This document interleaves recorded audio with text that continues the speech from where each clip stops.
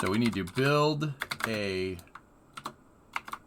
crewed spacecraft for the moon. Building a crewed spacecraft for the moon. All right, dudes, let's do this. Oh, yeah, you wanted me to see this. What's up? What is this? All right.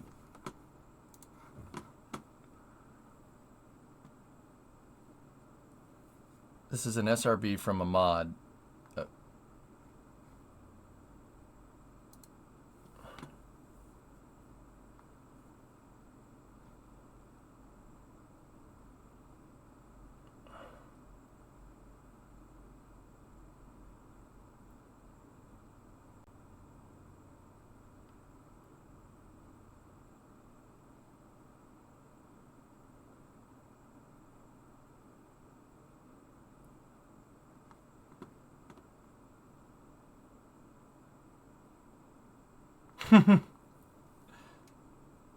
Nice. That's cool. You didn't get it back all the way to KSC, but it was close.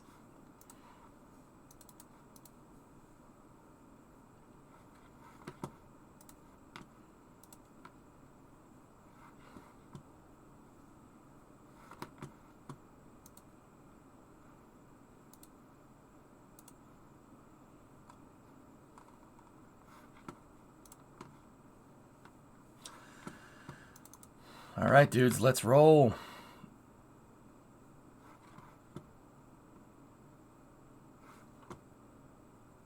You use the Separatrons as ullage for stage 2. Yep. Cool. Anyway, Shaw, thank you for the bits. Stavros, thank you for the bits. Christmas bits, no calories. I'm going to have a fruit snack, and then we'll get into it. You got KSP on sale with Baldur's. Oh, boy. Yep, well, there goes your holidays. I hope you don't have anything important to do.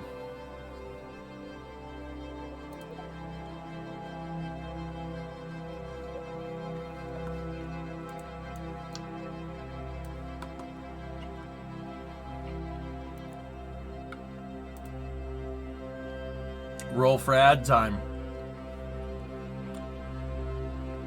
Mods, can we roll for Supercraft?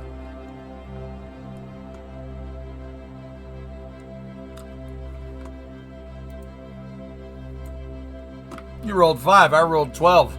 Sucks to be you.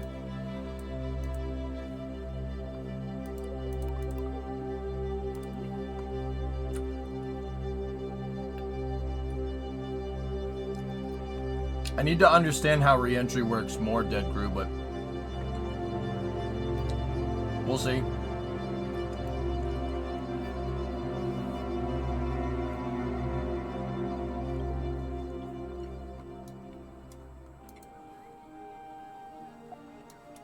All right, the camera was facing the wrong direction.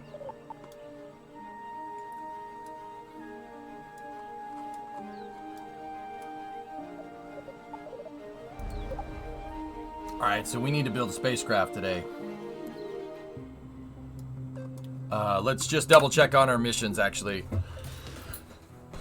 The missions that we're looking to...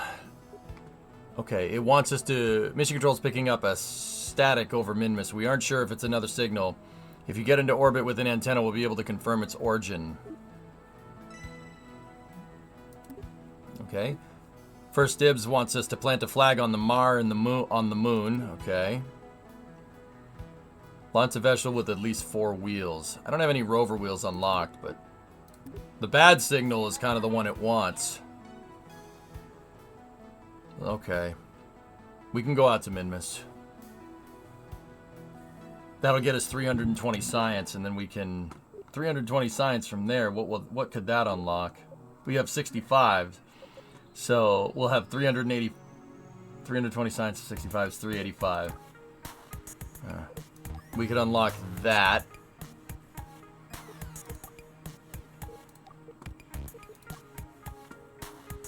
Get some atmospheric science right there. Expanded construction is some decouplers and panels. Those are some nose cones.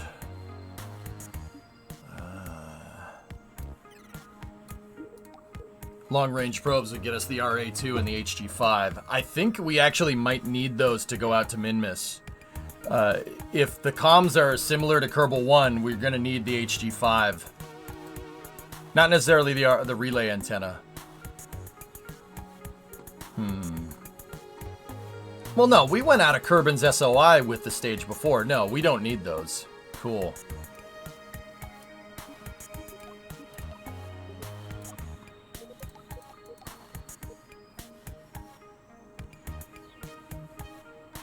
Press shift when hovering over a part to see the antenna range. Huh. Well, that's useful.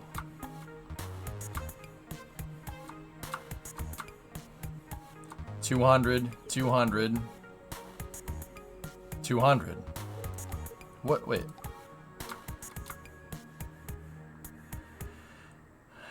Oh. 1.5. 2.5, 7.5. The range is the same between all these antennas, it's just the bandwidth. Oh. Okay.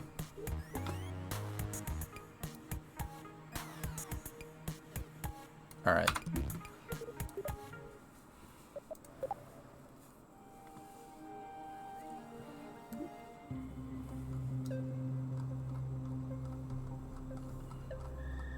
I'm thinking.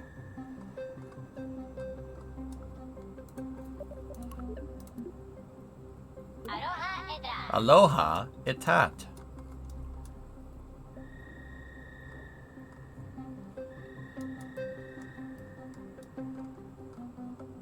Interesting.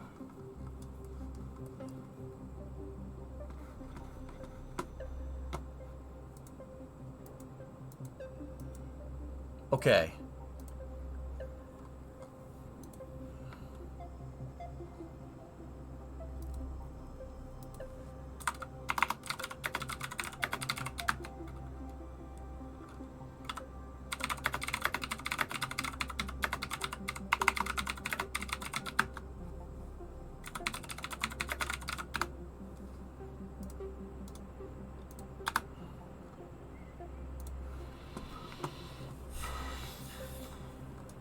What's that link, W?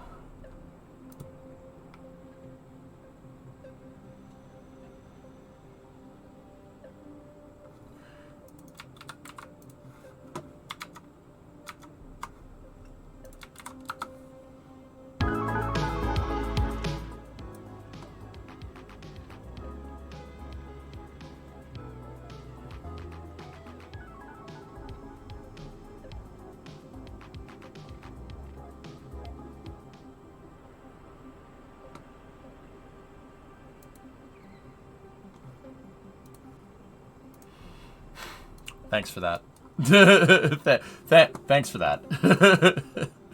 All right, so we could go send a probe out to Minmus and then go land on Minmus, but we're going to need a cruise spacecraft if we want to plant the flag out on the moon. So it means we're going to need we need a spacecraft that can send Kerbals out there, and then we need a lander as well.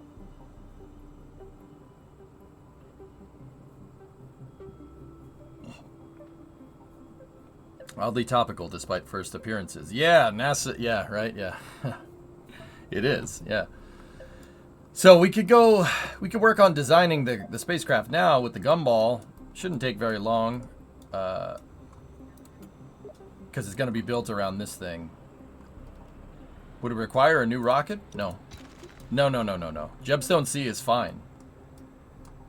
Gemstone C works, like, great. There's no need for something like that.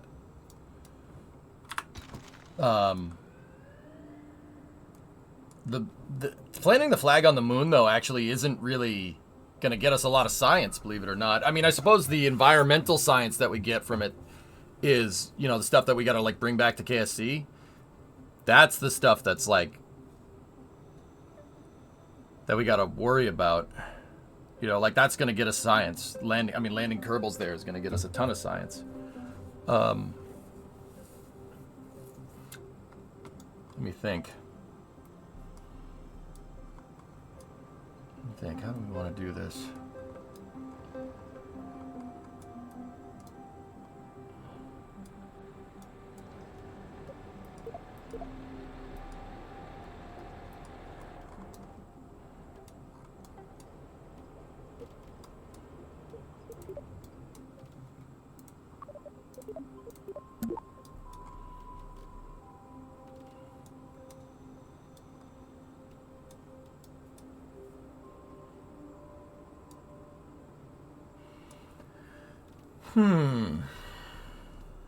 Bear with me, fellas. I'm just trying to figure out. I'm thinking, like, what would be better to do now? We could do, you know what? Let's start off with the Minmus probe. Let's do that. Let's get something out to Minmus. I think that's a good place to start. We'll start with a launch.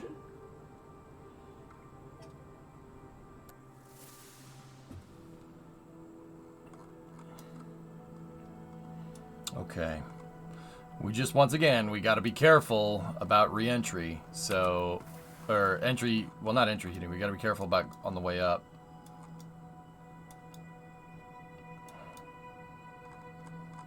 All right, we got to...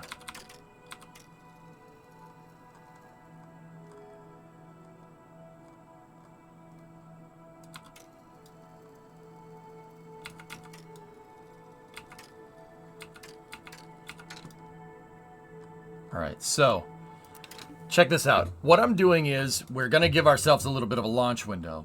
The reason why I'm launching late in the afternoon is because if you look at Minmus, right?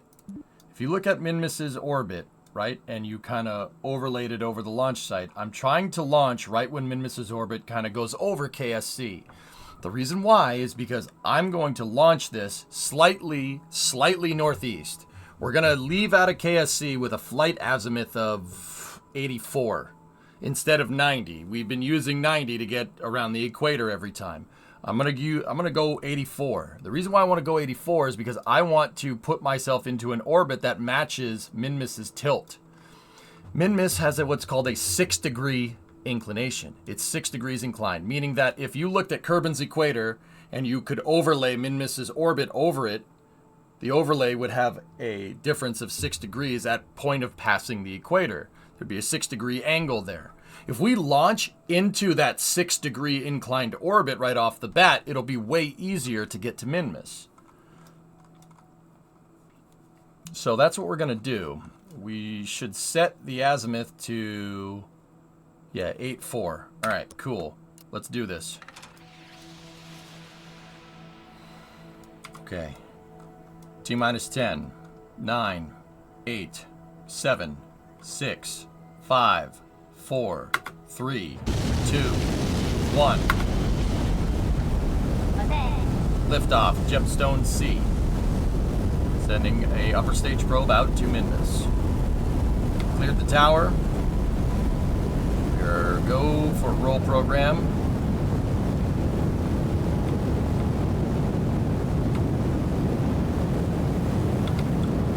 Roll program is complete. Vehicle's pitching downrange.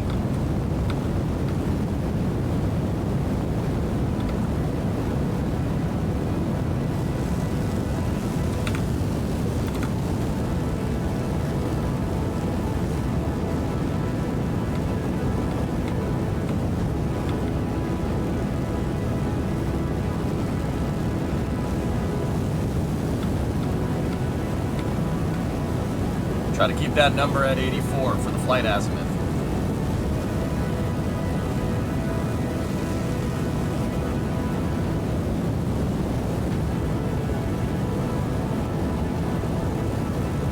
Throttling back for max Q.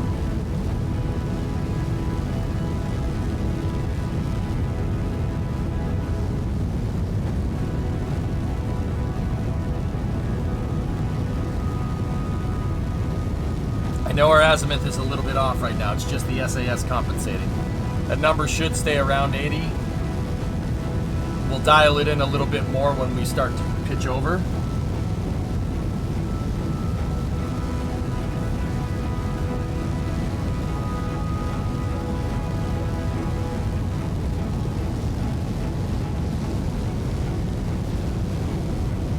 Okay, we're past max Q, but we're going to stay in the throttle bucket for a little while. Because throttling up here would make the dynamic pressure go higher and cause more heating on the front of the fairing. We don't want that.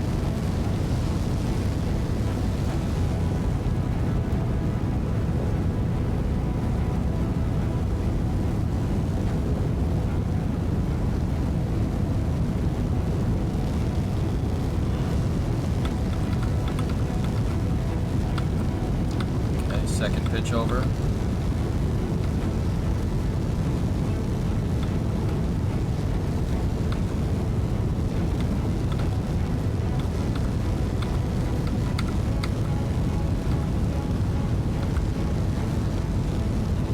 Flight azimuth is dialed in during the pitch over.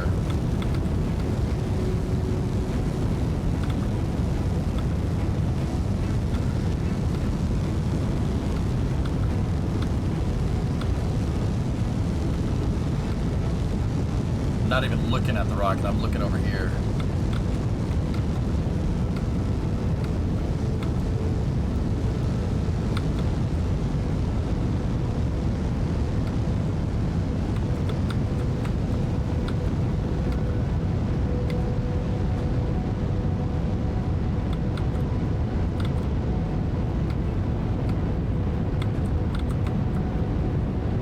Trajectory's looking good. Throttle it up. Just gotta keep an eye on that front fairing. Can't have that thing overheat or else the rocket will rud.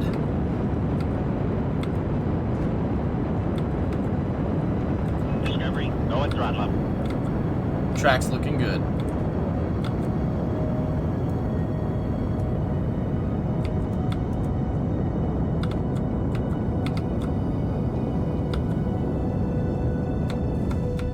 Fairing overheat. Slow it down. Throttling back for main engine cutoff.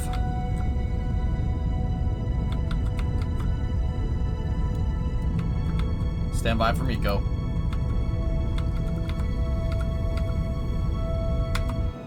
MECO confirmed. Stage separation. Separation confirmed. Upper stage ignition. Upper stage ignition confirmed. Brew, 25 months, go with throttle up. Cat's name was Taters, that's neat.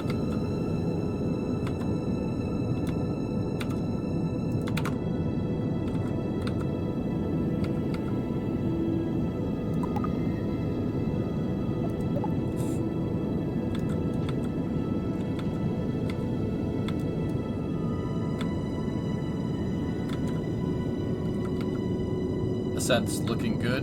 Stand by for payload fairing jettison.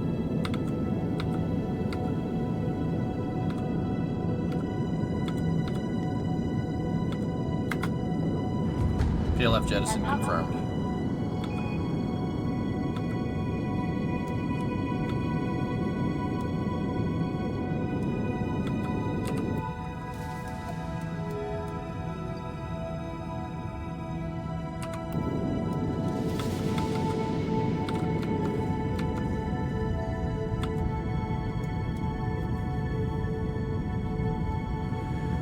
I'm not sure, Kilpon. I haven't really had to add or remove an orbit.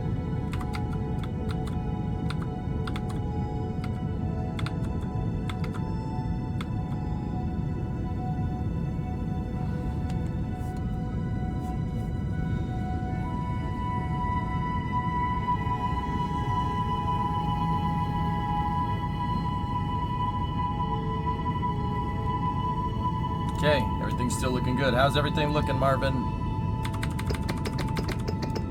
Good.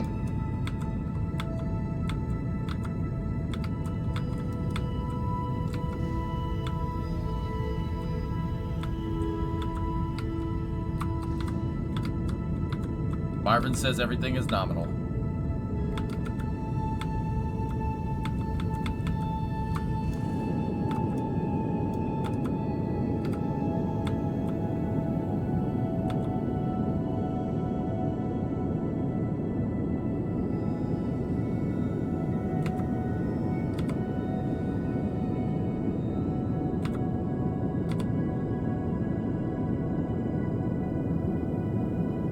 Okay, second stage burn, very good here.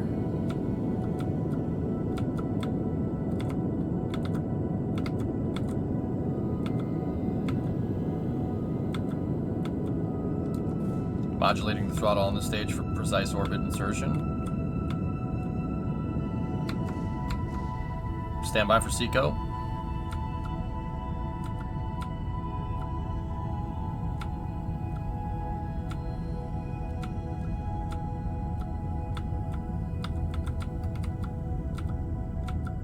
Positive perigee.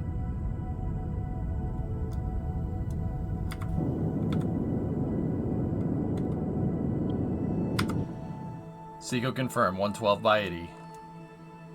Go to orbit insertion. What's our inclination? Just 0.4 off. Very nice. That will work, dudes.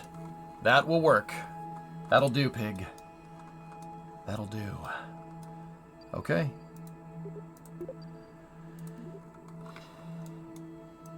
Alright, now let's set our transfer. Because we're already in Minmus's tilted orbit, it should be really easy to get at it.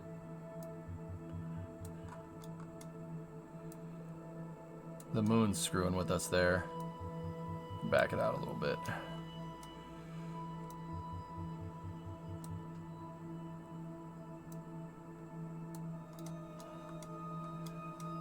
Come on, you.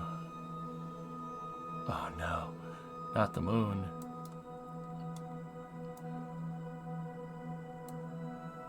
There we go. Minmus doesn't have very high gravitational pull. It's basically a captured comet. It's kind of tough to get at the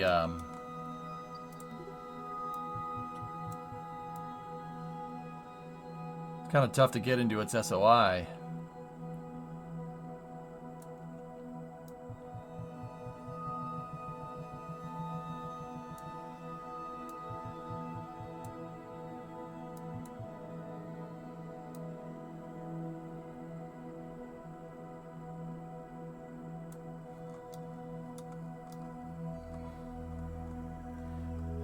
See, I had to do some coplanar normal burns there, or I have to add a coplanar normal component, or just a normal burn here, because we were 0.4 inclined off of it, so we gotta, yeah, see right there? And we want to get, once again, we want to get as close to Minmus as possible.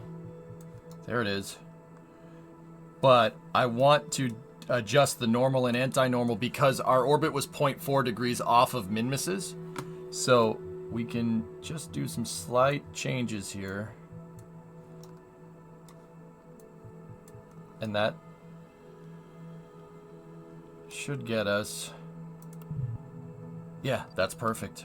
All right, let's...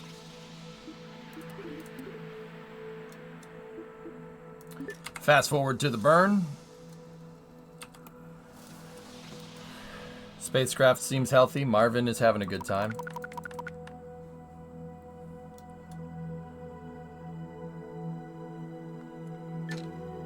We cannot still enter the delta V values on different axes to adjust trajectory.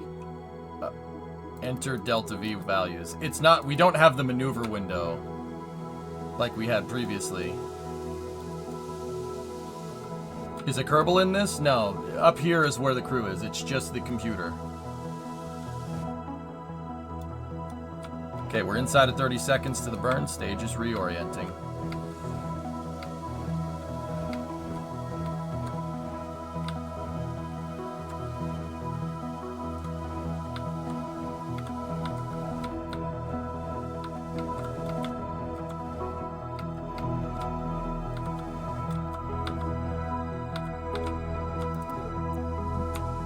Propellant settling. Stand by for ignition. A twos. Agonat.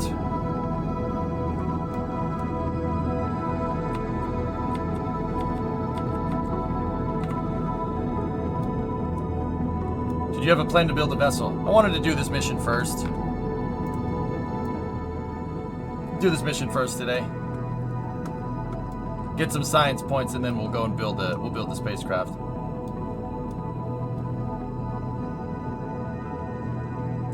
$30 seconds till second stage engine cutoff.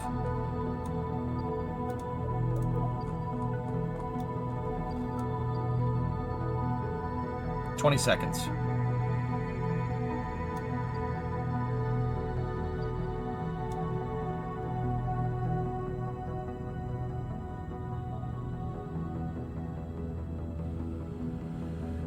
$10.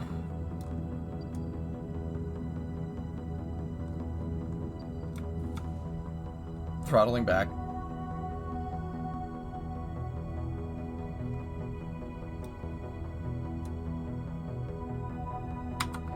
We have Seco confirmed.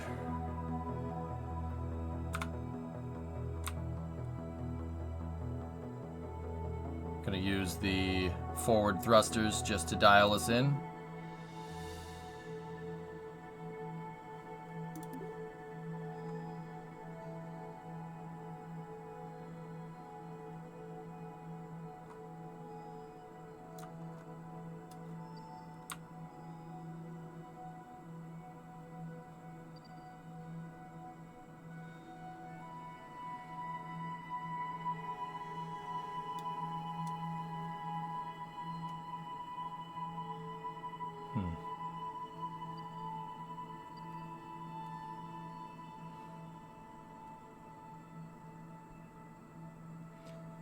Yeah, we had a little bit of a... I stopped it just a little bit early. But it's okay. I'd rather do this way. And then use the RCS to dial it in. That's why I put little maneuvering thrusters just on the back of our stage. And some of those are actually forward-facing thrusters. Because I don't have any reverse-facing thrusters, right? So stopping just a smidge early and then using the RCS to compensate is fine. It's a nice way, because you're not using the rocket engine to dial it in. You get the rocket engine close, and then you use the smaller thrusters to dial it in if you're trying to be precise. Which is basically what we're going to do here.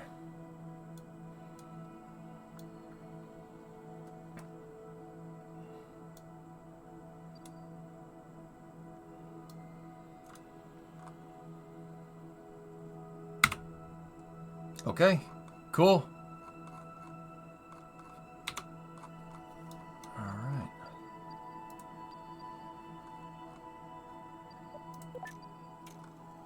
Let's get out there.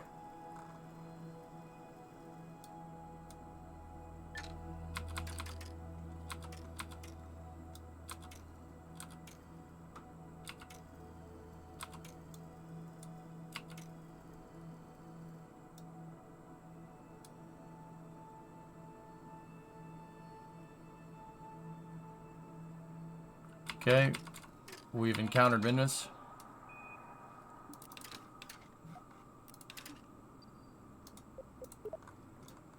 Do you have a Rockstar cap? Yeah, Rockstar gave it to me.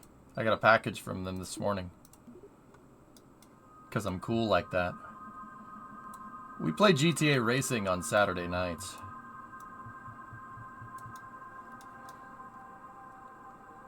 Okay, 273. We have 2,000 Delta V left on the stage.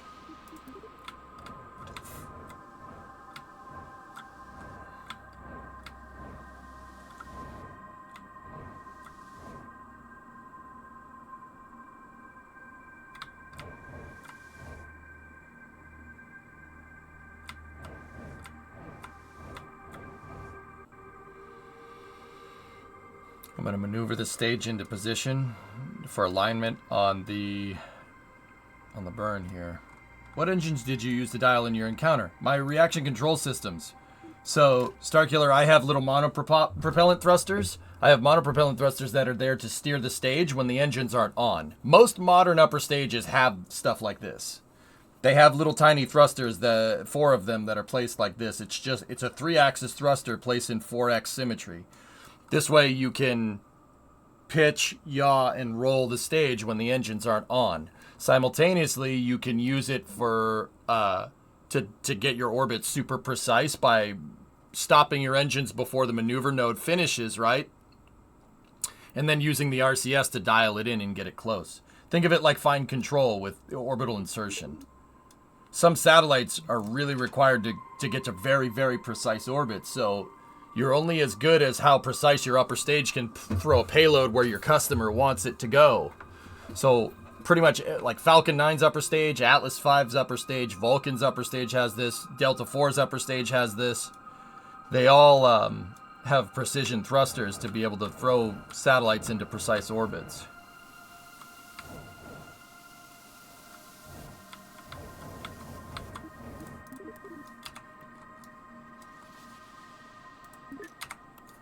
We're approaching the Minmus.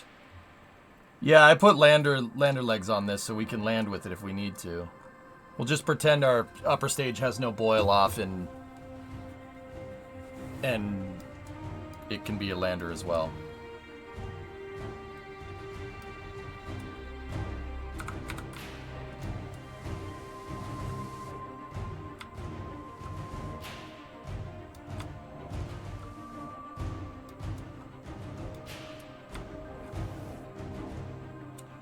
Reorienting the stage.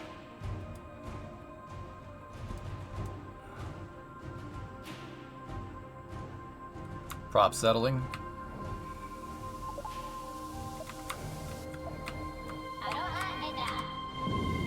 Good ignition.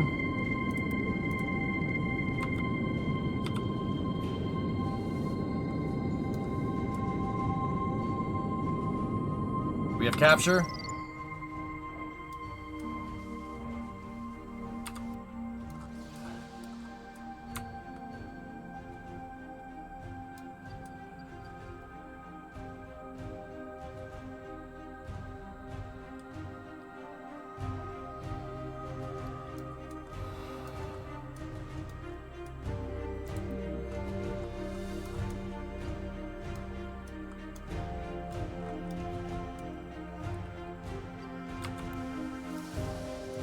Alright.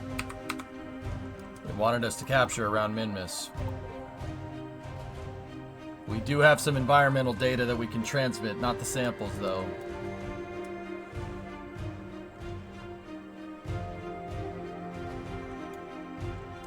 No, I have to design a capsule Silver Soul before I send Kerbals up there. I wanna build a capsule.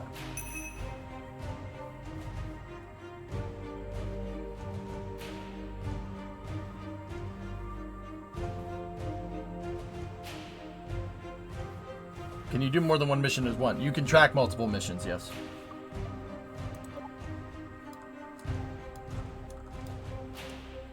Alright. Safe the stage here.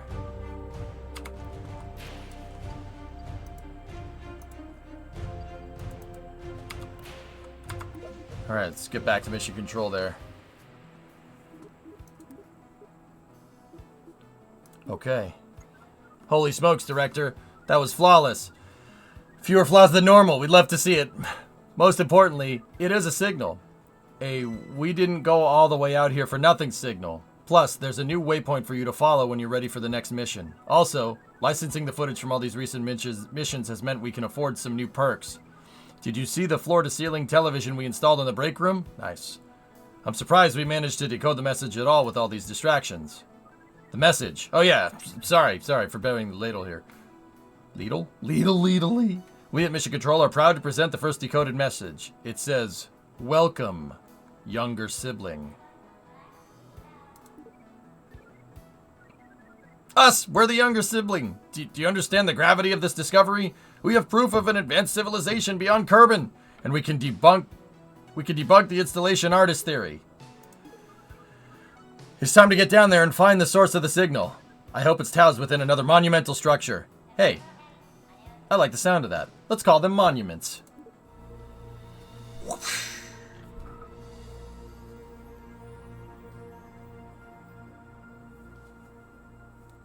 Yeah, Detal. Yeah, the Arecibo messages in the KSP Diaries videos. Minmus Monument. Track the mission. Lil Chonker is another mission that's up for grabs. Kerbodyne has commissioned us to design and test rockets for their new Husky collection. It's time to bring out your artistic side and make a big old engineering marvel. You'll need to design their smallest model, Lil Chonker. Land a vessel on Minmus with a current mass of over 200 tons.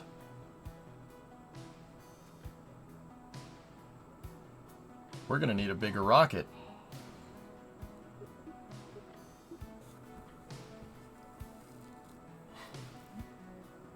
Easy peasy. What's up, buddy? The way you play KSP always inspires me, and I noticed how much more rudimentary my rockets are than yours. I've been playing for a long time, dude. 200 tons. Yeah, we're gonna need a bigger rocket. Here I thought we were gonna use Jebstone C for a little while. The R&D team have been testing some new high bandwidth antennas.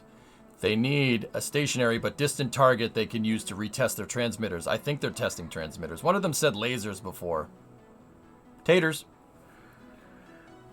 Turns out that if you fly a satellite at exactly the right altitude at a perfectly circular orbit above the equator, that satellite will appear stationary from the ground. Let's make an extra shiny probe and park it in geostationary orbit for our R&D friends. Using a vehicle with a probe core, orbit Kerbal at an altitude of 2863 and an orbital speed of 1,010 meters a second. I'll take that. Minmus moment.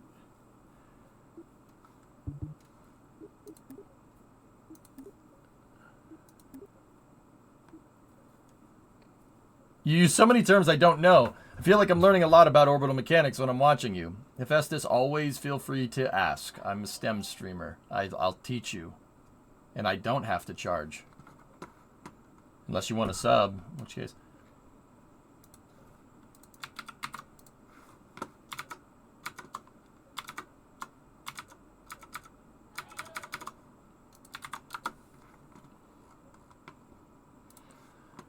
Two objects cataloged by Space Force. 215 by 523, 140 degree inclined orbit.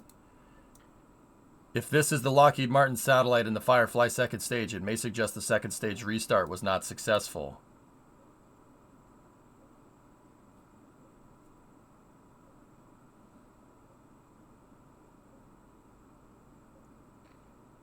Oh. Hey, Jacker, you gifted a sub to Hephaestus. Right on. Yeah, so Hephaestus, if you have questions, if I'm saying some big words, dude, let me know. I know what all this stuff means, or at least a good deal of it. Hypno Jesus! Welcome to Mission Control, your go with throttle up. Which would explain why Firefly has gone radio silent.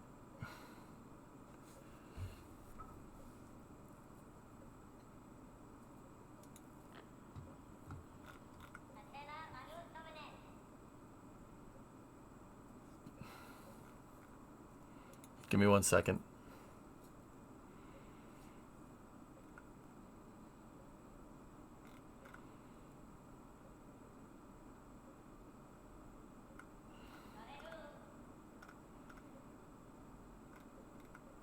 I'm looking at something. Enjoy the Kerbals.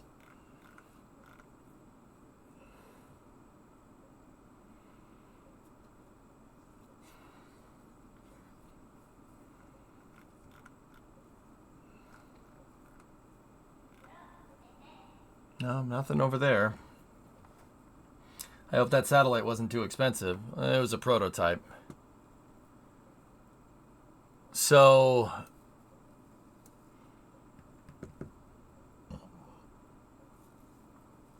we,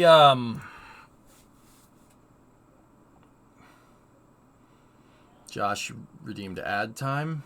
Why is weed trending? I don't know. I don't care. I don't even pay attention to this no more.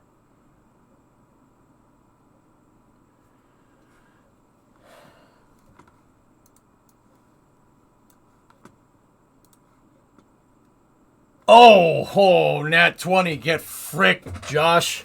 Get fricked. Nice. It's just Rule 8 news. I don't know, man. My bandwidth for that was expired a long time ago. I'm thinking about, you know, so Jonathan McDowell catalog. He's a astronomer that catalogs space, what's flying around in space. What this means? Well, he doesn't. Space Force catalogs it. He works with them, but anyway, he's the orbital police. It says it right there. So the Space Force is tracking an object 215 by 523, 140 degrees inclined. Hephaestus, there's those big words again.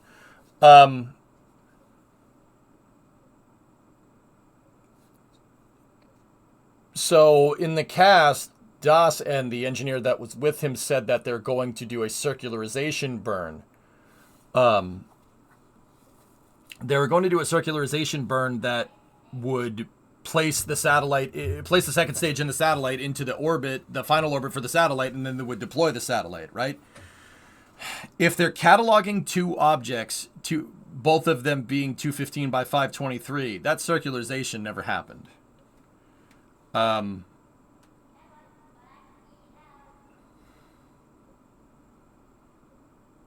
Yeah, that's not ideal. Firefly also hasn't posted anything to social media, which is also not ideal. What is this?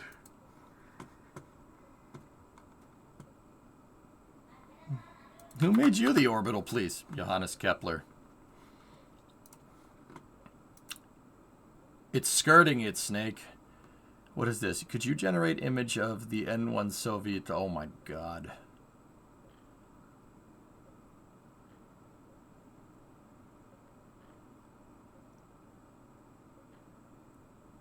I hate it. I hate it. Although that doesn't look that far off. That doesn't look that far off from a Soviet concept called the UR-800.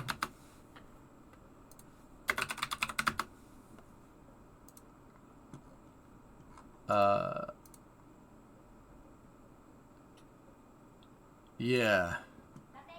In fact, I'm pretty damn sure I know where the AI got the feed images, so to speak, for that. It's from a render of the UR-800. Or UR-700, excuse me. So this was a concept... yeah, that was a concept by the Soviet Union. Universal Rocket 800. It's basically a heavy lift launch vehicle.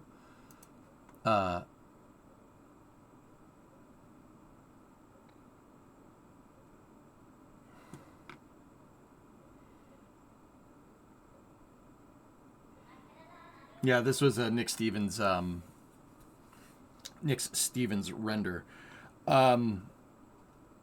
Yeah, it definitely got some feeder pictures from UR800. Interestingly enough. Or UR700, excuse me. But yeah, that's Thomas, that's not ideal.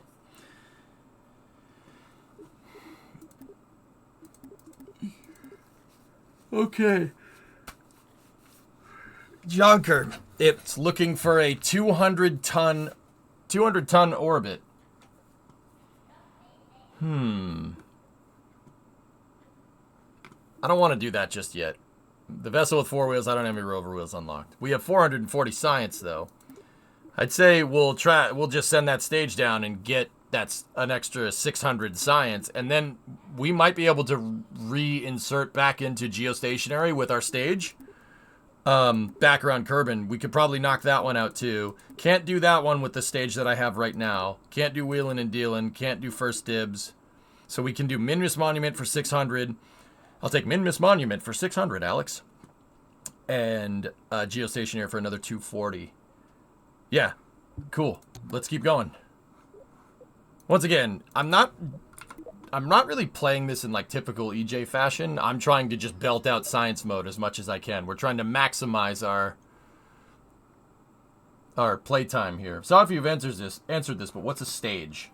Oh, yeah, Rickson. Yeah.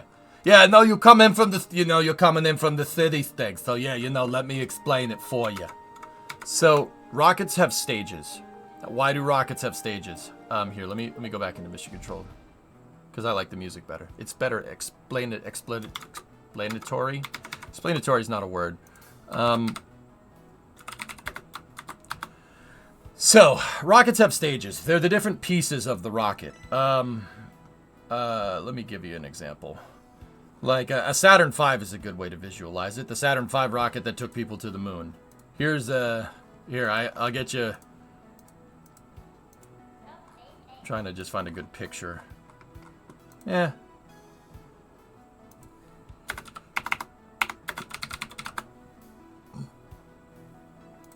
All right, here we go.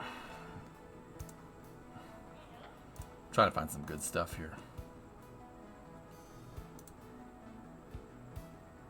You got that starship behind you. I can't grab at it though.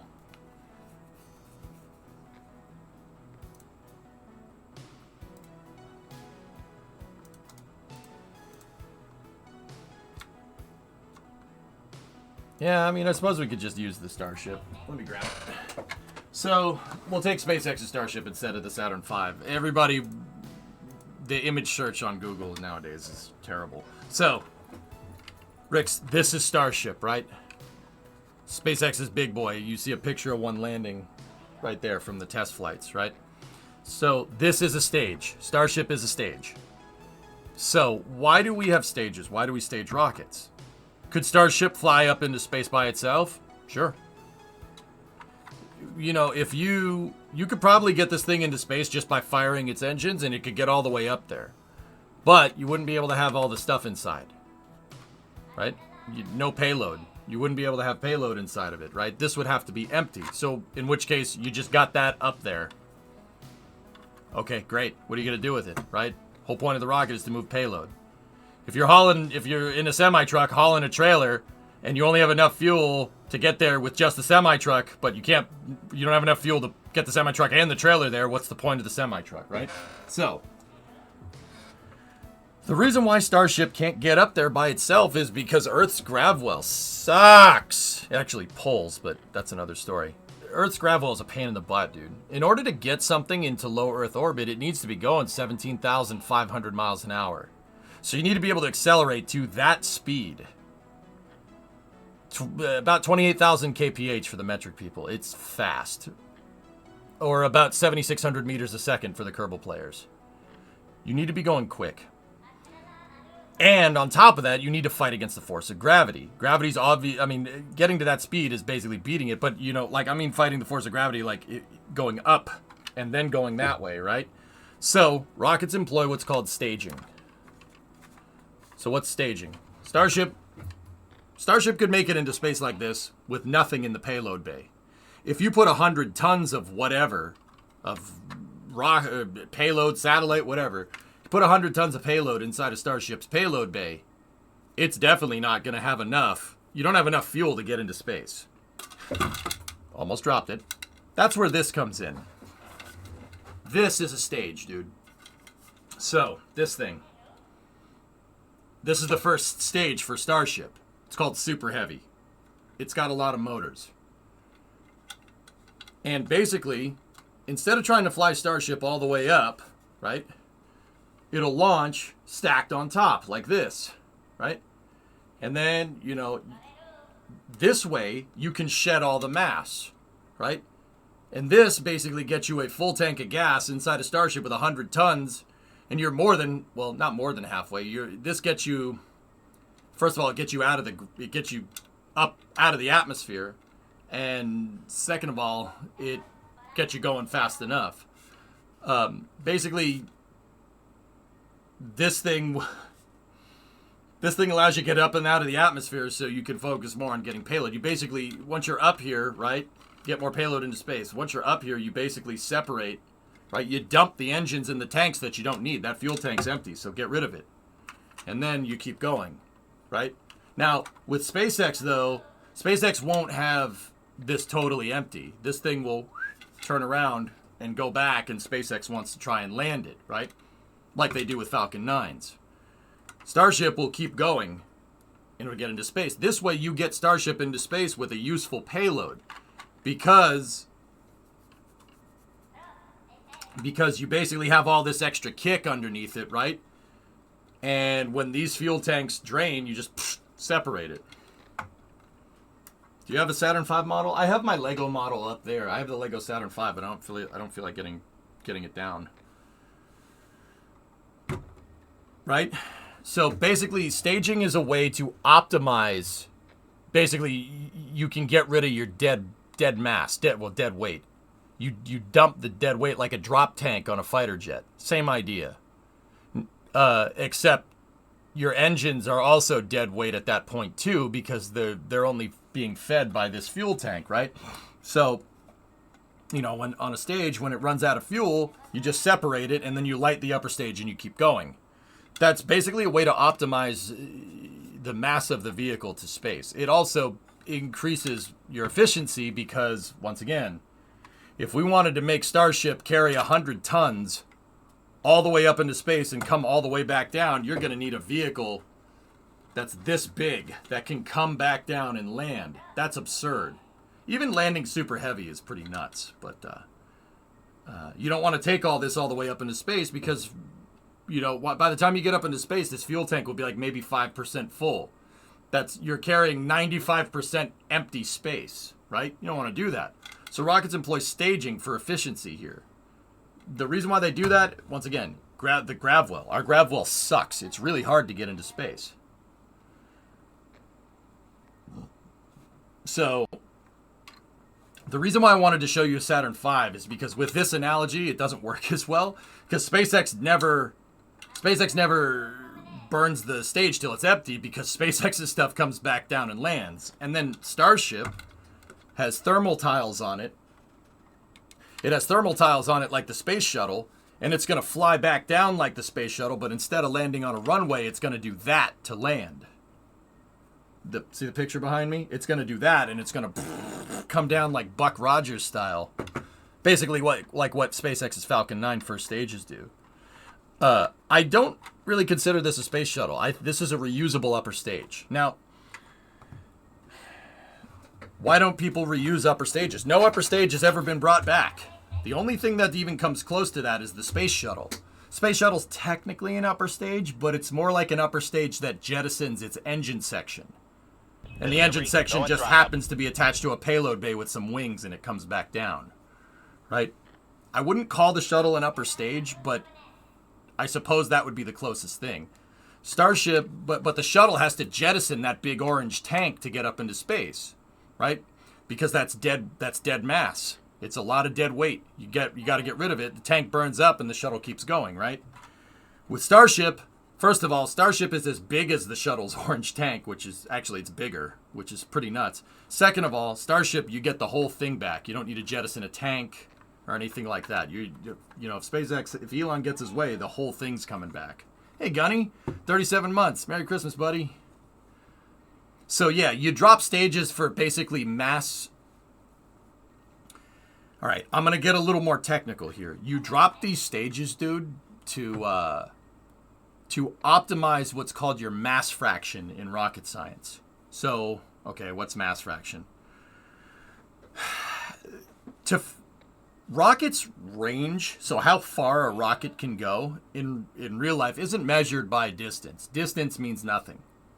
It's speed, right? Remember, I said a rocket, in order to get into space, needs to be going 17,500 miles an hour, 28,000 kilometers an hour, 7,600 meters a second. Pick your unit of measurement that you like. 63 bajillion furlongs per kilofeet. I don't know. Sorry. I gotta take myself down a peg, especially when I get super technical. No. So the name of the game with spaceflight is speed. The faster you go, the further you go. Okay? That's part of the reason why I like it. It's just, I like going fast. I want to go fast. Felt like I was on a spaceship. I want to go fast. So your staging offers the opportunity to optimize your mass fraction at different phases during the ascent. Jettison your dead weight. The fuel tank's empty. You're not getting it back. It's going to burn up. So just let it go and stage. Now, with delta V, change in velocity, that's how spacecraft range is measured. How fast can you accelerate? Spacecraft range is measured in acceleration, not distance, because you have to be going a certain speed to get into Earth's orbit, and then you have to be going a certain speed to get out to the moon, and you have to be going a certain speed around the moon to circularize there to get into orbit. So you got to speed up, you got to slow down. The name of the game is change in velocity. That's how spacecraft range is measured. Mass fraction has a lot to do with that. So it's actually right in the delta V formula. The delta V formula is basically defined as, so delta V equals 9.81 meters a second per second, so gravity, times the specific impulse of your rocket engine, which basically attributes to how efficient can your rocket engine shoot gas out the back. And then you're using a natural log function for the mass of the vehicle with a full tank of gas and the mass of the vehicle with an empty tank of gas. So what's called initial and final mass.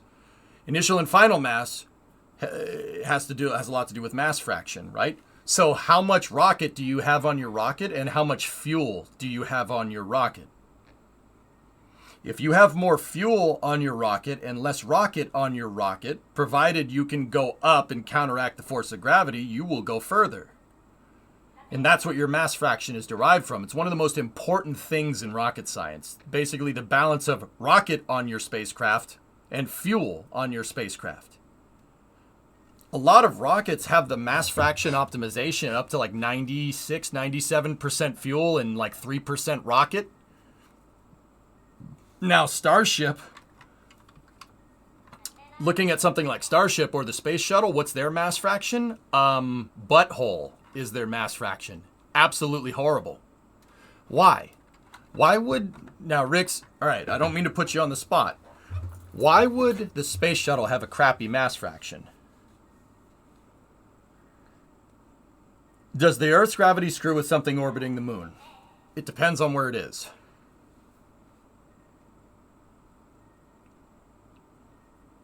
It depends on where it is. I can get more into that in a second. Does the Space Shuttle have good or bad mass fraction? Think about it. How much rocket is on that thing versus how much fuel? Remember, I said it jettisons the fuel tank.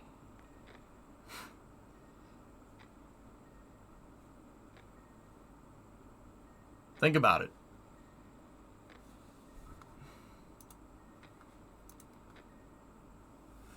The Space Shuttle has it's bad. Yeah, it has a terrible mass fraction. You got it, dude. Yeah, it's not, trust me, there's no tricks here. It's rocket science. I can't afford to be like, oh, I tricked you. No. This stuff gets way more complicated. This is the easy stuff, right? Like there's no tricks here. The Space Shuttle has terrible mass fraction. Why does it have a terrible mass fraction for an upper stage? because it has wings and a payload bay and the crew tank. And it has the engines put in the back. Space shuttle, you want to get your upper stage engines back, right? Well, guess what? When it's maneuvering around in space, it's lugging those damn engines that it used to get up there around, right?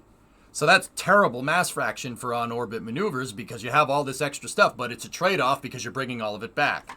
Starship doesn't have the best mass fraction either because it has the winglings on the side. See the little winglings? But you need the wings so it can do this. You need the wings to come back down and land. The tiles, all these freaking tiles, there's a bajillion of them on the back of Starship. You have all this crap. That's dead mass. But you're not going to jettison your tiles because you need them to come back down, right? So it's all trade-offs. It's all trade-offs, dude. Staging happens because you're trying to optimize your mass fraction to be able to make sure that you can have the proper change in velocity to get into the desired orbit. Now, you asked, what did you ask? That was a good question. Does Earth's gravity screw with something orbiting around the moon? It could. It depends. Now, here, you want me to really blow your mind? Check this out. There, I'm going to put the model away because I don't want to knock it over and break it. Now, there's a point. So the moon is made out of similar material and it has a similar density to Earth. Okay? The moon is 1/6 the size. So if it's 1/6 the size and made out of similar density materials, it's iron and nickel, just like Earth is. The core of our planet is basically molten iron and nickel. It's like a big jello mold. And the moon is very similar. It's iron and nickel and basalt and a couple of other things. But it's a very similar density to Earth, only 1/6 the size. So it has 1/6 Earth's gravity. That's 1/6 the gravitational pull. Now, does something on Earth screw with something around the moon's spacecraft orbiting around the moon? Yes, sure, absolutely. Why wouldn't it? That's 6 times the gravitational pull. However, if you're in low lunar orbit, i.e. you're in an orbit that's 100 miles by 100 miles off the surface of the moon, right? You're a lot closer to the moon than you are to Earth. Earth's gravwell will pull you in one way, shape, or form, right? But the most perturbing force on your spacecraft would be the moon because you're a lot closer to it. Now, there's a reason why I said that really depends, okay? Yeah, you weren't expecting this from some random Cities player, were you? Sorry, man. I'm gonna make you learn, all right? I'm gonna make you learn today. You gonna learn today, fool!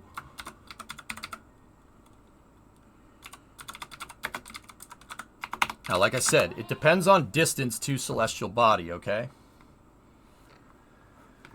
Sorry, all. I thought maybe a 3-minute Kerbal detour from my question. We've set up camp and we're headed for the summit. Bro, we're going right to the top. You know, it's called I Want to Rock Your Body, and then in parentheses, till the break of dawn.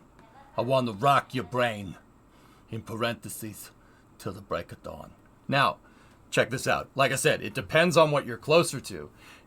Get this, you're 5/6. Now let's talk distance for a second. If you're 5/6 of the distance to the moon, and the moon has 1/6 Earth's gravity, there is technically a neutral point in gravitational pull where the Earth and the moon's gravity can actually cancel each other out, and you stay stuck in what I call a gravitational tide pool.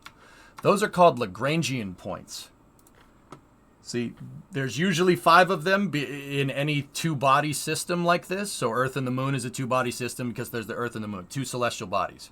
So this visualization of a gravwell can show you, yeah, does Earth's orbit screw with something that's in low lunar orbit? Oh, yeah, absolutely. It's freaking, you got way more gravitational pull, but if you're close enough to the moon, it's going to be a negligible perturbation on your spacecraft. So negligible movement.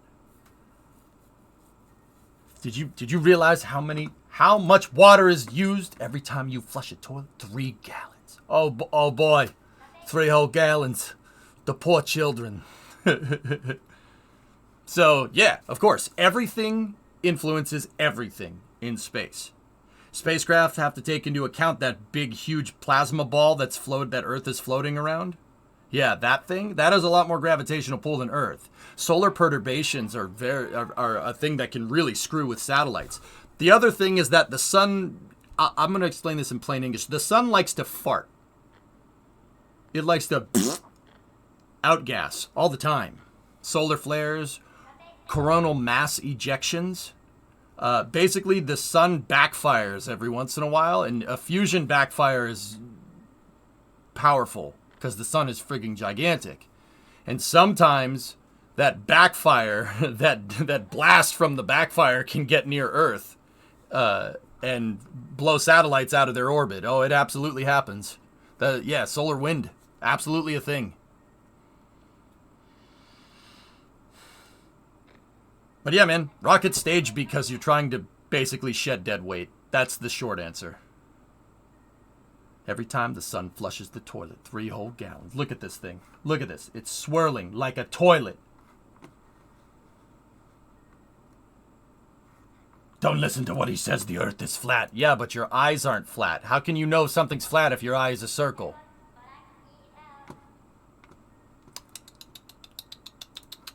SMH my head. Never mind, just leave!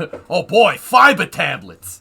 Yeah, you know, it's like that movie Predator, but you know, instead of killing people, you're crapping.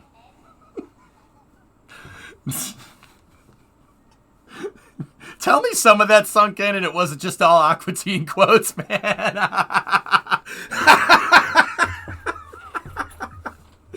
Oh dear. My eyes aren't circles, they're orbular. Circle's still flat. Yeah, your mom's still flat. Got him. Get out of the pool! It's your science fiction. Pick your science fiction fantasy. You'll be living it every time you go to the bathroom.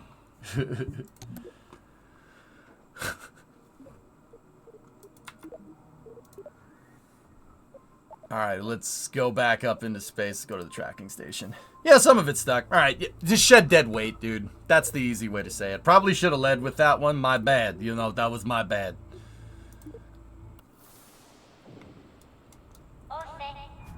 Oh, snap. Ah, yes. I've seen that Tootsie Roll. Alright, let's go see what's going on up there. Alright, so our orbital path doesn't really cross that. So, quiz time, chat. Who knows their orbital mechanics? Rixton, you don't need to answer this stuff. This is a little more complicated than where we're at. Than where we're at with you. This is for the advanced class, you know. If you want to go to the intermediate class to teach you about the frickin' 400 belt, okay? So. Yep. Bad mass ratio. Bingo. Shed the dead weight, dude. Drop it.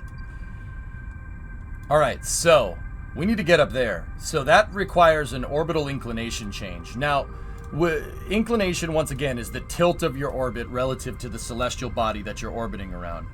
If you could see, Minmus's equator is basically where this line goes, right? So we're a little bit inclined relative to Minmus's equator. In order to get up there, we need to have a very, very high inclination. So, if we go in here and we create a maneuver plan, right? See the normal and anti-normal right there? See that?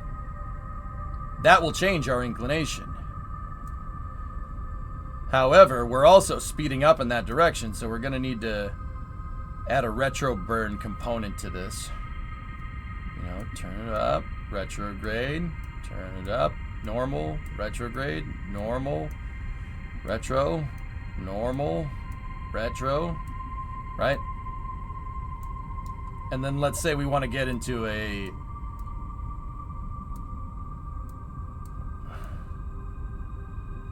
Say we want to get into a lower orbit here. So, let's take a look. On Minmus, check this out. Minmus has a very, very low gravitational pull. It's not very big and it's not very dense either. Compared to Kerbal at least, right? So we want to get into this type of orbit, right? That's 219 meters a second delta V, right? To get into an orbit, that's kind of close, right? Think about that. So, note that I put my orbit at the paramin here. Periapsis of Minmus. Paramin for short. The lowest point relative to the surface in my orbit. Also, coincidentally, the fastest. Hint, hint. Now, check this out. You guys want to see something interesting? And this is for people that don't really know about this. All right. So, at Minmus periapsis, so at paramin, it costs about 270 delta V to get into that type of orbit. Let's look at our apomin, right? Let's try to do the same type of maneuver up there. So, let's do that. All right, do that.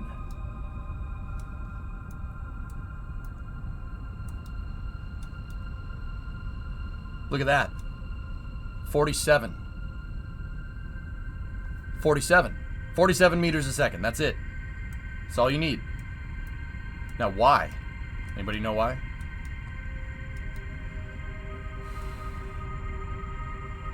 Yeah, I mean, that's right. Mm-hmm. The answer is 154. Yep. Gravity. Well, yeah, Vexo. That has something to do with it. Yeah, Oberth. Yep. Mm-hmm. So, yeah, you guys got it. You're going slower up here. Look at our orbital speed. Up here, approaching the apomin. 50 meters a second. Down here, I'm willing to bet it was somewhere around 270 meters a second. A lot faster when you're closer, when you're further inside of that grav well, you need to go faster. So if you have an orbit that's not an escape trajectory, so not leaving Minmus's gravitational pull, but the AP is higher, it's better to do an inclination change when your overall orbital speed is slower. Because it's harder to take a left turn when you're going fast. Right? Think about a car driving down the road. You come to a four-way stop, right? And let's just say the stop sign isn't there. You have basically a 90 degree in all directions. All right? What do you need to do to successfully negotiate that turn? You need to slow down, take the turn, right? Hopefully, if there's a stop sign, you stop at the stop sign, right? Now, imagine, you're going from 100 miles an hour, you stop, and then you take a left, right?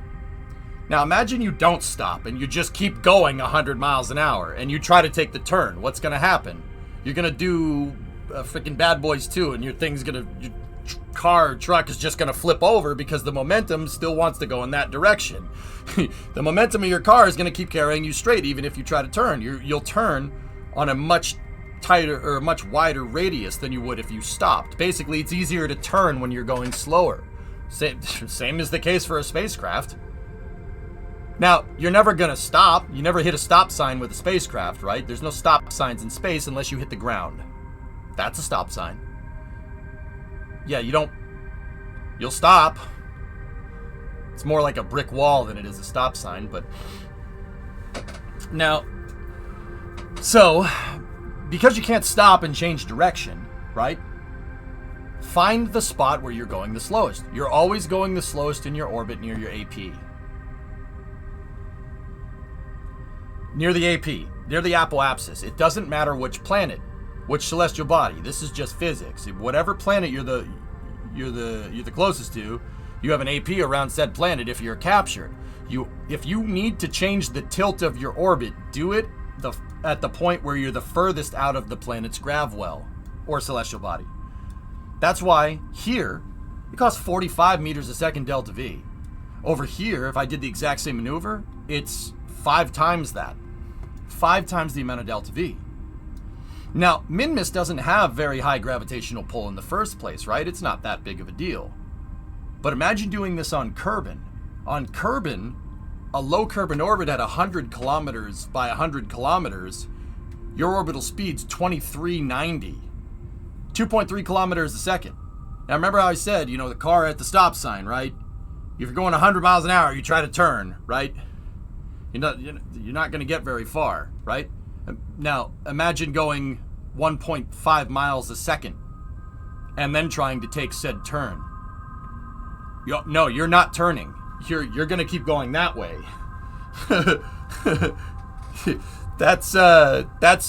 You're not stopping and you're not turning either. So it's easier to change.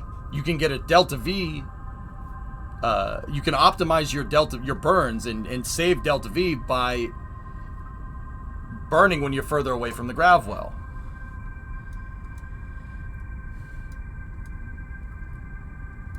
And this is why rockets range is measured in the ability to change its speed.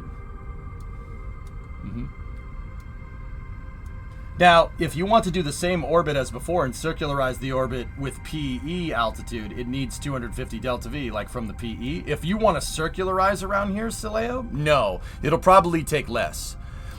When you burn on your your velocity vector, okay, so what's velocity vector in plain English? The way that you're going, okay, the axis that you're going. So you're always going somewhere and you're always coming from somewhere, right? If you burn on your velocity vector, right, that's always the most efficient time. You're a little bit more efficient in your burn, right? The reason why is because you're either going with the velocity, you're burning with the velocity that you're going, so it's easier to keep going straight and step on the gas, right?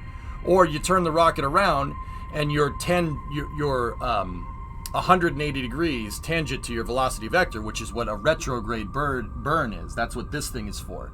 You're still pretty dang efficient because at the very least you're 180 degrees. You're counteracting your momentum 180 degrees off. So your deceleration vector is in line with the vector that with your velocity vector. So it's always easier and always more efficient to do retrograde and prograde burns on the velocity vector. Not that you have a choice, you have to, right? The second you start going left, right, up, or down is the second your burn is going to get less efficient because less of your rocket's gases being expelled are in line with that velocity vector.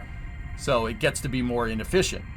Now, it's still pretty dang inefficient, but relatively here, 50 meters a second, easier to take the turn when you're going slower.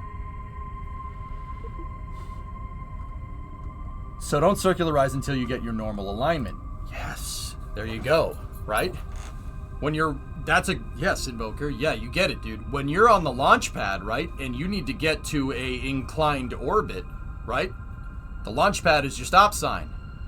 So turn in the direction that you want your orbital tilt to be in. You want to get into a 0 degree inclined orbit? Okay, cool. Follow the compass east. Follow the compass east and you're good to go. You want to get into a 45 degree inclined orbit? Set your flight azimuth so the compass heading which your rocket pitches down range, set it to 45. You'll get into a 45 degree inclined orbit. Launching with a flight azimuth of 45 on the compass will get you into a 45 degree inclined orbit. That is less delta V. It's less fuel to do that than it is to circularize in a 0 degree inclined orbit and then try to do what's called an on-orbit plane change. Trying to change the orbital plane to 45 degrees. It's easier to launch directly into said orbital plane. Which is why, if you go back a little bit earlier, I'm pointing like I have it on the screen, right? If you go back a little bit earlier in Kerbal and you watch when I launched my rocket for this stage, I had a flight azimuth of 84 degrees. Now, why did I do that? Minmus's orbit is 6 degrees inclined relative to Kerbin's equator. So if I have a launch site that's on Kerbin's equator, and I wait till Minmus's the launch site goes past Minmus's orbit, and right at that exact point, I launch with my compass heading 6 degrees removed off of 90 degrees, so 84 degree flight azimuth. So turn on the compass and do your pitch down on an 84 degree vector, right? 84 degree flight azimuth, you'll get into a 6 degree inclined orbit. It'll be super easy to get to Minmus.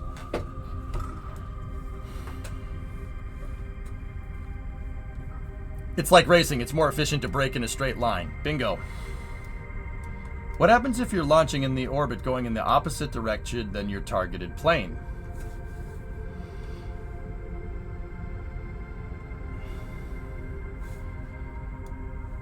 So if I had an imaginary launch site here, right, and I was trying to launch this way, right?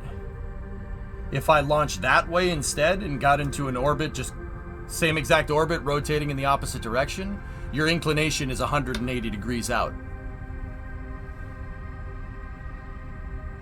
Hey, drummer. Hephaestus, quick question. Wouldn't it be more efficient to use the moon's gravity to slingshot over to Minmus rather than burning from Kerbin directly to Minmus?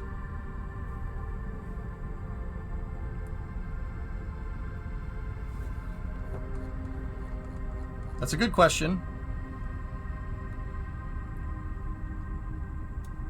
Here, take a look. Let's focus on Kerbin. Sure. Well, long story short, Hephaestus is yeah, absolutely. But here's the thing. Remember I was telling Rixton a second ago, it depends. It depends on where your orbit is. You're thinking about something called phasing, okay? Phasing. All right? The moon has to be in the right spot so you can use it as a trampoline, right? Think about like if you're up on a hill or you're up on top of like a building and you need to jump and you're bouncing off the trampoline to get something out somewhere else, like Super Mario or something, right? The trampoline needs to be in the right spot. If it's over here and you're trying to go that way and you jump, you're not going to get anywhere. Basically, if you want to use the moon as a slingshot or a trampoline to bounce off to Minmus, the moon has to be in the right phase. That's hard to do. It's hard to get that right. Now, could you? Sure, absolutely. What you would need to do is circularize at 90 degrees, right? Circularize with your inclination, the same as the moon's.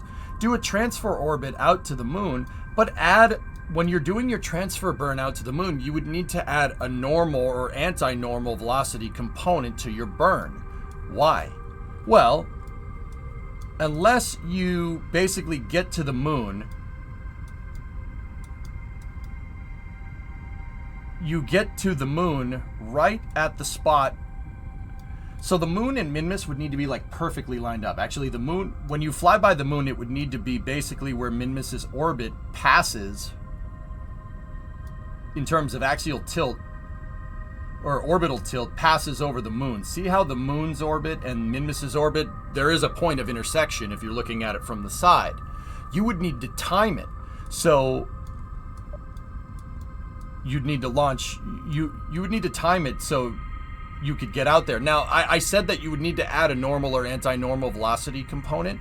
You would only really need to do that if Minmus wasn't lined up. If you sit here and play with it, you can get it so, because there's a certain point where Minmus, the moon, and Kerbin are basically all aligned on the same tilt. For like a split second, Minmus crosses Kerbin's equator, and because the moon follows Kerbin's equator, there's a point where the moon, Minmus, and Kerbin are all completely aligned.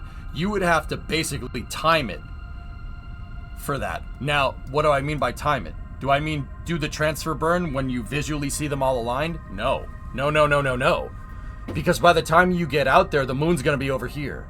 You would need to do a transfer burn that times it so the moon, when you get to the moon and do the flyby for a gravitational slingshot, it'll shoot you out at Minmus, and then you would need to time it so Minmus gets when you do the slingshot and it's going to eject you out here. You would need to time it so your apogee basically crosses Minmus's path when Minmus crosses Kerbin's equator. Could you do it? Sure. Absolutely. It would take some finessing. Sure. The way I see it in Kerbal, the time it would take to do that and get all that right and make sure that the planets are in the right phase, you could have just burned out there and gone out there. It saves time. Now, but I know that's not what you asked, right? What you asked is it more efficient? Yeah, absolutely. Sure. You could save 200 to 300 delta V if you're going to do something like that. Sure. You save 200 to 300 meters a second delta V. You don't need a bigger upper stage. You launch a smaller upper stage into space that just gravitationally slingshots off other planets. Oh yeah, sure. Of course you could. But once again, because Minmus is inclined, this gets a little bit complicated. What we're tapping into here, fellas, is called high energy versus low energy transfer windows. Okay? Rockets have different what's called characteristic energy. It's called C3 for the nerds. All right? If your rocket has more characteristic energy, usually it means it has more delta V. All right? Higher C3 usually gets you further in space. But higher C3 doesn't necessarily mean that you have more delta V. If your first stage has higher characteristic energy, that all that means is that you have a first stage that goes fast, that lets out a lot of energy really, really fast. Or you have a first stage that you have an SSTO that makes it all the way up into space. That has high characteristic energy, but it's only an SSTO. Why does it have more characteristic energy? Well, you need to lug that entire SSTO all the way up into space. We're talking about mass fraction again. See? All this stuff is tied together, but you know, with high versus lower energy transfers, with a lower energy transfer like that where you do a slingshot, it usually takes more time. Higher energy transfers take less time, but you need a bigger rocket. That makes sense? So doing something like that is more useful during long distance missions where you absolutely need to save delta V. Bingo. Here, I'll give you an example.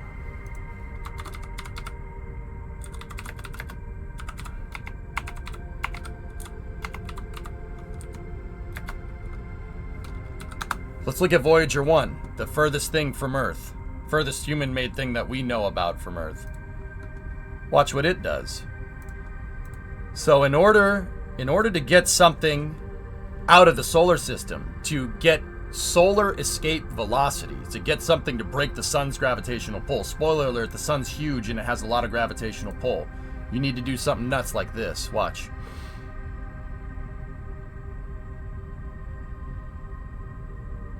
So Voyager 1 launches from Earth on a it exits Earth's gravitational pull and gets put into a heliocentric orbit around the sun. That heliocentric orbit will cross past Mars's orbit, past Sirius' orbit, past the asteroid belt. Now watch this. Jupiter is a lot bigger than Earth is. A lot more gravitational pull. How's that for a slingshot? Yoink. Yoink. And this is not Kerbal. This is what NASA did with real spacecraft. Now check this out. Look, up Saturn, boink. Pinball machine, man. Ding, ding, ding, ding, ding, ding, ding, ding, ding. How much delta V do you save on a slingshot to min-miss? You could potentially save probably about 200 to 300 delta V, Keenbop. So Voyager 1 gravity assisted off Saturn and Jupiter. And that was the only way they could impart enough velocity on this thing, because no rocket we have would be able to do a direct escape velocity with a payload like this. Or no rocket we had at the time. We have rockets now that SLS could do this without grav assists. Easy. If you had a Voyager 1 style payload on top of SLS, it could shoot it into this style orbit, sure. SLS is a high energy vehicle because it's a gigantic mother. Same with Starship, right? But Voyager 1 was launched on a Titan 3. Titan 3 does not have enough characteristic energy to even shoot something like this on an escape velocity out of the sun. No way. I mean, maybe, but the grav assists are an easier way to do it. But because you're doing a double grav assist like that, it takes time. It takes a lot of time.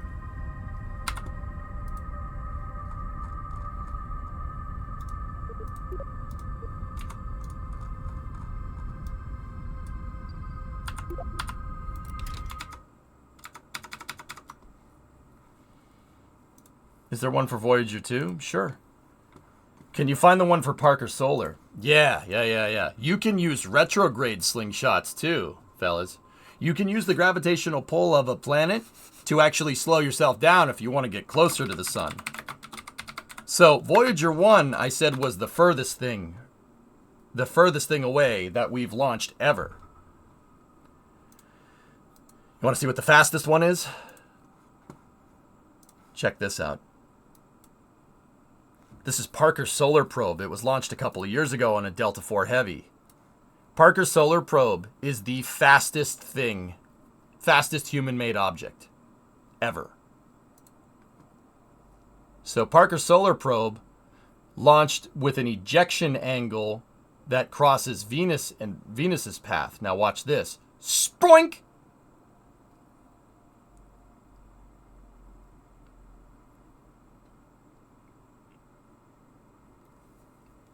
Parker Solar Probe did what's called a retrograde slingshot. So it did a retrograde gravity assist to actually... It used Venus's gravity to slow itself down so it could get its perihelion close to the sun. And in doing that, what did I tell you about periapsis? The closer your periapsis is to the celestial body that you're orbiting around, the faster... Well, the periapsis is always the fastest point, but the closer it is, the lower the semi-major axis is, right? The faster you're going to go. Parker Solar Probe hit 440,000 miles an hour. It's the fastest thing we've ever made. Ever. Nothing goes faster. 440,000 miles an hour. That's pretty quick. That's pretty fast, bro. What about the manhole cover? Well, if we ever figured out where that thing was, that thing most likely re-entered on orbital insertion.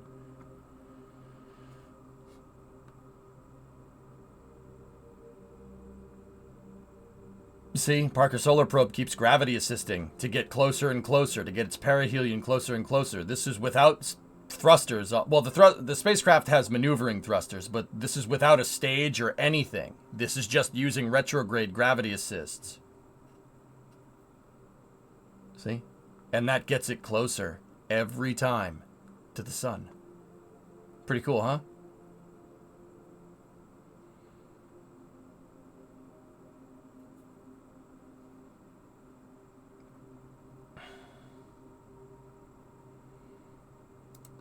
Yeah, Parker Solar Probe hit 440,000 miles an hour. You want to know what the fastest humans have ever gone? 25,000 miles an hour. Well, it's closer to 24,000 miles an hour. That's the fastest a human has ever gone. Relative to the sun. Most things are relative to the sun. Yeah, Parker Solar Probe's going 440,000 miles an hour. Because physics. Orbital mechanics, man. It's a good time.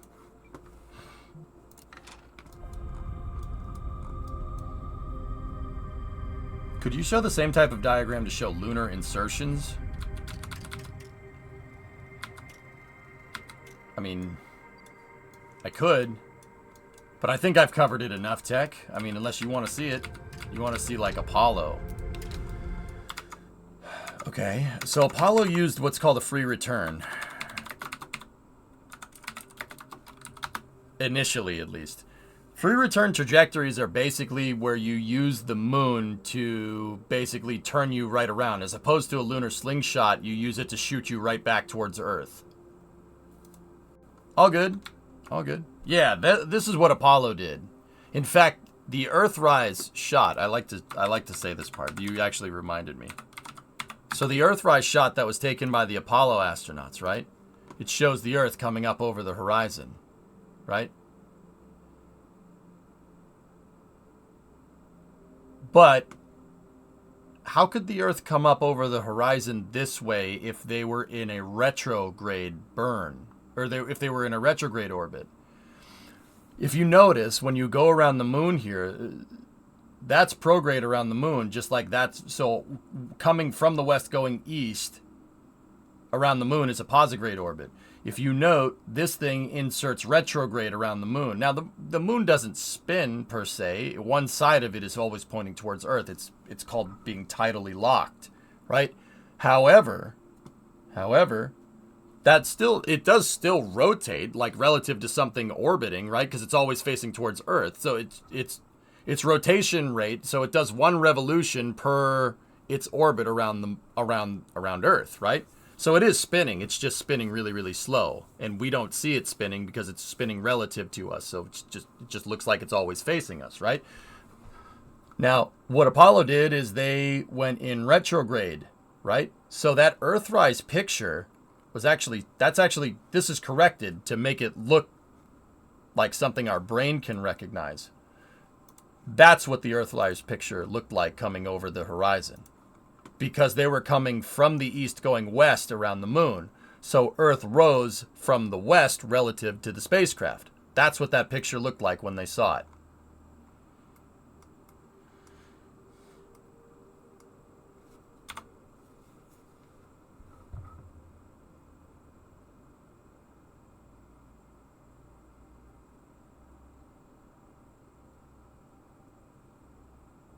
This is going back towards Earth.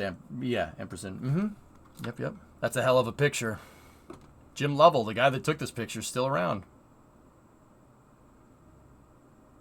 So, guys, when Artemis 1... Here.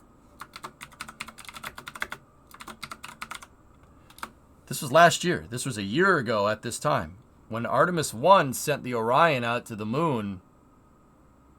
I made it a thing to cover, to be here when that Earthrise shot happened. I streamed it. Now, check this out. See, once again, NASA rotated the picture to make it look like something our brain can understand. But the reality is, if you look at this you have to look at it 90 degrees. Because Orion went into a retrograde orbit around the moon as well. It launched into a free return, but it actually captured the moon by burning its surface propulsion system and then stayed out there in what's called a distant retrograde orbit for a long time. So we did see some Earth rises at certain points during its time out there.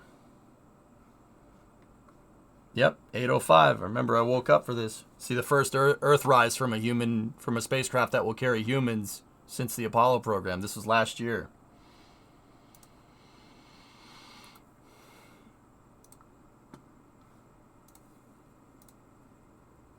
I can see my house from here. Yeah, the first Earthrise was in the dark, but watch.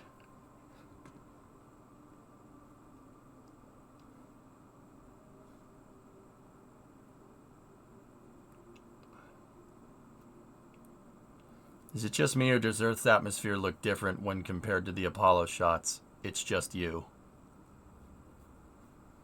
See that? Just peeking out from behind the moon.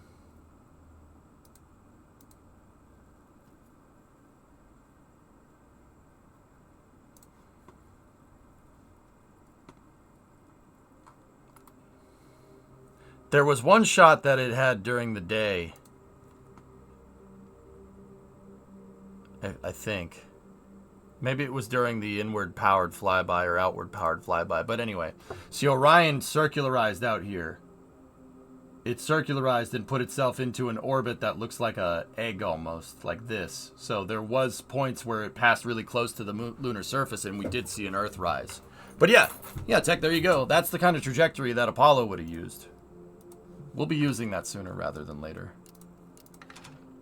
Alright, so here's what I'm going to do. Remember, now going back to our orbit here, I'm going to put myself into a polar orbit, 90 degrees inclined relative to Minmus. So let's take our stage. Is Minmus eclipsing the sun right now? Yes, it is.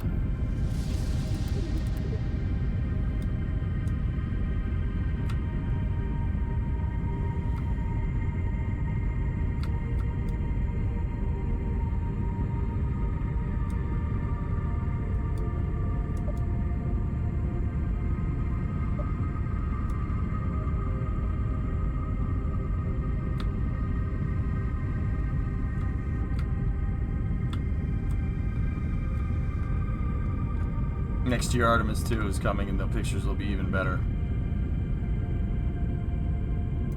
And that's neat, W.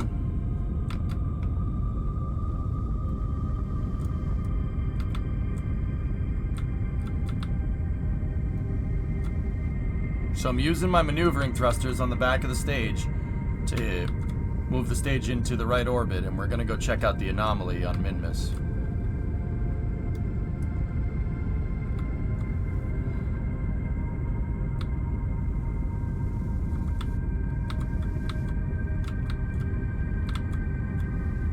Okay, we're in the right spot. Fortunately, we have time warp. Why is there a burn sound? That's a glitch. It happens when you leave the scene and come back. I think it's cool. It sounds like we're on the Starship Enterprise. 20 seconds. This is a 45 meter a second burn here. It should be really, really quick.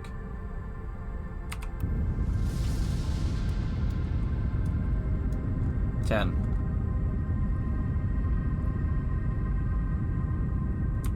Prop settling.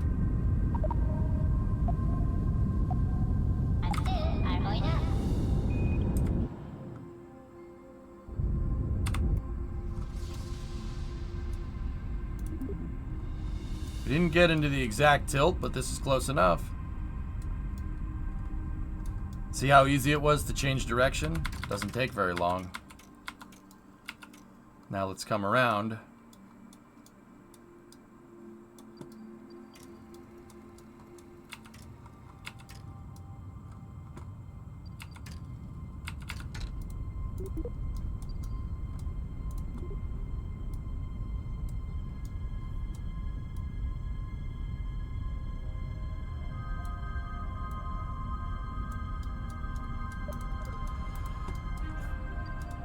The Minmus music is so good. Now I'm gonna get my PE close.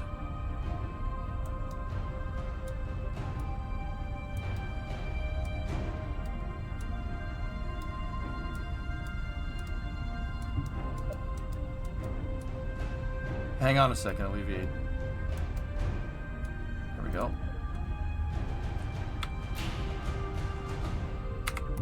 And check it out. Recircularizing back down into low Minmus orbit, right? 50 meters a second. So you remember, if we had circularized first and then tried to change our orbit, it would have cost 250 or 273 meters a second. I changed my orbit for 50 meters a second. We give ourselves a 90-degree inclination, right? And then recircularizing down here in a polar orbit, 50 meters a second. 100 meters a second total, as opposed to 273. See what I'm saying?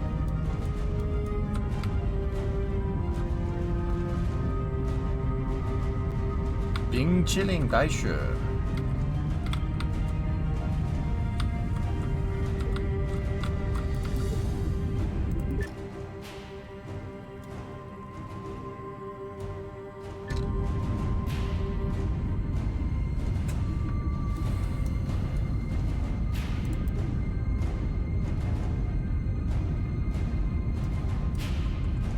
Inclination changes at the slowest possible speed. Your slowest speed is usually at your, well, not usually, it is at your apoapsis. Emerson, yep.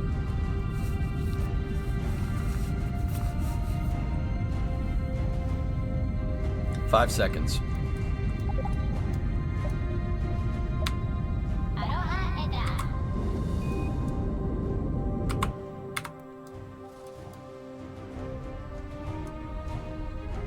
It's a little too much.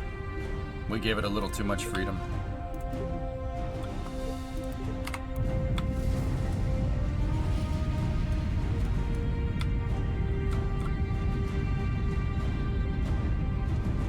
Let me do some... I gotta do some corrections here.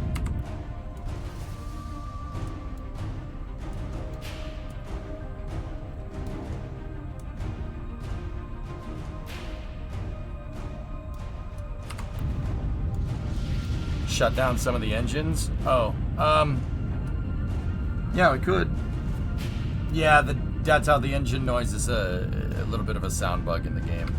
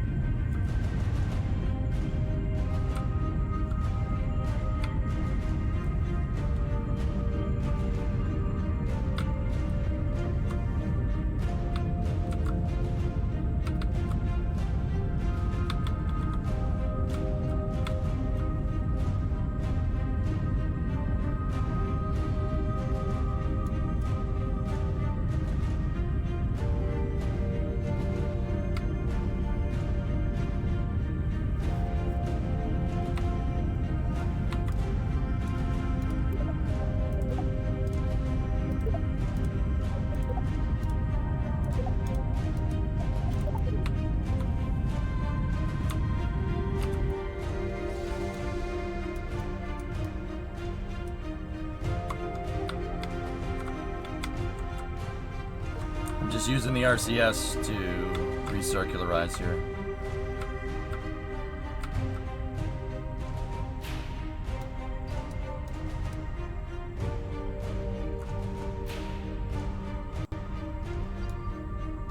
Okay, good.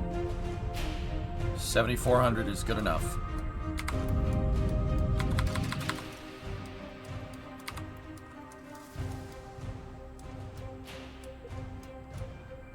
This is the KSP2 music. Yep, yep. Okay, we're flying over Minmus's South Pole. And we're going to do a close flyby here. It's going to be at night, though.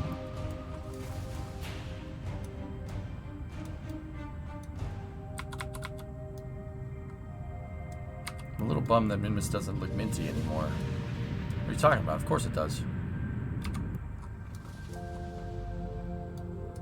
It's a custom score done for KSP guys, and it's awesome.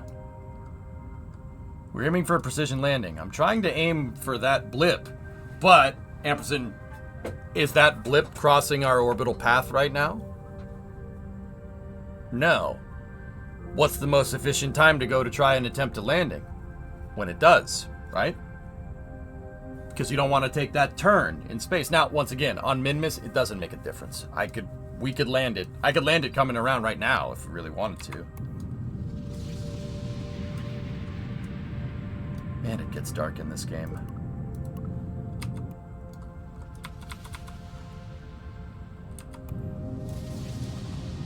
Howard did amazing.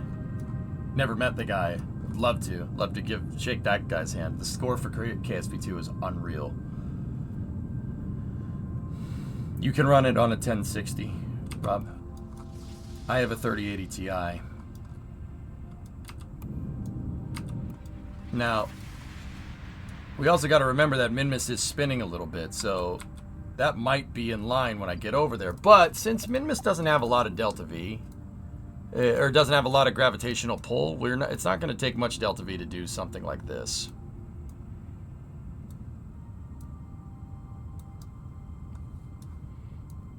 See, it's only 60 delta or 67 delta V to do something like that. Easy peasy.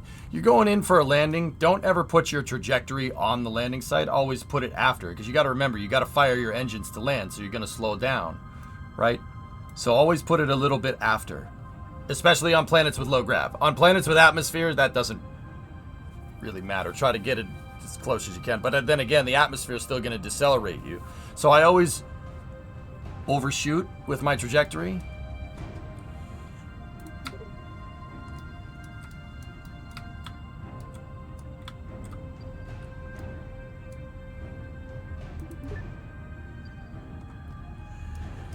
Do you really want to land on the dark side of the planet?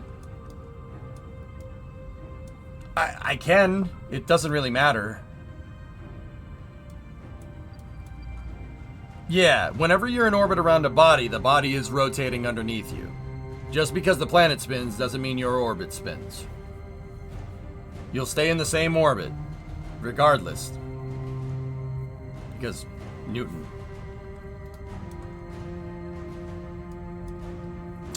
Why no Marvin lights?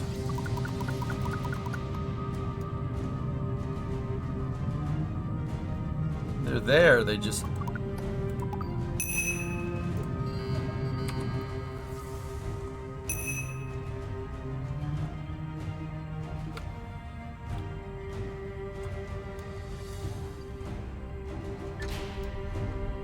I mean, if you guys want to wait till it's light, we can do that.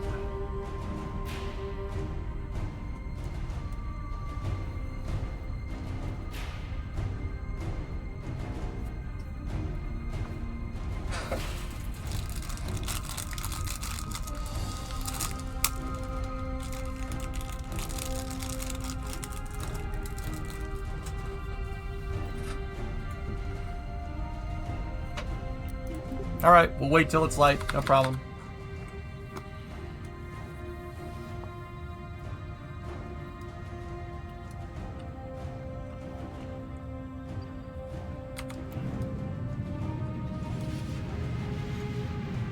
Fruit snack. Fruit snack?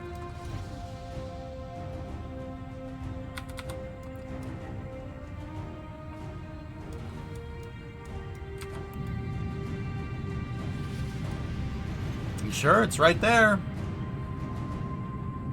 It's only... What is it? 14 miles away.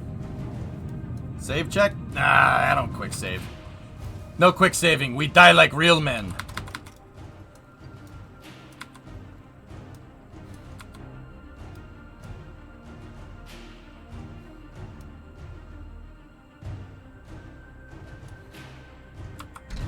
Oh, I didn't know that, Hillis.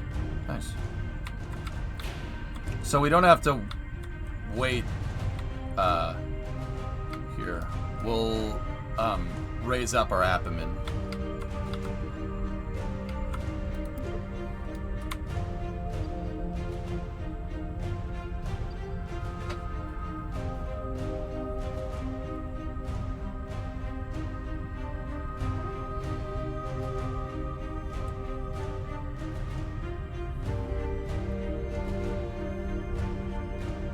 I'm using my small thrusters to get us up there.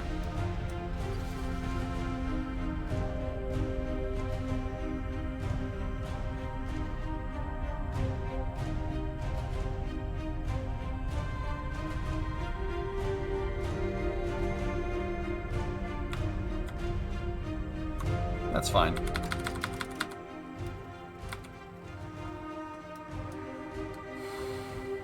Doesn't stop fizz warp though? Okay.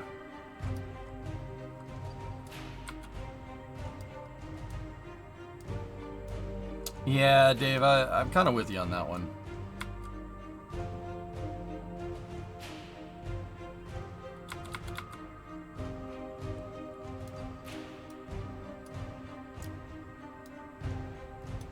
I'd say like 3 more orbits and then we're good.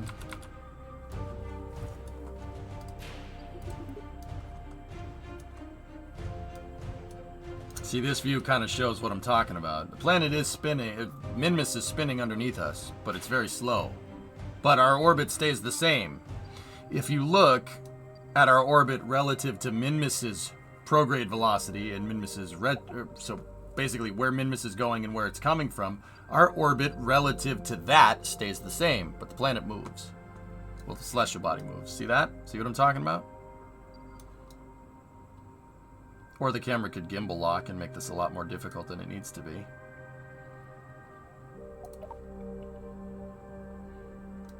See, our orbit is staying the same relative to Minmus's orbit around Kerbal. Is there a difference between apomin and apoapsis? Yeah. Hephaestus, apoapsis and periapsis are just the name for the highest and lowest point in an orbit. In real life, you use different conjugations of that. Conjugations of that word depending on what celestial body you're orbiting around. So we're around Minmus. So it's not apoapsis, it's apomin. Paramin. When we're around Mun in KSP, it's apomoon. Apomon, Paramon. Around Kerbal, I use Earth's conjugation, so apogee and perigee. But in real life, yeah, it depends. Depends.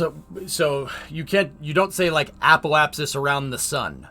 All right. In real life, you would say apohelion because the sun's technical name, the sun's proper noun name is Helios, right? It's derived from the Greeks. So apohelion, perihelion, apogee, perigee because Earth is Gaia. That's the name. The moon is Luna. So apolune, periloon. Or if you use the Romans, if you use Roman naming conventions, it would be Apocynthian and Paracynthian.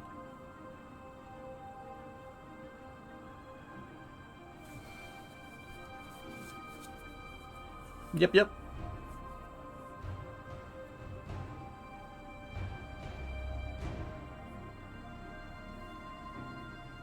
We're not talking about your apoapsis around Uranus. Okay? We're not talking about that, all right?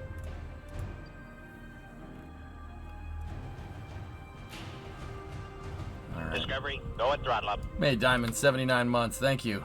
All right, so...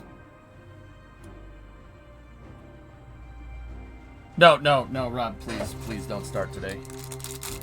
Please, please, please, no gibberish tonight. Please, I beg you. Sorry, Daddy.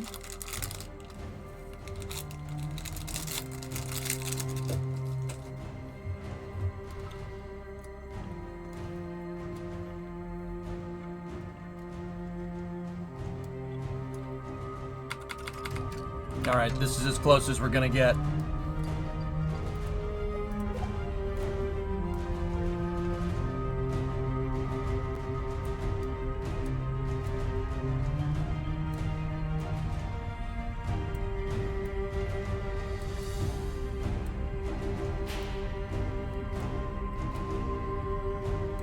So the crater is going to move this way, because remember, the planet's going to spin a little bit, so we don't need to put our trajectory directly over it. We need to kind of set our trajectory for where it's going to be. That should be good enough. 2 minutes and 22 seconds till the burn.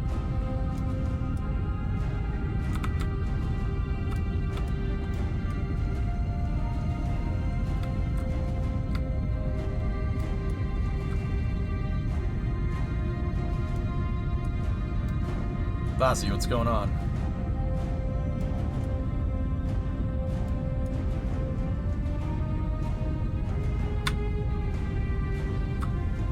Just use the thrusters to get the stage lined up.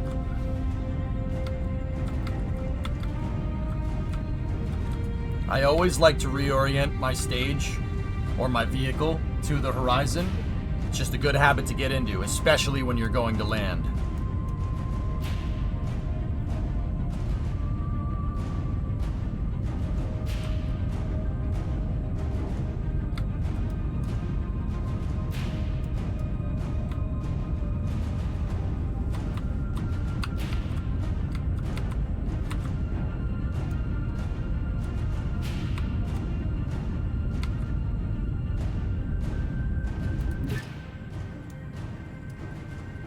I use SAS for heading hold. I don't have gyros on any of my spacecraft because that's dumb. It's not how real spacecraft fly, man.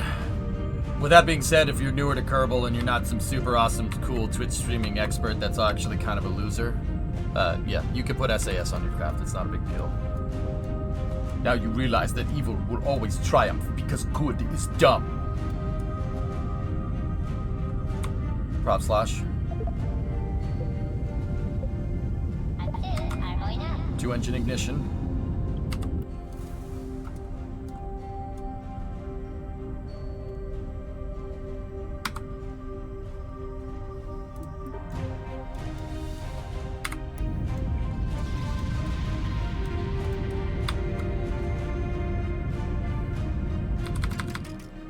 Okay, we're suborbital around Minmus. We have a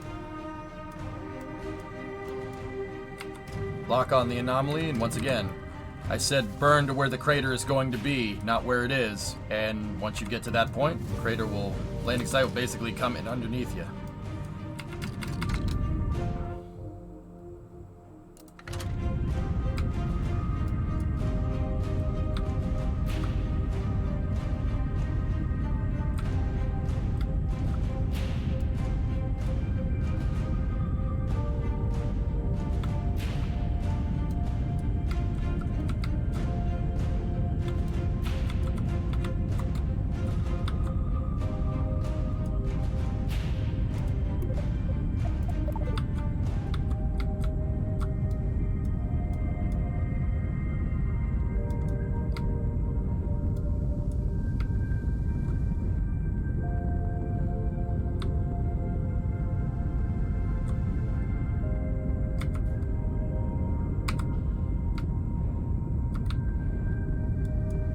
We have visual on the landing site.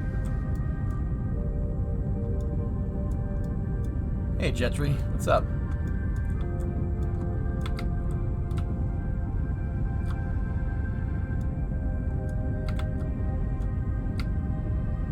Okay, we need to add a normal component to our landing burn here. So I'm gonna move the spacecraft to the anti-normal vector. And we're going to need to just give us a quick yoop.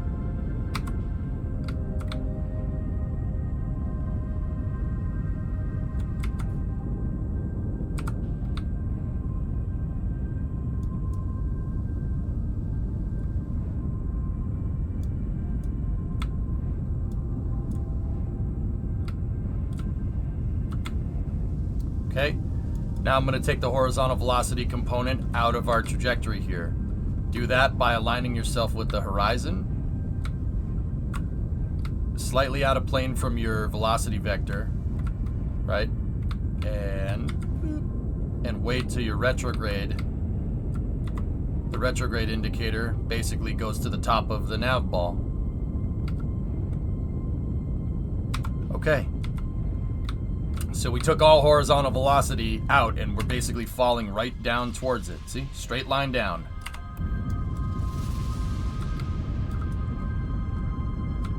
What are the 6 vector points? Prograde, retrograde, normal, anti-normal, radial in, radial out. They change different characteristics of your orbit.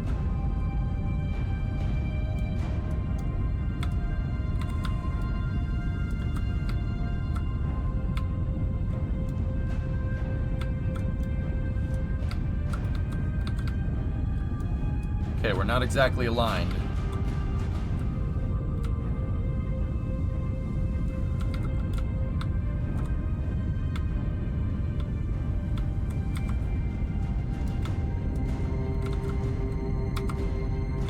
So by tilting the spacecraft, I've added I've added more horizontal velocity because I'm trying to shift the spacecraft to get lined up with the landing site.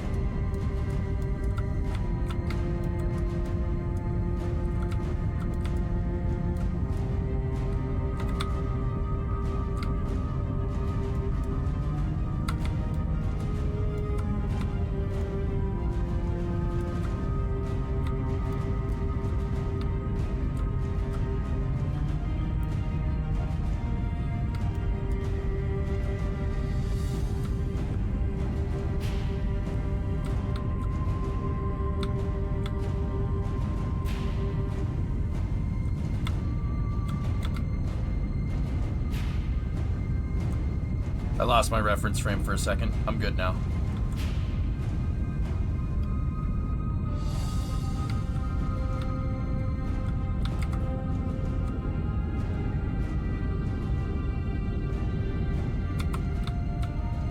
Just gotta be careful about that monopropellant.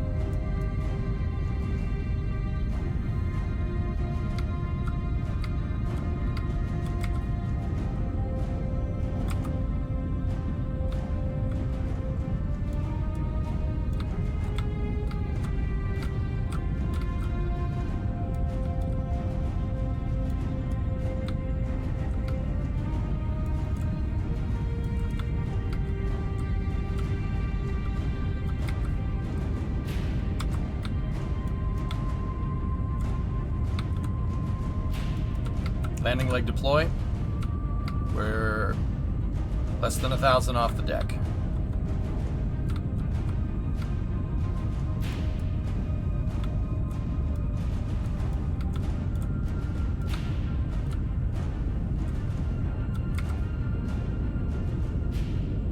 So I took all the vertical velocity component out.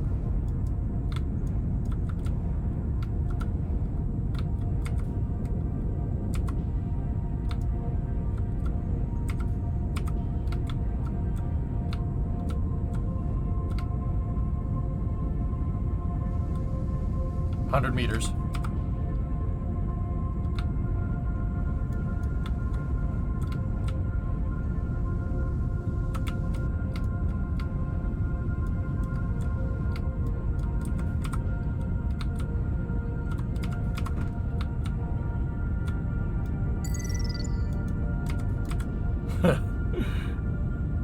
Midness. What are you gonna do?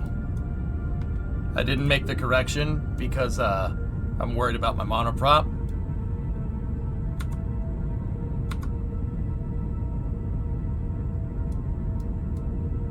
Yeet!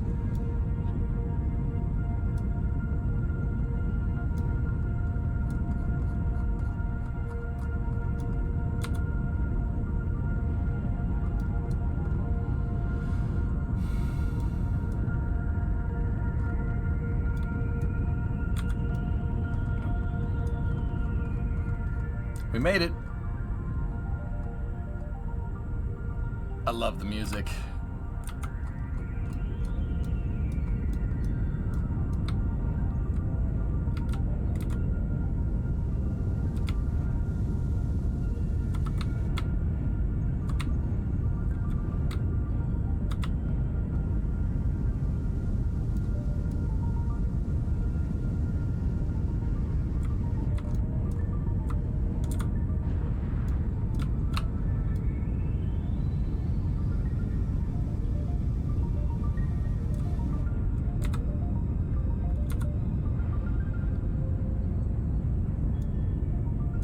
Plus, this isn't a lander. I just attached some landing legs to a stage.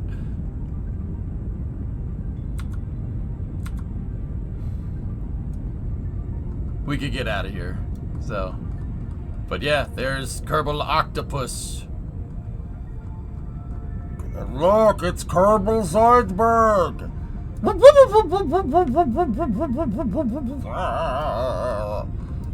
Jebediah, bring me a sandwich from the dumpster and leave the maggots on it.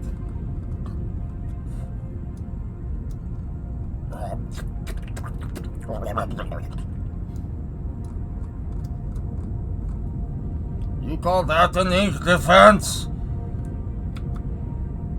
Why not, Zoidberg? Exactly. I am very likable.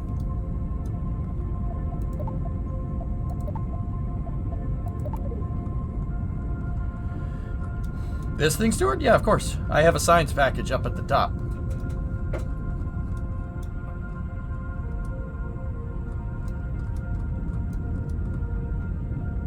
Okay, very good. All right, we will go back into mission control and get paid. Hopefully we get paid in schmeckles. Very nice. Dude, what a haircut that is. I'll take the science, thank you very much. Welcome back, Director. Another successful mission in the record books. And what a monument you found. The figure looks a little like a Kerbal. But what's with the Zoidberg mouth? Jeez. Did Neil and Buzz have any serious problems with depth perception on the moon? No. No, stuff's super crisp up there, Flykin, because there's no gas in between you and where your spacecraft's going. There's no gas. There's no gas to diffuse the light, so gases don't blur everything like they do down here. There's no atmospheric haze. Stuff's super crisp. No problem with depth perception, but that also had to do with how they landed the LEM. So if we look at the Apollo LEM, the Lunar Excursion Module.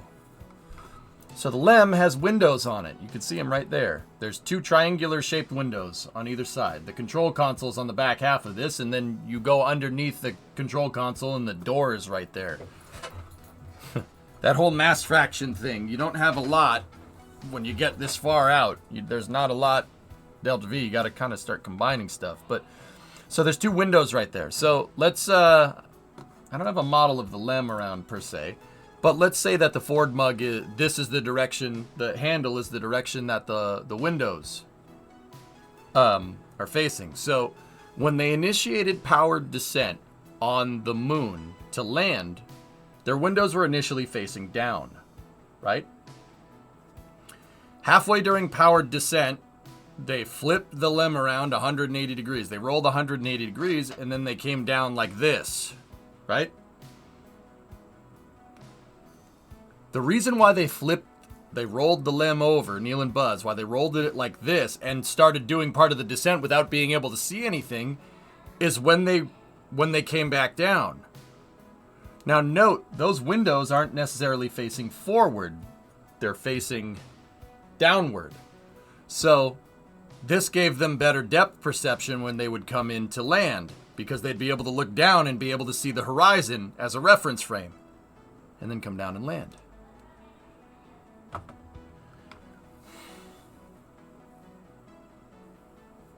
So no problem with depth perception when you have the horizon to be able to see. So you could tell the LEM from this screenshot, we know exactly what direction it came from. It came from over there, which means because, well, actually, I'd have to go look if Apollo 11 is entered into a posigrade or a retrograde orbit around the moon. Because if they were in if they came in on posigrade, that means that's west over there, and the cameraman is east of the LEM in this relative to like a compass on the moon, so to speak. The compass doesn't work on the moon because there's no magnetic field. But interesting. Did they have any sort of altitude or ground detection? Yes, radar altimeter, and there are sensors on the bottom of the LEM for the contact lights.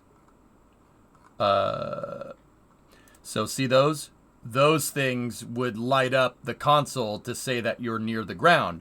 But there also was a radar altimeter on this thing. Yeah, lunar surface sensing probe, the descent engine, right? RCS up top, and there was a radar altimeter. Now,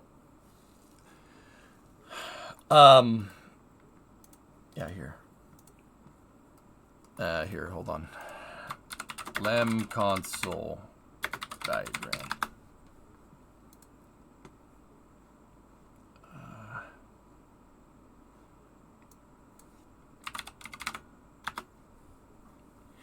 So here, take a look.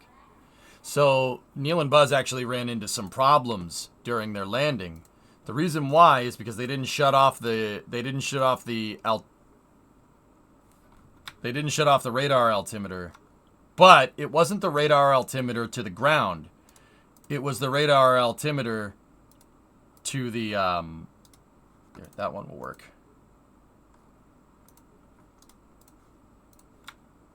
It was the radar altimeter for rendezvous and docking, and that ended up, that's what that 1201 and 1202 thing comes from, because they stack overflowed the AGC processor. Yeah, stack overflow.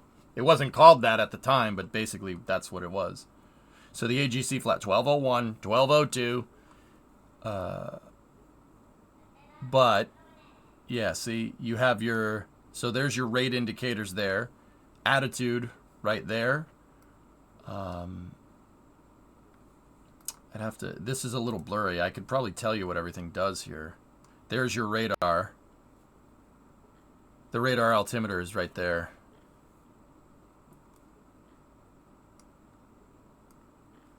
Yeah, they didn't shut off the radar to for rendezvous. That first diagram that I showed. See the rendezvous radar? They didn't shut that off. No, Gentes, that is the LEM. Yeah, that's the oh frick key right there, where you jettison the descent module. There's your thrust output. I'm not sure what temp is. That's a pressure indicator. I think this is fuel. That's the fuel temperature, and that's fuel pressure. You're using a hypergolic pressure-fed system, so it's important to see that readout information. What? The thing that says radar is the radar? Yeah, I mean, the thing about consoles on airplanes and spacecraft is that they're made for a really simple user experience. It's very obvious to see this panel right here is all your radar controls, obviously, right? There's the antenna slew controller right there, and radar azimuth, I believe, is what that one is here. The thing is knowing what all this stuff does. Like those are the switches to the radar. Obviously, what the hell does that do? What radar is it for? There's your contact light right there. You know, first thing that Neil said when he landed was, "Oh, contact light."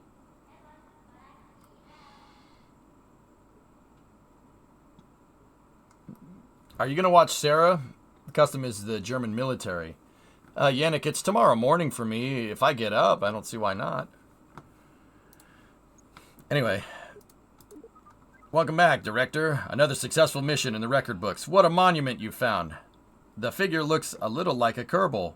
But what's with the squid mouth? It said the same thing twice.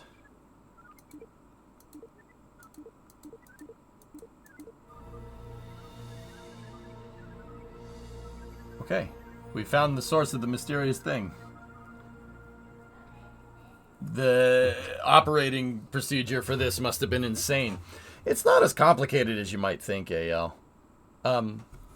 Like, it looks like it's a lot, but you know, you've seen in Kerbal like what it takes to land on the moon, right? You've seen me do it in Kerbal a bunch of times. All those switches, if you know the criteria or the environment in which the spacecraft is operating, you know, all that stuff really starts to make a lot of sense. Having a radar that's pointed down towards the ground, or having a gauge to tell you where your radar is pointing, is kind of important, so you can point it down towards the ground and figure out how high you are off the ground. So you're going to need a radar with the radar dish that can change direction, right? So you need an azimuth controller for it. You want a power for it. You want to be able to shut it on and off, right? Because power is key here because you're on fuel cells, right? So now you need a fuel cell controller, right? And I think that was on the other console, if I looked at that correctly, right? So you're going to need power, obviously. So there's something here for the fuel cells as well. That's the lights. There's your light control right there.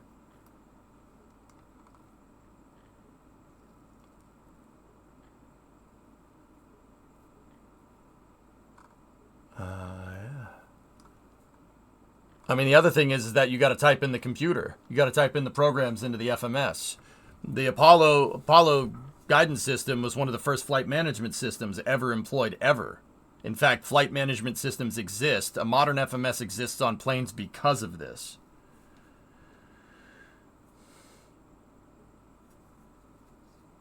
Basically just KSP in real life. Well, once again, understanding where the thing operates, if you understand what it's doing and where it's going, it makes all this stuff kind of make a lot of sense. All right, you're a lander. So with a lander, for instance, you're going to need an altimeter. Obviously, you need to know how high you are off the ground. So that's like a given, right? Remember to do the science around the monolith. Oh, yeah, that's right. Thanks, Hephaestus. Mission description. Orbit Kerbal with an X-264 fuel tank and a docking port. Duna Monument. A new signal has been detected on the surface of Duner. We don't know why or how. The only answer is to keep following the trail. Oh, all right. You're going to need a compass. You need a compass. So, Chillin', here's the thing. Okay, you need a compass to tell you what direction you're pointing in. How do you make a compass for a planet with no magnetic field? You can't just bring a compass up there. It won't do anything. It'll just spin. It won't do nothing. We have magnetic north because we have a magnetic field. So how do you... See, now we're getting into guidance systems. How do you find what's called a reference frame? How do you use that reference frame? So what's your point of reference so you know where the LEM is by... how do you get your gauges accurate?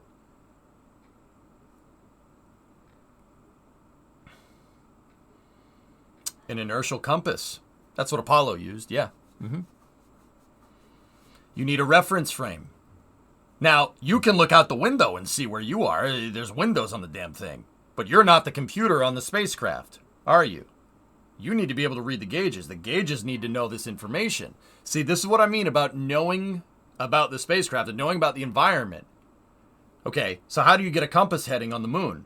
There's no magnetic field. So now you got to start thinking about this. That's why, like, it appears to be way more complicated if you take it at face value, but it's actually not. It's pretty simple stuff. So what Apollo did is, yeah, you can get out the sextant. Well, the sextant will tell you where you are, and then you have to find a way to configure the LEM to know where it is as well. So you have to find a way to convey that information to the LEM. So a sextant will work if you need it to. Just because you're on the moon doesn't mean the constellations in the sky are going to change because you're on the moon. That means nothing. The stars are still there. They haven't changed. They're not going to move around. Right? So how do you configure the LEM? Now, if I'm remembering correctly, you guys said an inertial compass. I do believe that they used a gyroscope on the Apollo missions. They used SAS, but they didn't use SAS for maneuvering. They used SAS to basically be able to sense the inertia of the vehicle and figure out where the vehicle was relative to its last known position. So say the radar on board tracked it near the Earth, and once the radar got far enough away, right, how do you know where it is? The instruments on the vehicle, once you get far enough away from Earth to not bounce a radar signal off of it, right, precisely, you won't be able to tell where it is. Right? This is why space... Does this sound a little complicated? This is why space flight is a little bit complicated, but it's easy to explain. Does an inertial compass use the rotation of the celestial body? I don't think... How would you do that? It'll work even better when you hook up the computer to the sextant. Well, no, Hephaestus, I don't think it does. What's the spinning of the Earth going to do?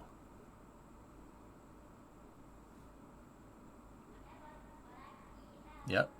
The lunar module utilized an inertial measuring unit, an IMU, which was a key component of the spacecraft's guidance and navigation system. The IMU was a gyroscopically stabilized platform that maintained a fixed orientation in space. It measured changes in the spacecraft velocity and altitude orientation using gyros and accelerometers. That's how they were able to do it. IMUs are still, to this day, rockets still have IMUs. Because how the frick is the rocket going to know where it is? Yes, this is what the missile knows where it is. That's what this is all about.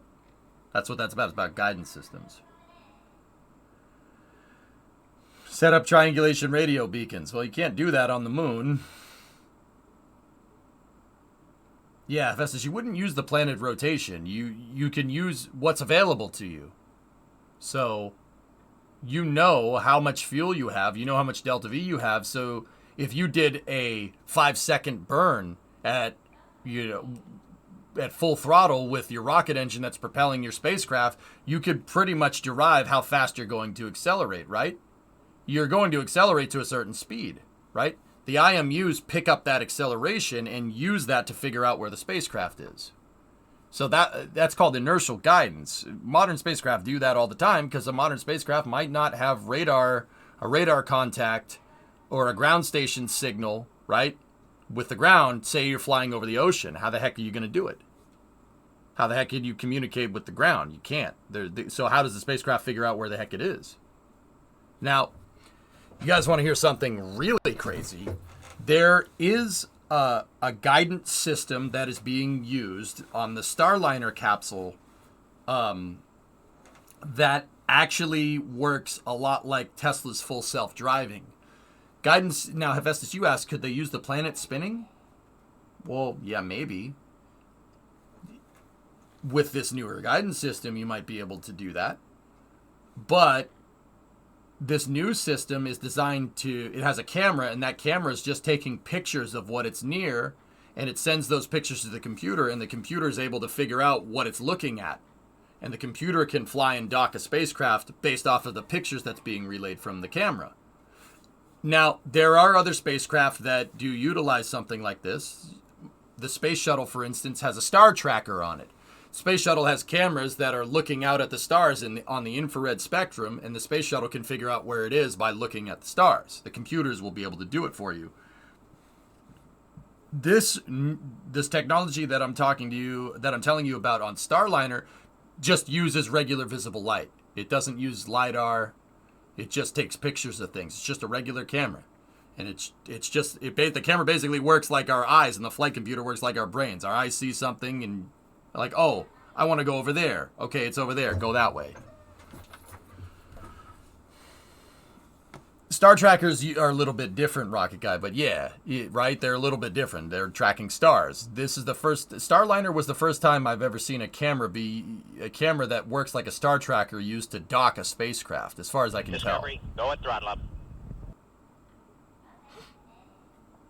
Yeah, exactly. That's, instead of inertial navigation, that's relative navigation.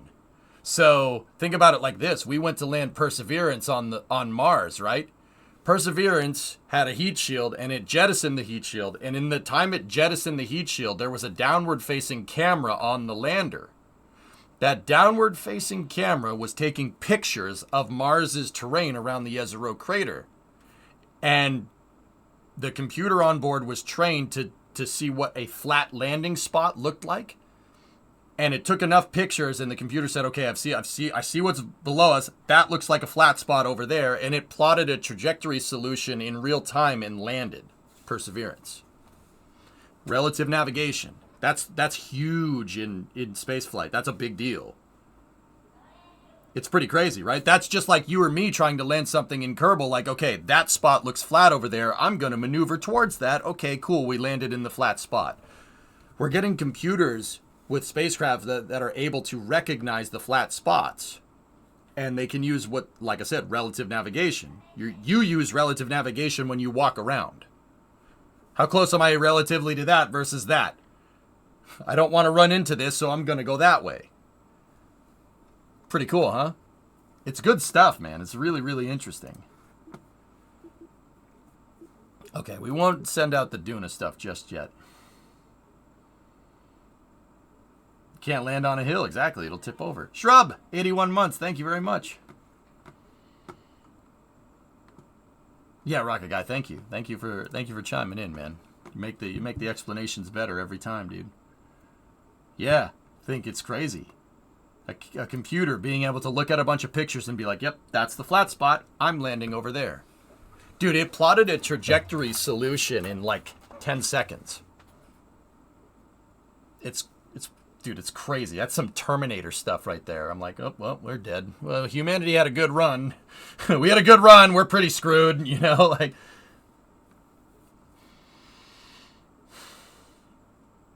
Well, in Star Trek, they land on mountains every time. Yeah, yeah. Surely Tomahawks have that stuff already.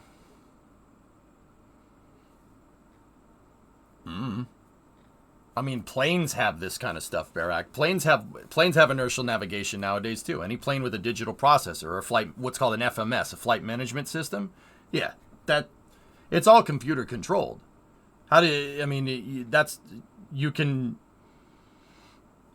use RNAV, right, in the plane, in GPS, to basically have the plane fly itself. But in order for the plane to fly itself, it needs what's called a reference frame. Whenever you like say a plane is shut off for the night, right, and you shut everything off and it's powered down, it just has batteries, right, and you don't have the batteries are only enough voltage to get the APU started if the plane has that, so you can generate up some power so you can turn the systems on, right? Long story short, the navigation system is off, right? So, like, let's take a 737, for instance, which does have an APU, so this analogy works, right? Part of the pre-flight checks for a 737 is configuring the IMU. You have to give it a latitude, and a longitude, and plug that in and zero the latitude and longitude on the plane's position. If you don't, your maps are going to be wrong on the aircraft. That's not good. You don't want that. You don't want the map to tell you you're over Florida and you're over Cuba, for instance. That would be too bad. You have to configure the inertial measuring unit on planes. I'll give you another example. So, like, let's take an F-18, for instance. You don't have the IMU configured right. You're told to bomb a certain coordinate and you miss the coordinate by a couple 100 miles because that could also end poorly. Yep, we don't want that. That would be bad.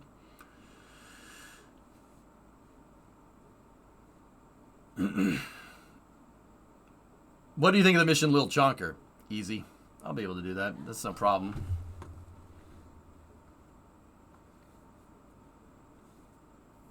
Hornets can also in-flight align from GPS data too. Yep. But getting the initial configuration is only going to help you. Programming munitions is a bad time to realize you have dyslexia. Yeah, there's a good video posted in chat. So, all right. We got to go back up to our spacecraft.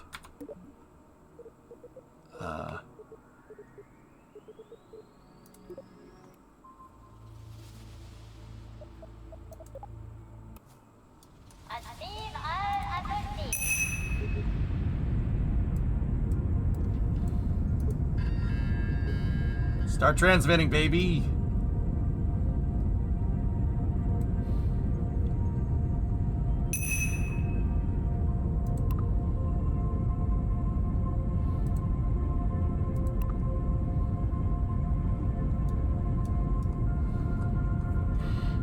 Yeah, there you go, Green. Now, I was thinking if I could get this dang thing to turn right side up, we might have enough to, This is rocket, Barb. Rocket! Slower, Barb, slower! Think you can get the samples back? I have no thermal protection system on this one, Festus.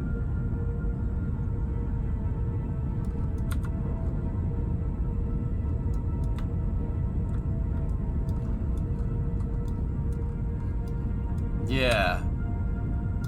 I do have a docking port up there at the front, so maybe. What I was thinking is we could get this thing to Geo.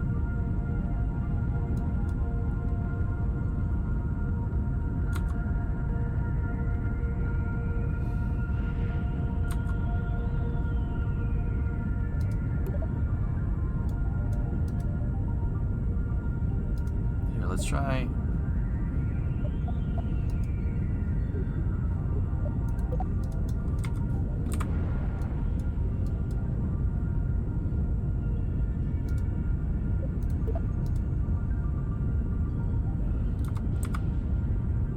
Try to see if we can get a leg up here.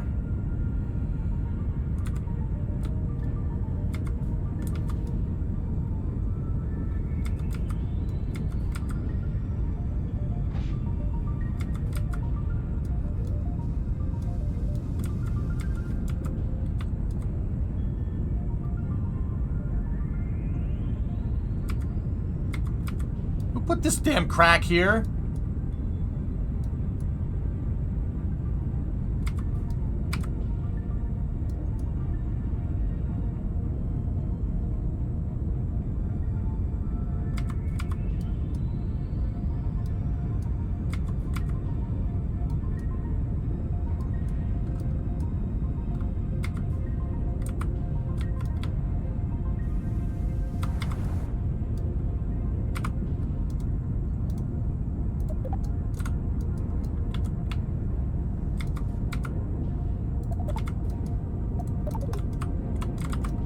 Oh, crap. Yeah, we didn't need that.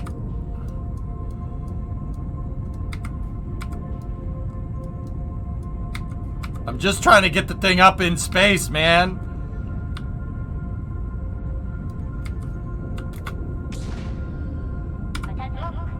We didn't need that either.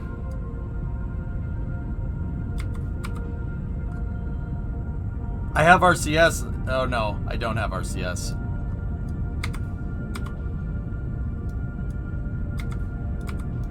We'll just leave that there as a souvenir. Spinning is a good trick, yeah.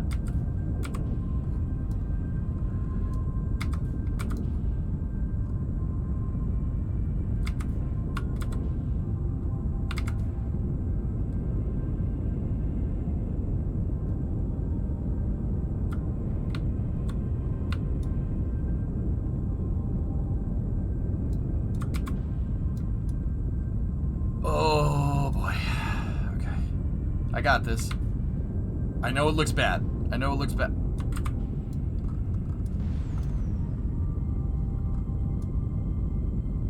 It was just the science package we dropped. Don't worry about it.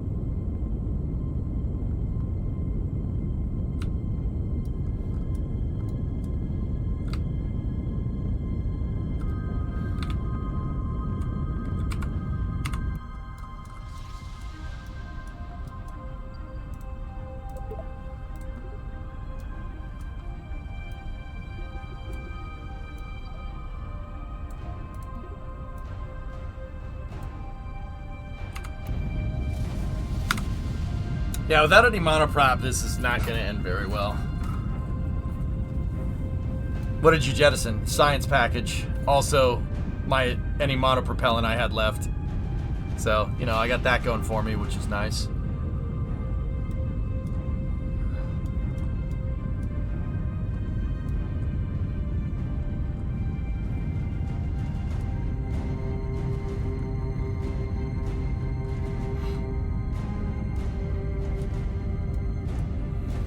We gotta go back to some old explanations, Phoenix.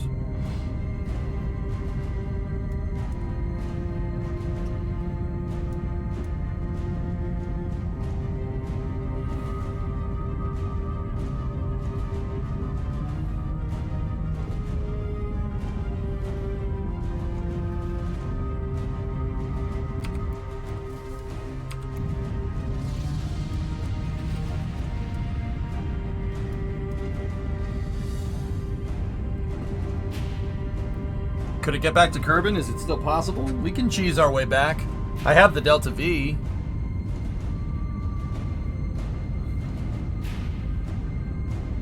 So what I'm gonna do is if we time warp up to AP right here.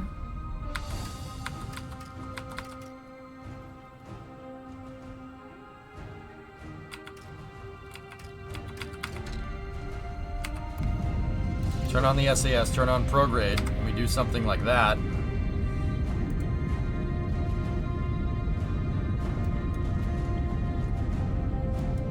See, this is complicated because I can only... No monopropellant. I can only turn the spacecraft when the engines are on.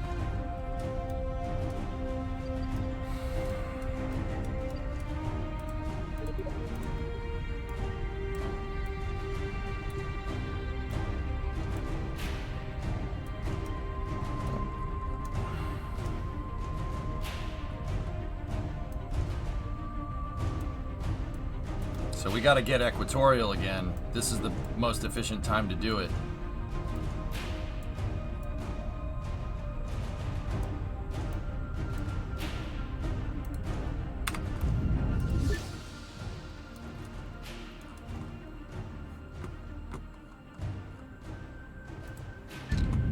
Do you have a channel where you put your KSP2 gameplay? May know it's mostly here, but the uploads go onto YouTube. Yep.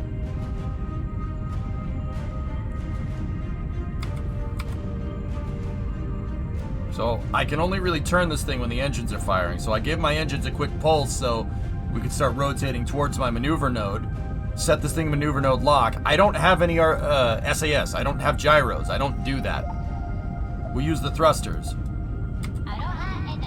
So now my rocket engines are going to push me in the right direction.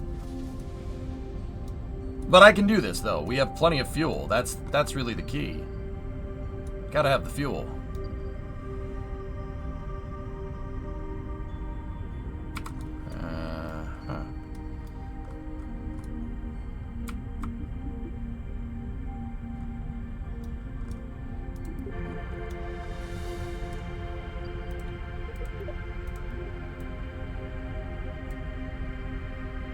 No.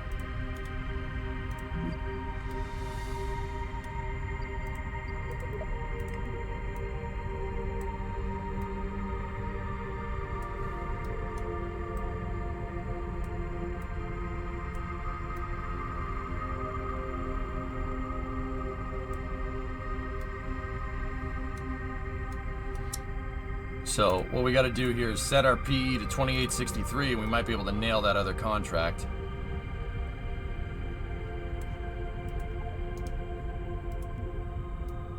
We'll wait till we eject out of Minmus. It's a terrible ejection angle, but...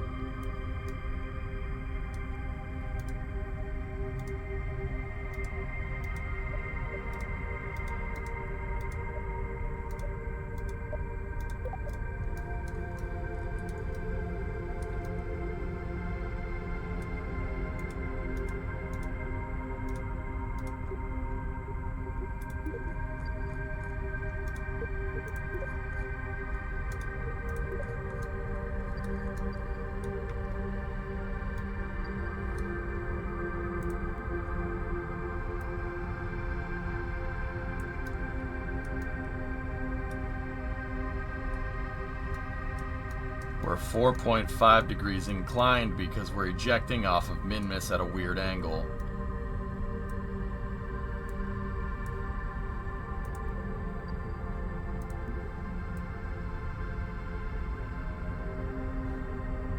Just deorbit it. Just deorbit it. I'll send out another one.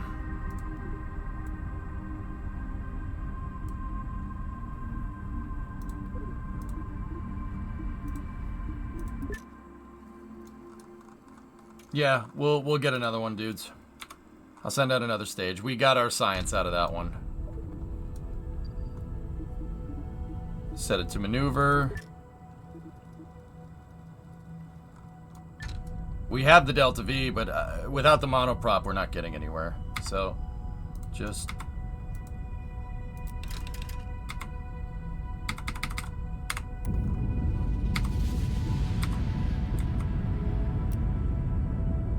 Oh, she's out of electrical too. Well, that's gone. It's all right. said whatever anyway. I knew we were gonna run out. That's why I was like, yeah, whatever. It's a gamble, but all right. That we already got science. We already got 1,100 science now. Let's see. First dibs. Plant a flag on the moon. Launch a vessel with 4 wheels. Chonker is 200 tons on Minmus. That shouldn't be too bad. Geostationary is probably what we're going to go for. It wants us on orbit with an X-264 fuel tank and a docking port. I can probably do geostationary and that one in the same thing.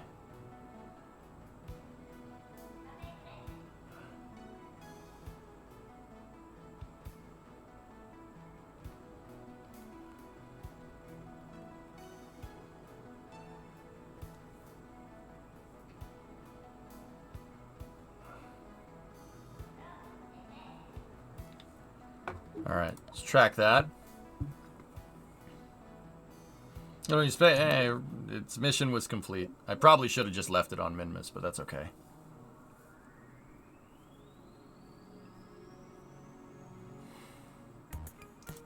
So we have 1,100 now. What do we want?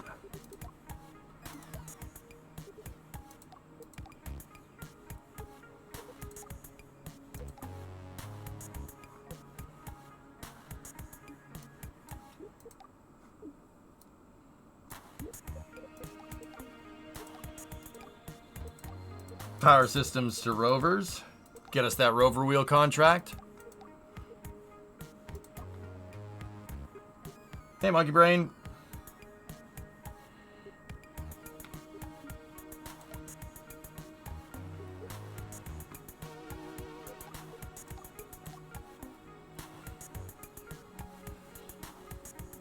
Landing gear do not count.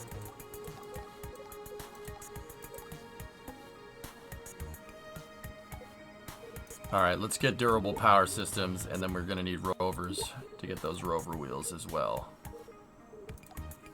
453 gets us the sniffer for planes, so we could do some plane stuff.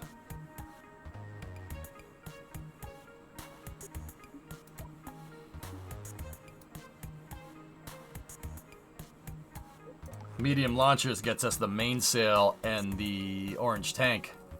The X-264, Rocco Max 64. I don't have enough to get the autonomous sampling, but yeah, the atmospheric science, I think we'll get that one too. We have 150 left over, so we'll just get long-range probes as well because unlock everything in the tech tree. We have 103 science left, so that's good. We got atmospheric, we got rovers, we're good to go.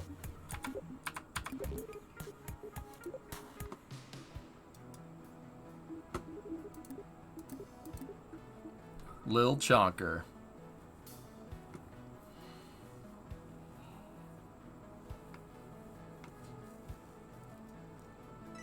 Didn't you need that tank for the contract?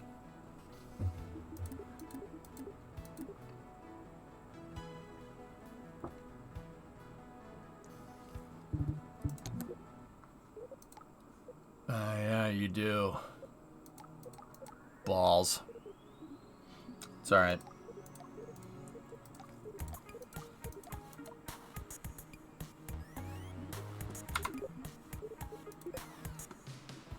I thought it was the half tank.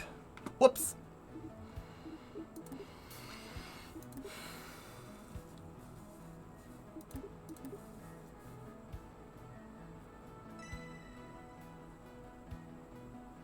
Yeah, it sucks, Forge. What are you gonna do?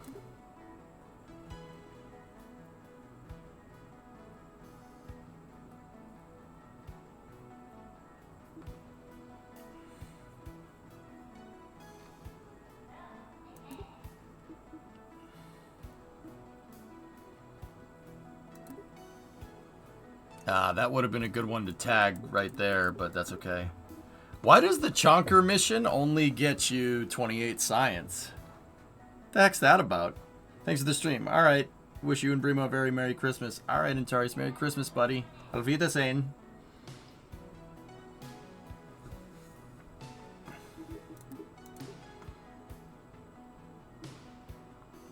Interesting how we have two gods of the forge in this stream. There's a lot of nerds in here, Hephaestus. Don't you worry. Stick around. There's a lot of nerds in here. Trust me. Because it's 200 tons of mass to land.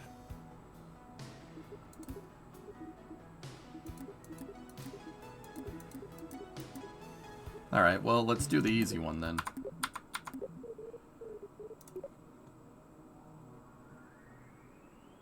It's good, Waycrush, yeah. It's fun. Fun to play.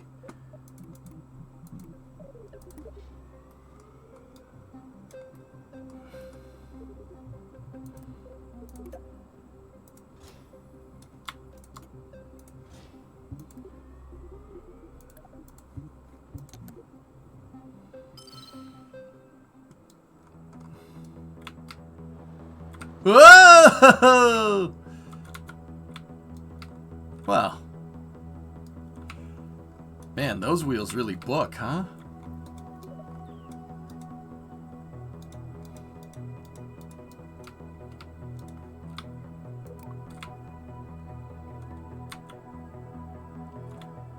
Discovery, go at throttle up. Waycross space for life. That's right.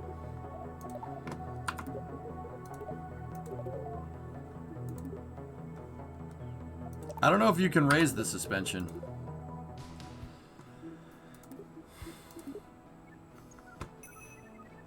Alright. Use those wheels so creatively. Unfortunately, it was all a plot to get a free tire commercial out of us. We caught Lightyear's camera crew wearing camouflage in the bushes. Still, Lightyear's new tire commercial is making our agency look really cool. I do wish they hadn't changed their slogan to Lightyear, the only tires fit for space. It's made our other manufacturers really mad. Our attempts to calm them down keep falling flat. Where's Nate? Nate, where are you? Nate! Don't do that again. He's gonna do it again, isn't he?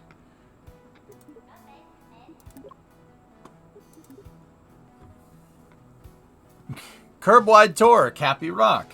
You missed the second one. Yeah, the one about pressure. No, I saw it. I just skipped it. Should have read the last line. No, I don't think I will. Launch a vessel with a lander can and perform a crew observation at Cappy Rock. Congratulations, you won Sean's Cannery Sweepstakes. You and original Sean's Cannery can will tour the first of two Kerbin's most beautiful landmarks. Aren't you lucky? Sean's Cannery is not responsible for any incidents that occur while on tour. All touring Kerbals must be accompanied by Sean's Cannery can. The lander can. Where the heck is the Cappy Rock and what is it?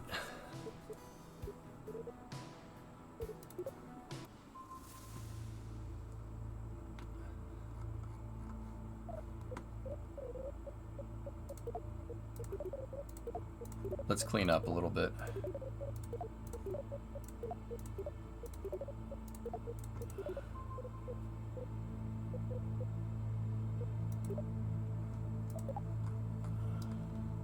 Oh, fudge.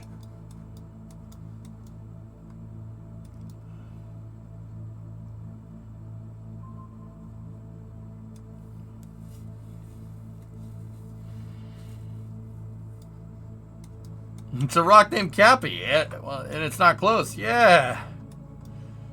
No, it's not. You're not wrong. That's down by where I put one of my ground tracking stations in Kerbal 1, right at the mouth of this river. Jeez, I wonder what that looks like now. You are going to need a pretty hefty plane to get over there. Oh, I wish I had my K90. I wish we had the auto gyro. The auto gyro would get over there super fast.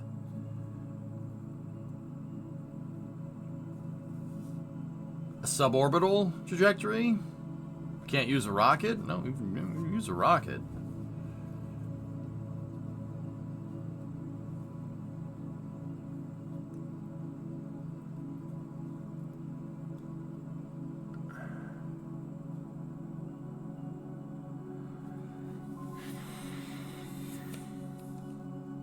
How much science does that mission pay? 320 science.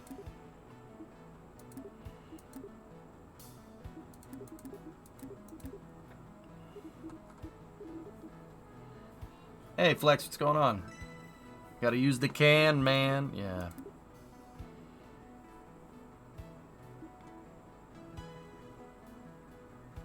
Well, we had to build that spacecraft first, but either way. Guys, I'll be right back 1 second. I gotta take a pee-pee. Be right back 1 second.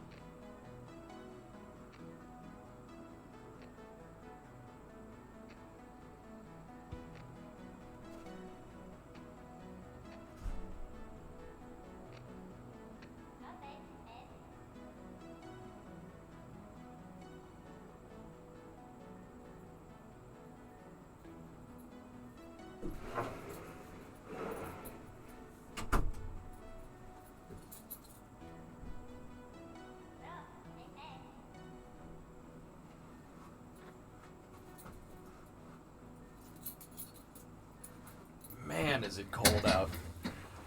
We're at -2°C right now. Outside. It's freezing out there.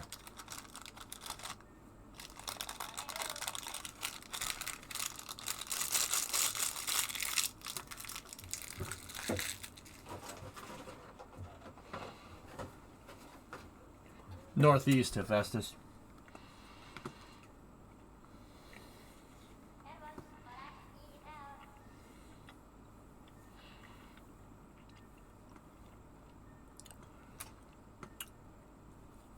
'24°C, nice and sunny.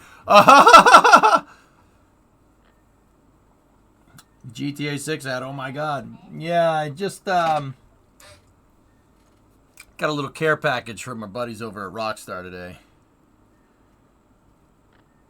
Are you gonna have a white Christmas this year? If it snowed right now, it would be a white Christmas, but no, I don't think so. Yeah, I got a little care package from my buddies over at Rockstar.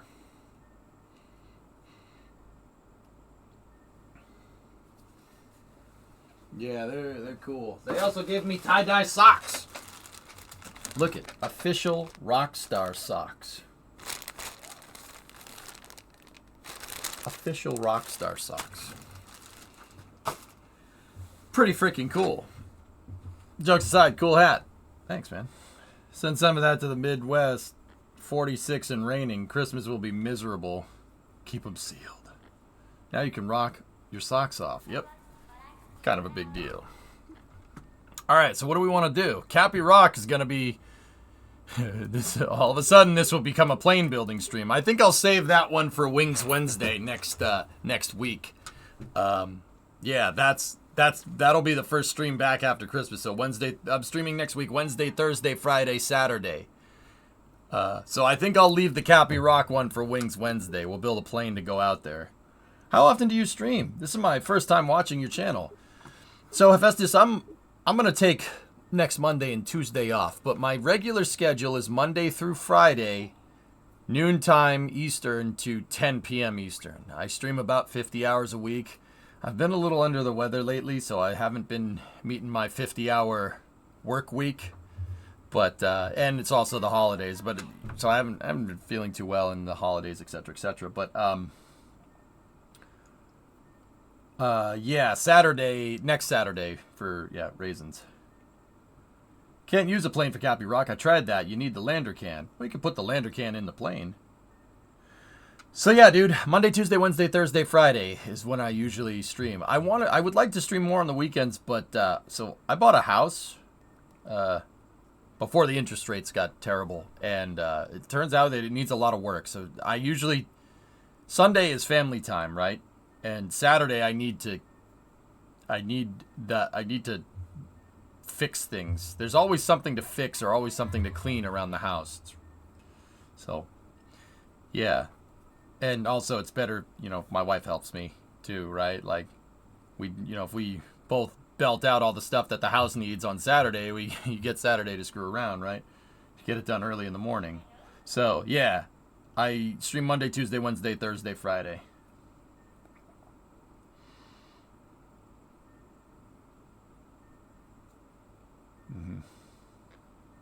Saturday is House Flipper Simulator Day in real life.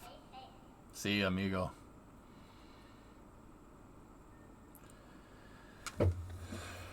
Yeah, I have Christmas lights up, and the Christmas tree, and yeah, gotta water it.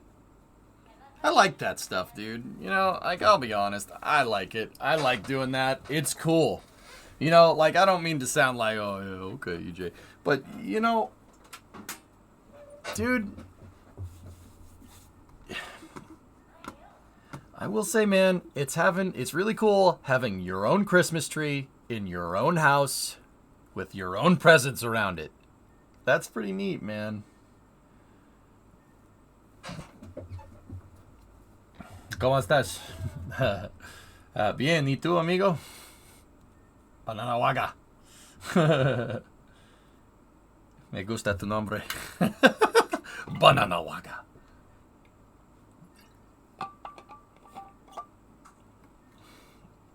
Alright, so we could do Kyo Stationary. Chonker one, I don't know. Santa Dust, you just bought a house in March, 820 square feet. Christmas tree is about 4 feet tall. Couldn't be more stoked. Dude, it's really freaking cool when it's yours. Just saying. Catabrimo, exhausted on the couch from doing too much Christmasing.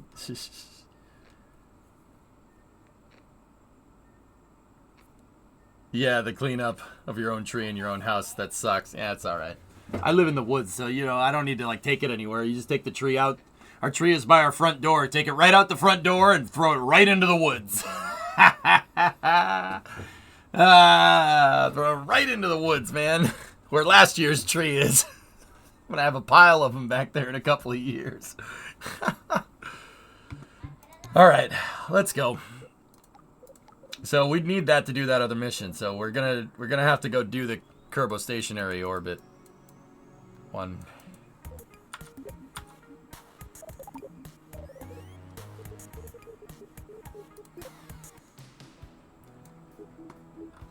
Kerbal stationary will give us 240. I leave mine up till it's brittle enough to snap it into the bin. Ugh. Need to save up some wood for the burn pile, my guy. But yeah, Festus, man, I'd love to have you back. The stream mostly centers around space, but I also play like City Skylines, basically any like STEM-esque game. And we also cover rocket launches too. Anytime there's a real rocket going, I'm usually here. I've been a little bad about that lately. But yeah, we'll be back for more. I play a lot of physics games. Yeah. Ah, that's an X264. Balls. We'll save Cappy Rock for next week. So that... Plant flag within any mare on the moon. Now, does... So the lander's overall mass needs to be 200 tons for that, right? Yeah, Stationeers is a good time. Yeah. Mark, the potato.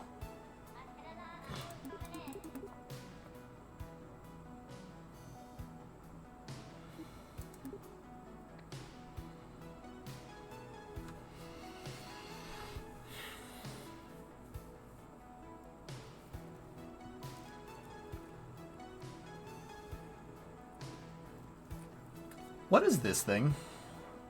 Will you touch Minecraft ever again? I don't know, RJ. Maybe.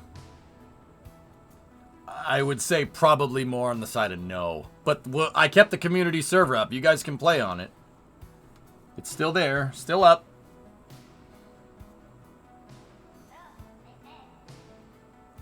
That looks like the Apatosaurus from DM2.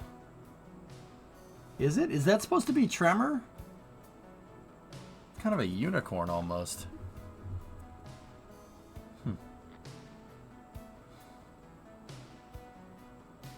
It looks like a capybara.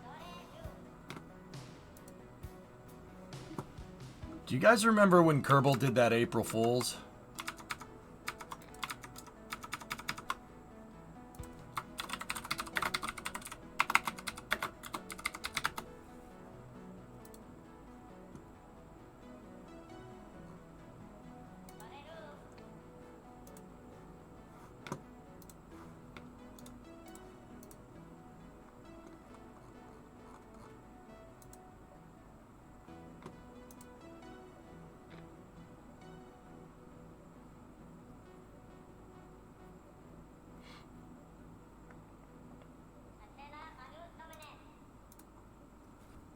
Just saying.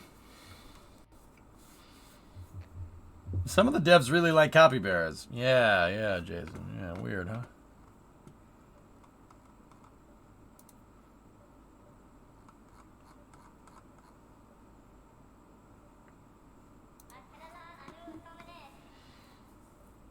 I think that was this year, Hammer Nails. A Kirby Barra. Yep. Alright, let's go for Kerbal Stationary. Yeah, let's get that done and then we'll work on a spaceship. So let's go back into the VAB.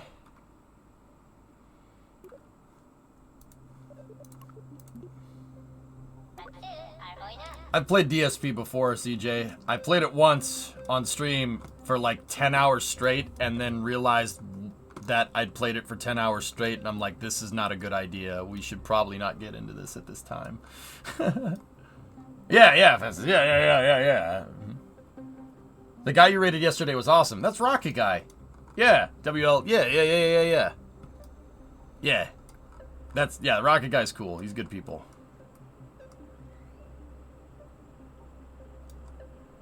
Yeah, no. With DSP, I was like that. Nope, this isn't a good idea. Is this Jebstone? This is Jebstone C. Yep. Jebstone's always a killer, man. It's a great rocket.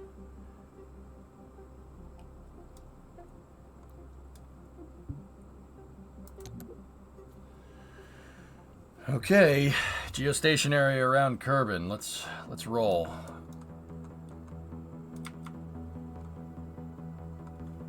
T-minus 10, 9, 8, 7, 6, 5, 4, 3, 2, 1. We have commit and launch. Roll program.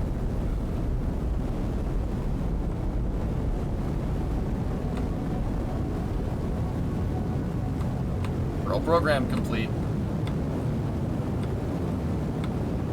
Vehicle's now pitching down range.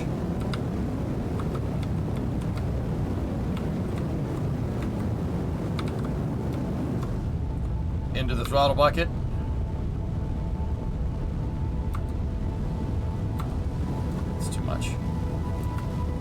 Oh, I staged. I was trying to open up that menu, but, yeah, you know. Well, we staged. Let's see how well this is gonna go.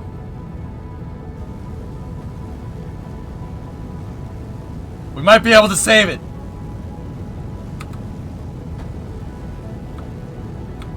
Let's see. Let's see if I can save this. We've had an anomaly. Here, I might be able to steer it. Hold on.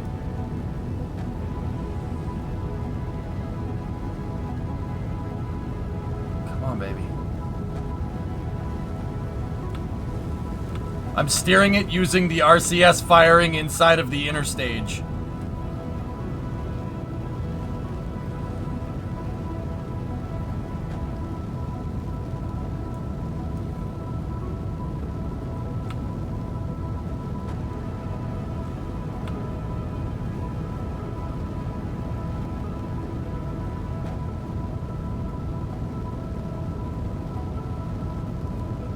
Wait a minute. I could just switch. I have a probe core. Alright, now I'm just controlling the first stage.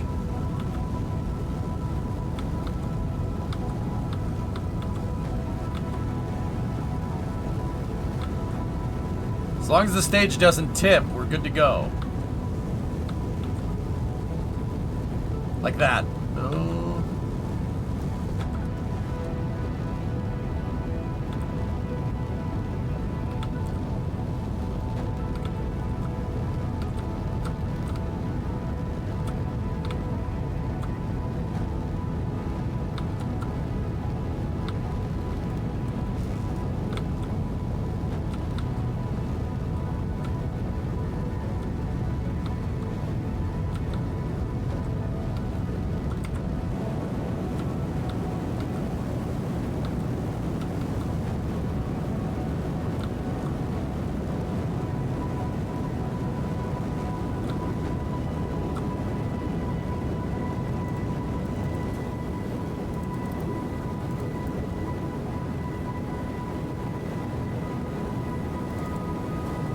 I'm flying 2 stages in formation right now.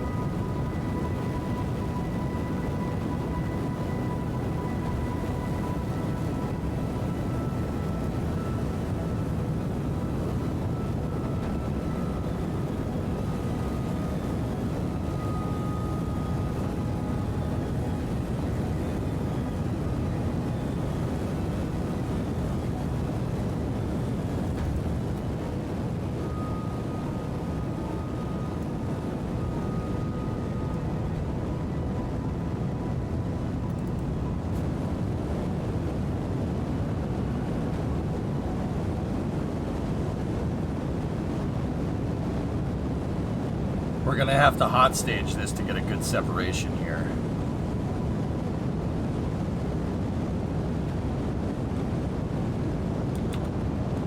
Alright, shut that off. I detached my second stage on the way up by accident, but we're kind of balancing it on top with the first stage here.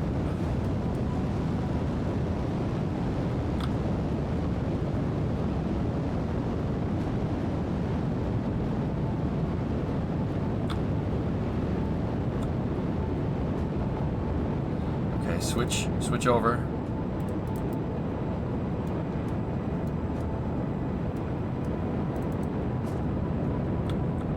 Stand by for hot staging. Nope. I didn't have the engines on, but we made it. Holy crap, that actually did it.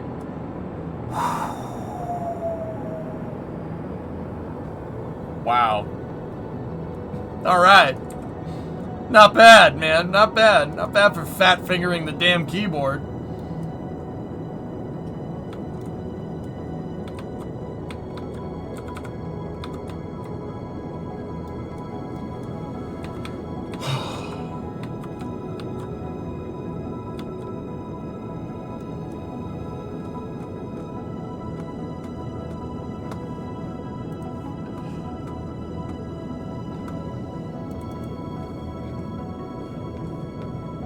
Not bad, dudes. Not bad at all.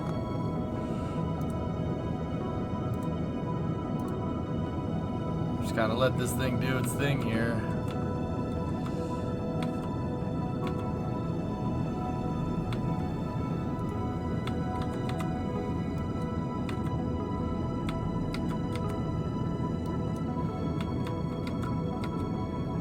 Alright. Stand by for PLF jettison. Electronic jettison confirmed.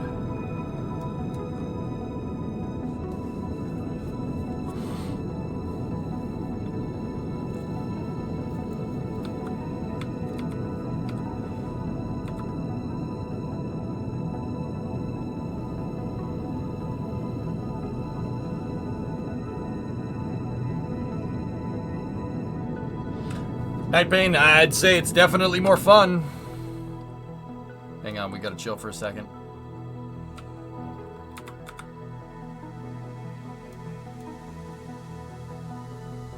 Not the docking port, not the docking port! Not that it really matters, but...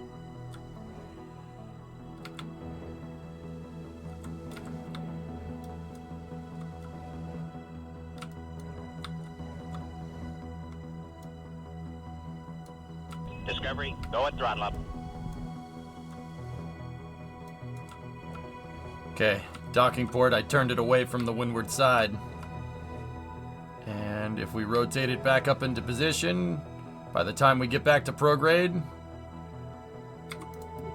we're above 70. Send it.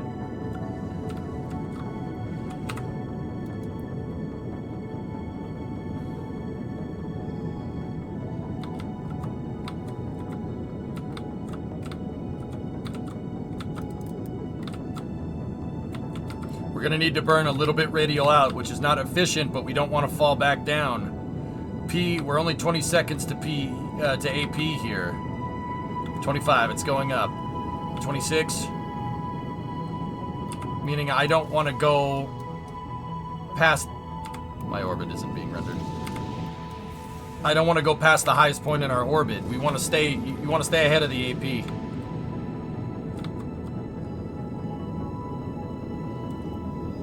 I'd say the game is a lot more playable right now, Night Bane. It's a lot more playable. Yeah, it's actually super fun playing science mode. I enjoy it a lot.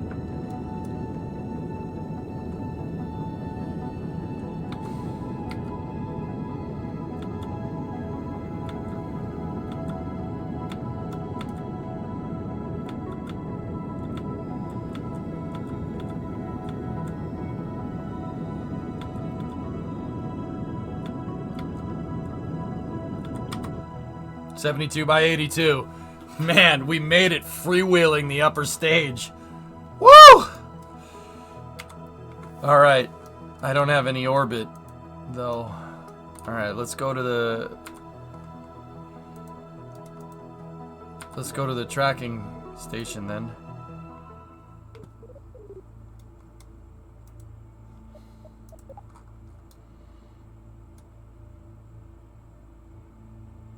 You should dock this to the station you will make with the big orange tank. Oh, Shenrir with a huge freaking raid. Damn, dude. Shen, what's going on, buddy? What were you playing?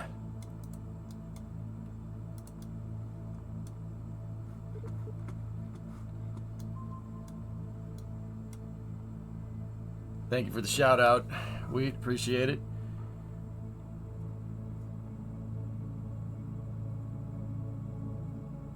What's going on, guys?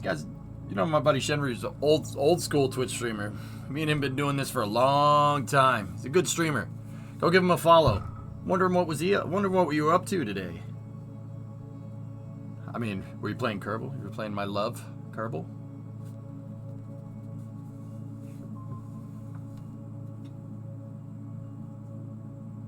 I hope so. Go give the dude a follow. He's a good dude. Good dude. Good dude.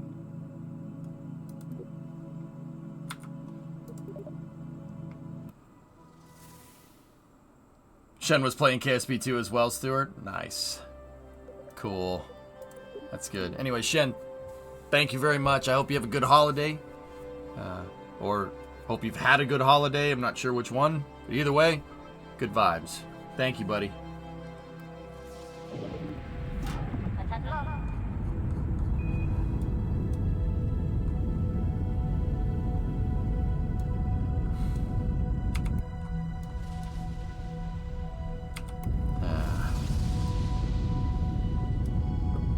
Well, that's not ideal.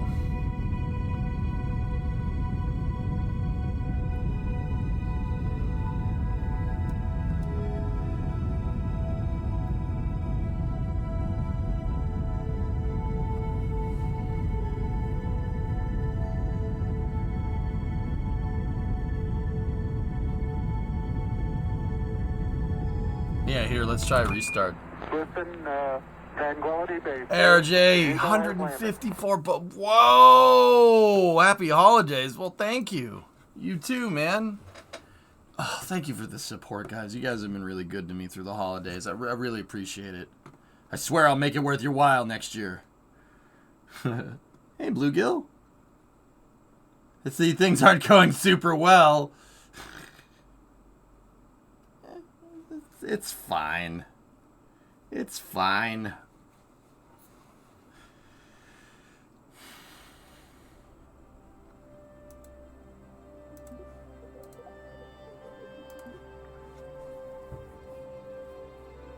Thanks, ARJ. I really appreciate it, man. It's been a crazy year, dude, for this stream. Nuts. Extreme highs and extreme lows throughout this year. It's been weird, dude. Like, that's mostly because I decided to branch out and do other things aside from just KSP. It's been... We've had our ups and downs, you know? Yep, that's really bugged out. Alright, I'm just gonna deorbit this thing.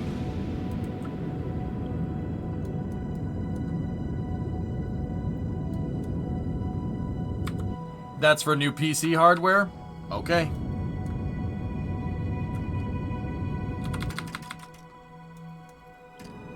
...2024 is gonna be bananas, yeah. I promise you, we'll get crazier with it.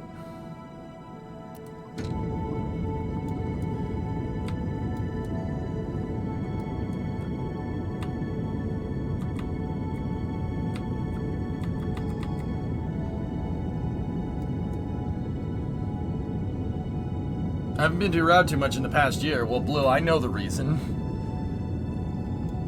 I was busy, but I've been planning on hanging out. You told me, right? You told me the reason. Pretty sure that was you.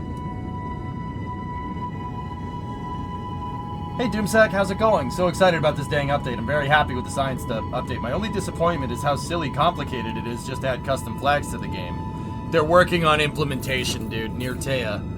Chris is working on that. Yeah, trust me on this one. Are we gonna get crazier every year? We're gonna get crazier every year, so we're gonna get crazy. Yeah, there you go.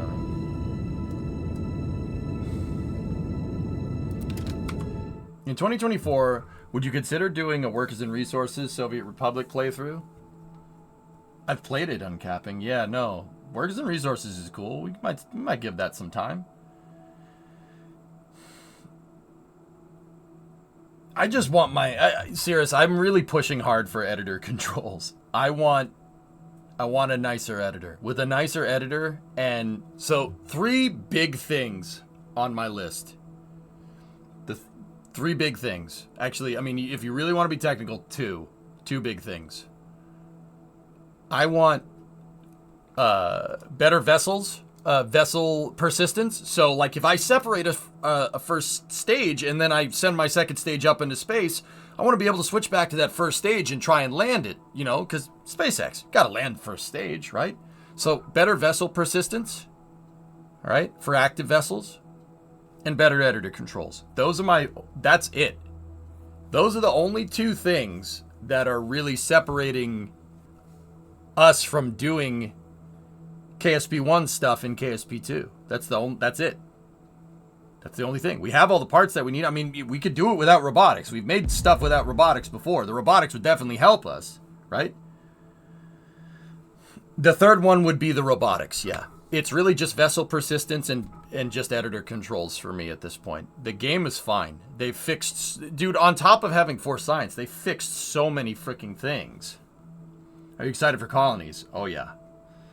God, but truly Merry Christmas. I'm getting offline for the weekend. All right, man. Merry Christmas. Give your loved ones my best, dude. I mean that. The performance needs more work. That is being addressed, physics. They're working on concurrent binary tree systems to not bottleneck the CPU. Highs outweighed the lows this year for me. I got to see you and Brimo. There you go. Yeah. Likewise, sir. Have you seen the latest KERB? I have not, Blue. 2024 in spaceflight is going to be nuts. Artemis 2, Starship, Ariane 6, Vulcan, Dream Chaser, Neutron, Stoke, Relativity. Oh no, you're off as well. Merry Christmas and Happy Holidays. You too, man. You too.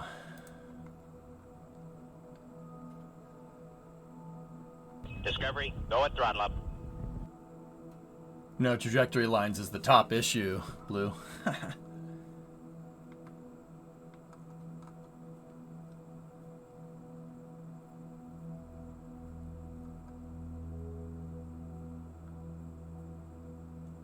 I'm looking at the KERB. Hey, T-Dave, 57 months. Happy holidays, buddy. Can I get you waffles? Oh, the waffles. Hey, real comfortable shoes. And you have a Merry Solstice and Happy Perihelion as well.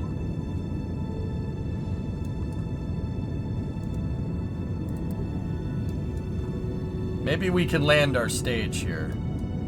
And by maybe, I mean that's not going to happen. I don't think we're going to make enough thrust. Don, you're going to lurk a bit. Go to bed as well. Happy holidays. All right. Are they going to add an option for just 3 sticks on the maneuver node stuff?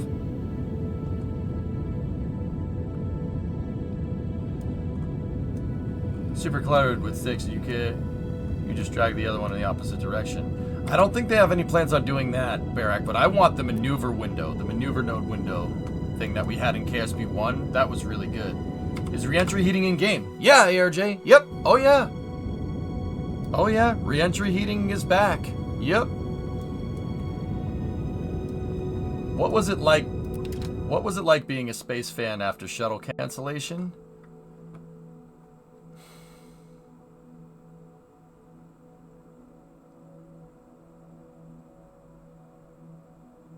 Not fun.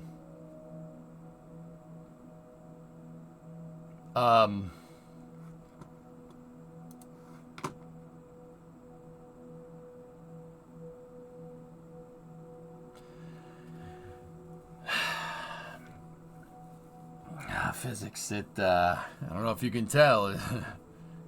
Not fun, dude. Yeah, loss of hope is the right way to say it.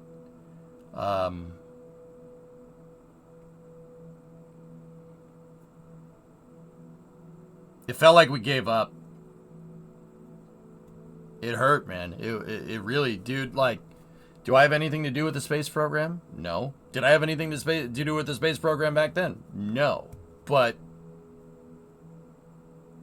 you know, to go from, like, the glory of, like, finishing the ISS with the shuttle, right? And even before that, like, Skylab, and before that, the moon, right? Those other ones are a little bit before my time.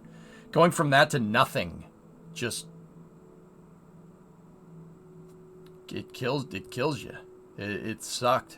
It's part of the reason why I started doing educational streams, because I was super worried that people would lose interest in spaceflight.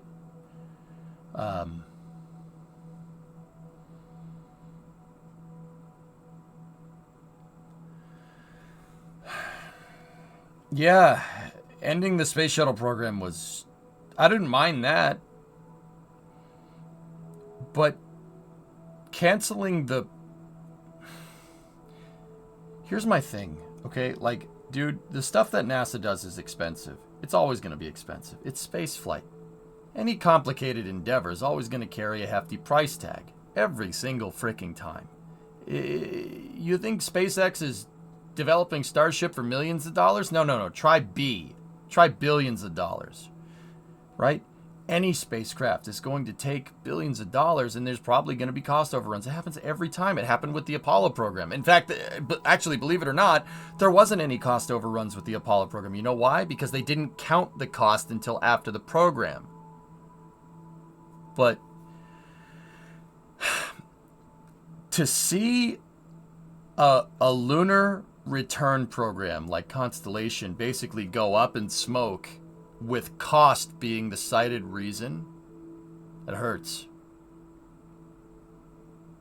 That hurts. It's like giving up on your dreams, man.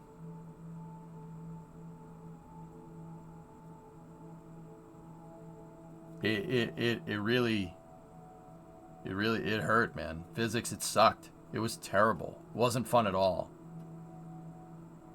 To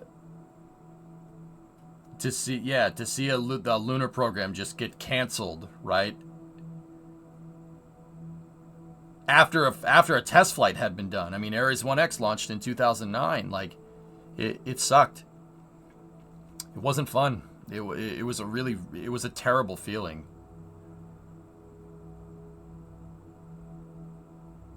I mean, because this was before the whole thing with the FAA, right? Like, actually, the FAA is going pretty damn fast for SpaceX, believe it or not. They're actually doing pretty good, in my opinion. But I understand what you're trying to say. It just sucked, man. It was not fun, physics. It was awful. It was the worst feeling ever. Yeah. To hear people say, well, we've already been to the moon, why would we go back? It's like being kicked in the scrotum. It's terrible. Do you see Artemis getting canceled anytime soon? No. Artemis is fine, Cloudy. It's just going to take a little while. Because it's the remnants of the program it replaced. But to see us go from like completing the ISS, routine shuttle missions, and then we were just going to go right into Constellation missions and use the ISS and the research that we learned to go right back to the moon, and to see that the plug being pulled on all of that it hurt, man. It hurt. I probably shouldn't have, but I took that really personally. So I took that personally. I took it personally as a U.S. taxpayer at the very least. I took it personally. It really, really hurts. It's something that's really, really close to my heart. I don't know if you could tell. But yeah.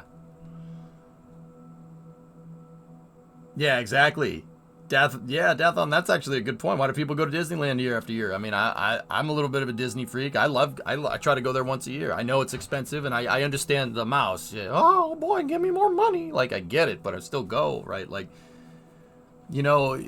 I guess, when it comes down to it, it was like, well, hey, what happened to choosing to do things because they're difficult? Cost be damned. Do it because it's difficult. What the hell happened to that? Huh? We're just not doing that anymore because you don't freaking feel like it? What do you think? This is some freaking civil service job? You think you could just quit? Oh yeah, no, we're done. We're not doing that anymore. We've already been to the moon. It pissed me off. It still pisses me off. Can you tell? I still get mad about this. I still get pissed. It still pisses me off, man. But, like, oh yeah, you could just pull the plug on it because it's all about you, right? Dude, yeah, it's, sucked. Not fun. And to see SpaceX, kind of take the reins, right?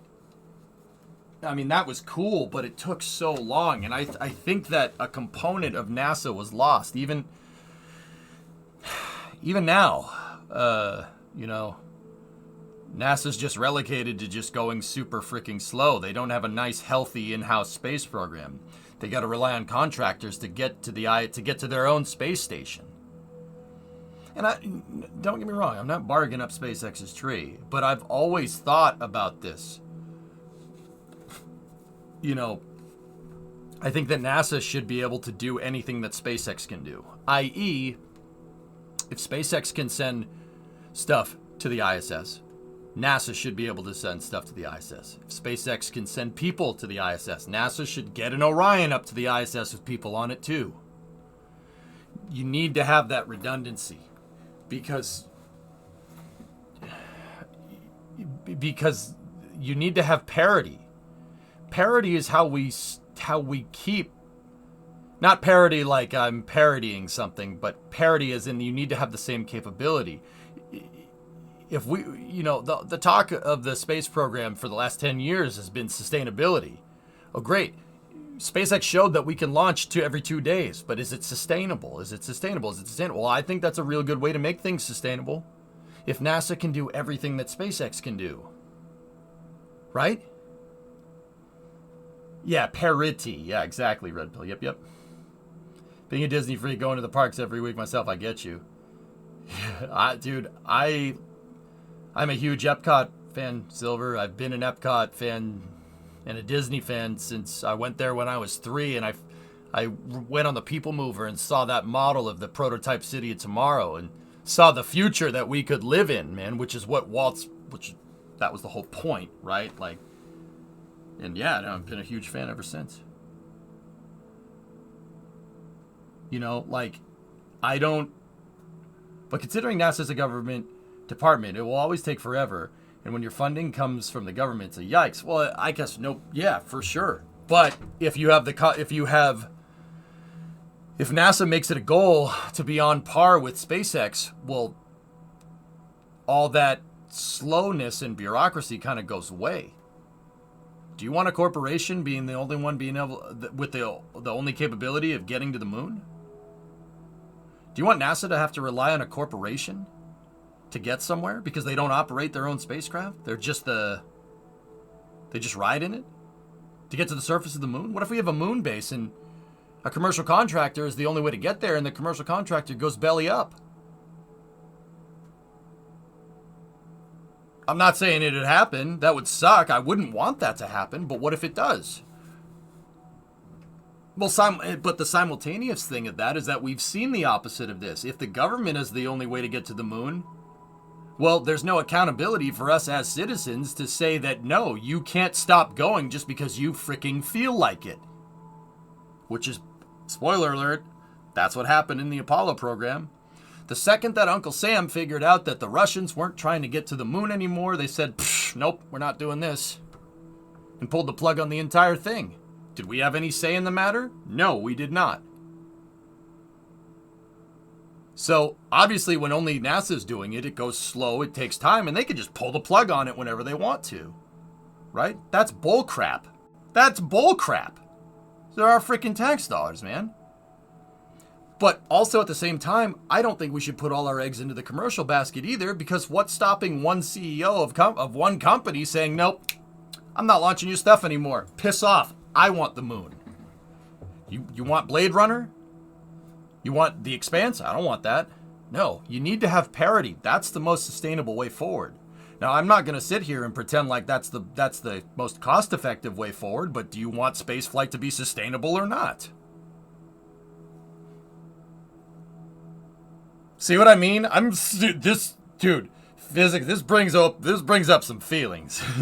This brings up some feelings, man. You want Dune? Yeah, exactly. Screw that.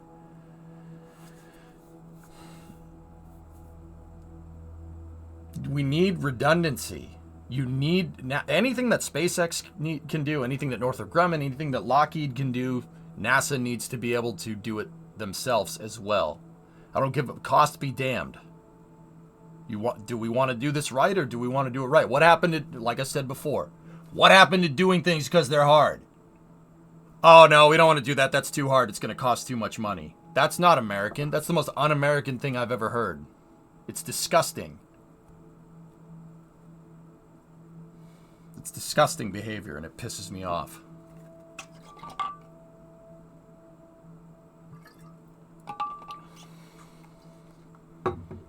Sorry for yelling. Back to Kerbal.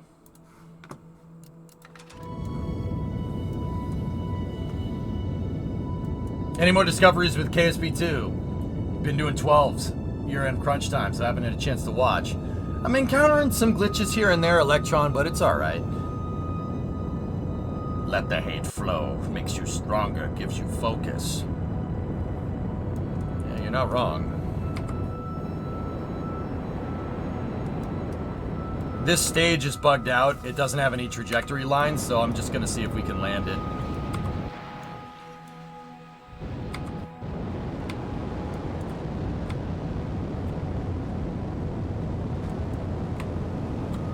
MSR? Phil, refresh my memory. What's MSR?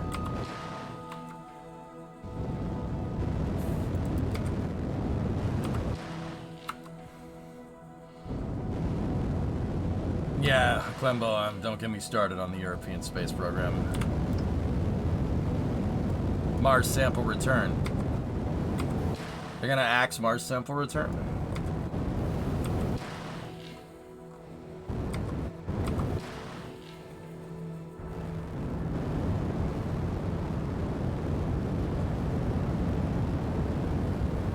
Yeah, erudite, for sure.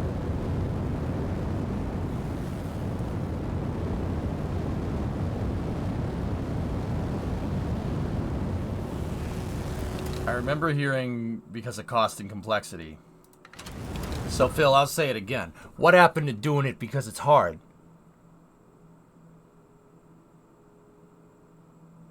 If everything was easy, every country would do this. We want to push the envelope or not?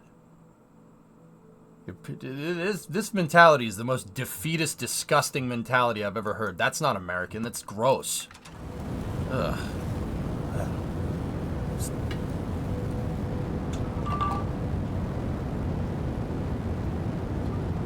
Frick you. We put people on the moon. We can do anything.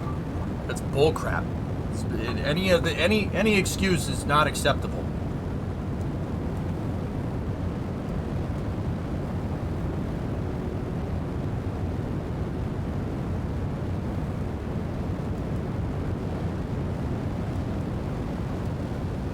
We're losing Delta V quickly.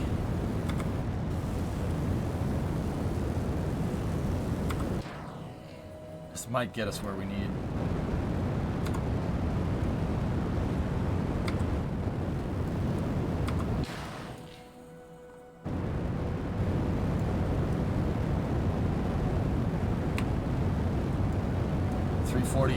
It's going down. These motors don't work too well in the atmosphere. But it should be enough to slow us down. Once again, the trajectory bugged out on this stage, so I'm just gonna land it and recover.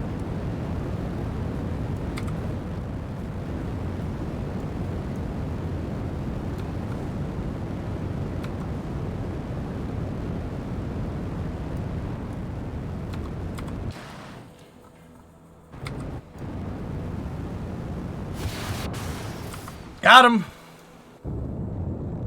I lost some engines. Whatever. It's fine. Damn.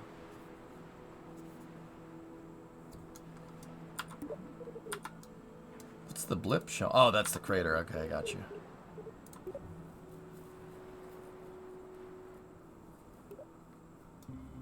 Yeah, no, I'm sorry if I take exception to that, but I won't compromise on our space program. That is a feather in our cap.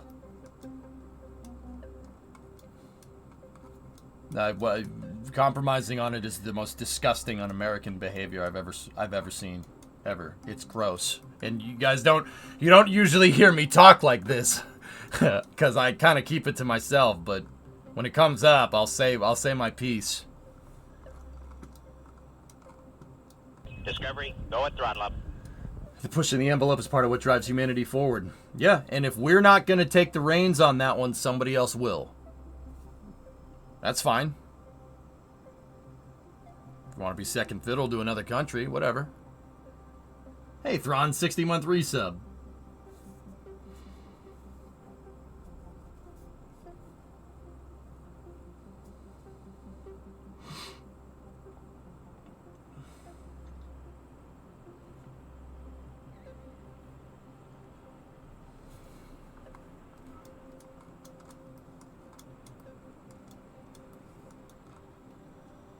All right.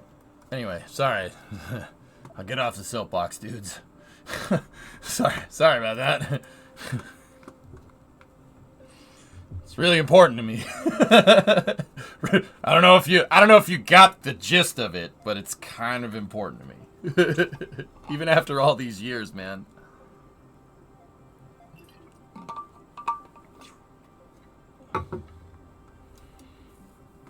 Alright, so, Kerbal stationary orbit. Let's go recover the stuff off Launchpad 1. Actually, you know what? We'll go to Launchpad 2. Fear the angry nerd.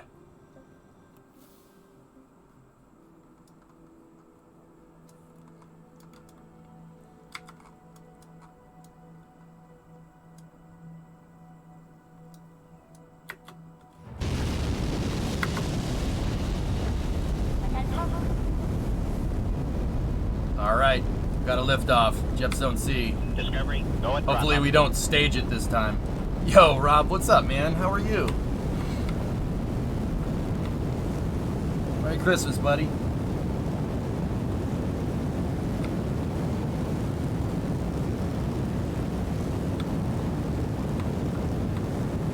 Maybe if Russia landed on the moon first, like in For All Mankind?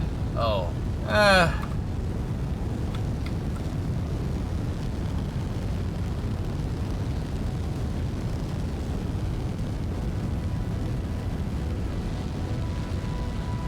Fly Purdue, let me ask you this. Do you think what's in the NASA civilian pipeline is satisfactory?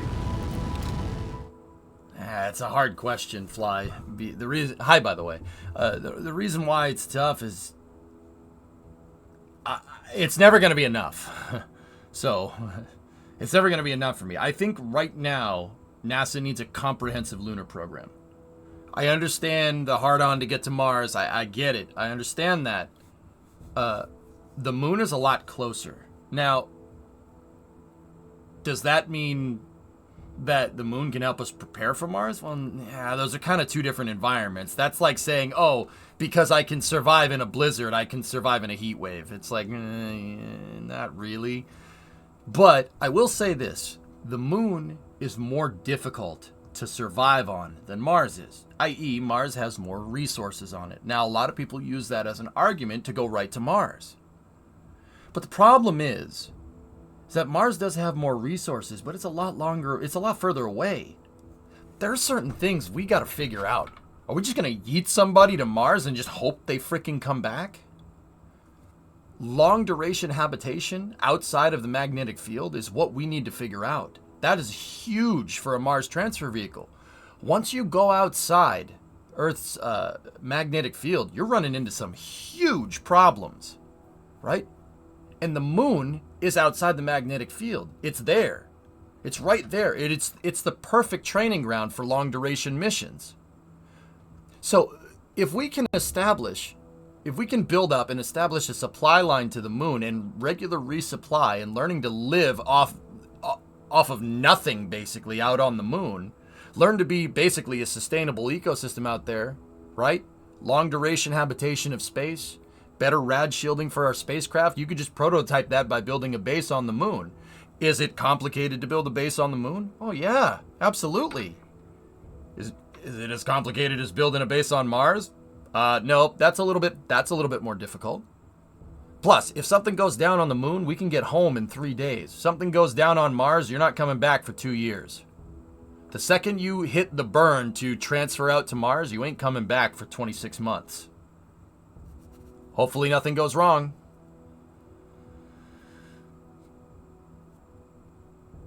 Yeah, exactly. I mean, you guys have all seen The Martian, right? So yeah, Fly, I think, is it comprehensive enough? I'm going to say no. Of course, no, of course not. Dude, it would never be enough. It's never going to be enough for me. But if I had to say, this is what NASA needs right now, they need a comprehensive and robust system to be able to basically get out to the moon on demand. Don't forget the potatoes and the disco music too, right?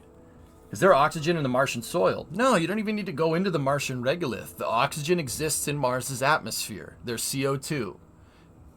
You can just rip the oxygen off the CO2 with some in situ resource utilization. Once again, I'm speaking like this is some easy thing to do. It's not. So when do we get an Epstein drive? Inertial containment fusion might make that happen a lot quicker than you might think, Farnight, but yeah.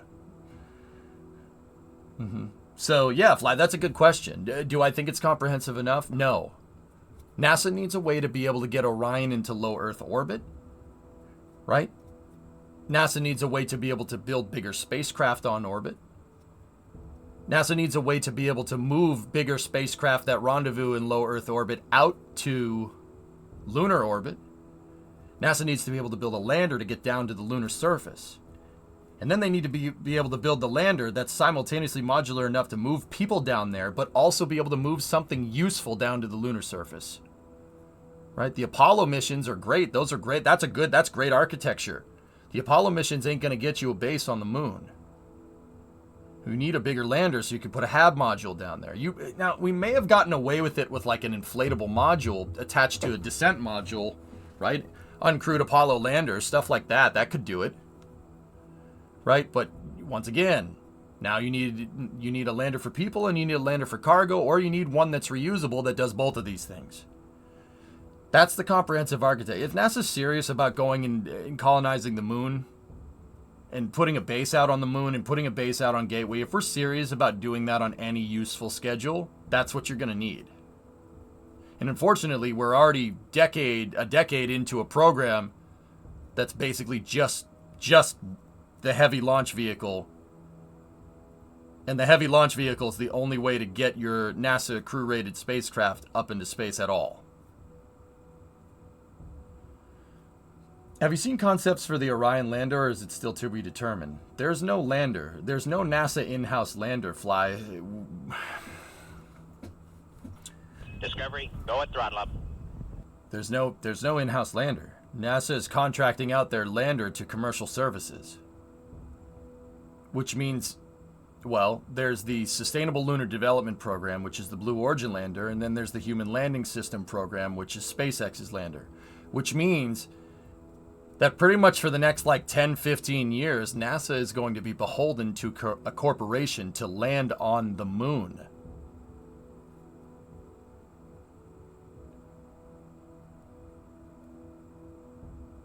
Unacceptable. It's unacceptable in my opinion. It's unacceptable. Then what are they doing with Orion then? Orion is their way for getting people out there. Flybys. Well, Orion's designed to dock to a space station called Gateway out there. And yes, we'd need something like Altair. I saw what you said. Acton, 34-month resub. Thank you.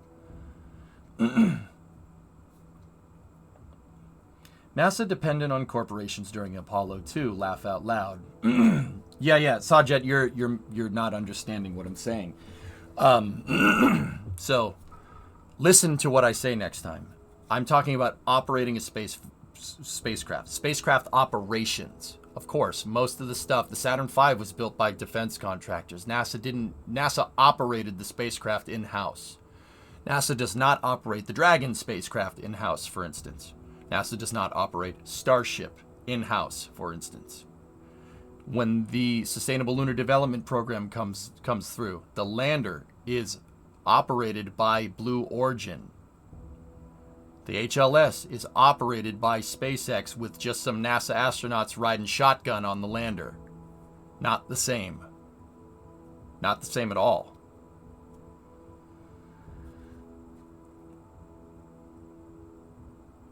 Why don't you give a comprehensive breakdown of the entire program? I could, if you want. I could, if you want. I mean, how much you guys really want to get on the soapbox like this? I'd like to play some Kerbal. Here, I'll keep going with the thing, okay? Wouldn't they integrate teams? Depends. Monblend, thank you for the 10, man. I really appreciate it. I mean, I can talk and work, dudes. Let's go.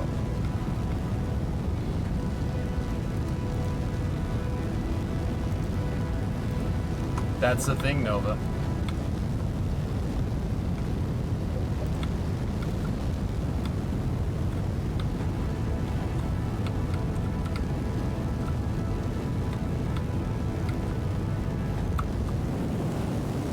I gotta be careful. We're grab turning too much.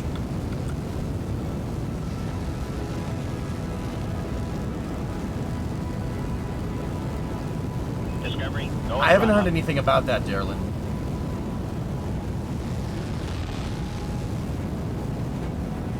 Bill, nice. Grizz, 3-month resub.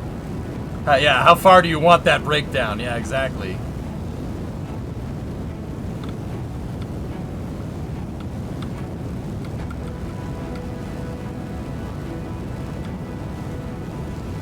Keep up the great content. Thanks, man. I'm trying. Sorry, guys. I try not to get on the soapbox a lot lately, but if the conversation comes up.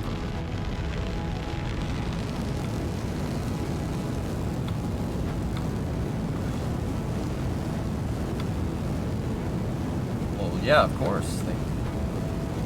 Are fruit snacks allowed in space? I hope so. Taking the info, thanks. Yeah, no problem, Fly. What do you stream, dude? I haven't seen you in here before.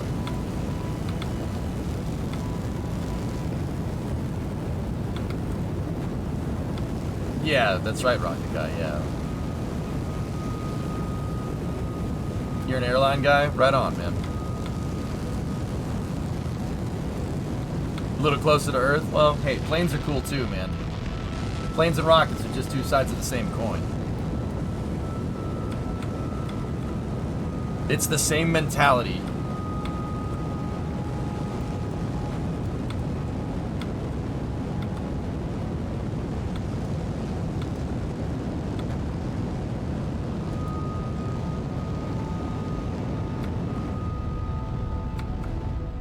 We gotta throttle down and we're cooking the fairing again.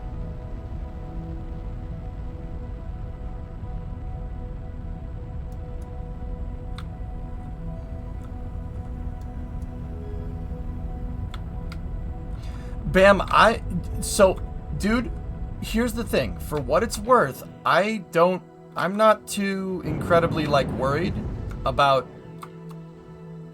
we gotta coast a little ways here, or else we're gonna cook that fairing. We are cooking the fairing. I'm not too incredibly worried about SpaceX. I don't want to take people saying that, you know, oh, Starship is gonna take forever. I don't want people taking that as like, oh, I don't like SpaceX. I'm the biggest SpaceX fanboy you've ever seen. I love this stuff. Like, maybe only the guys at NSF know more, right? Like, I really, really love what SpaceX is doing. I have no complaints about what they do. I think they're awesome, right? However, once again, I have no doubt. I agree with you. I have no doubt that Starship is going to do its thing, right? It absolutely is. I just want NASA to be able to do the same thing with them, because I don't want some bonehead to come along and be like, no, we don't want to do this anymore, or no, I don't want to do this anymore, right? And hey, Yulicola, 22 months, thank you. And then we don't have it anymore, like what happened during Apollo. I don't want stuff like that. We need both. That's the most sustainable way forward. It's not the cheapest way forward, but it's the most sustainable.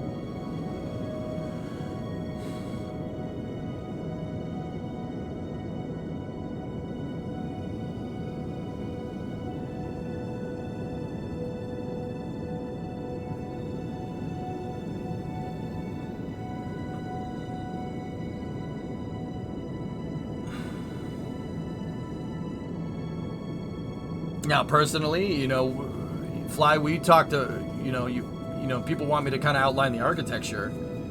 I think that NASA should have their own lander, and then NASA should leverage Starship to get that payload capacity down to the surface. Start with flags and footprints, and then go from there.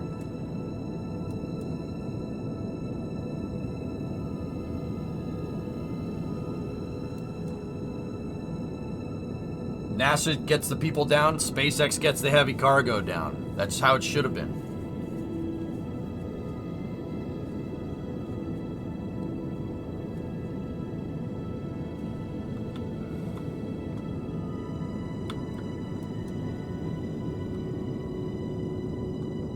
Yeah, Phil, yeah. It's the whole fiasco with not funding the program correctly, but I'm a little shocked that they're talking about the moon without a lander on the drawing board. It's kind of funny, huh?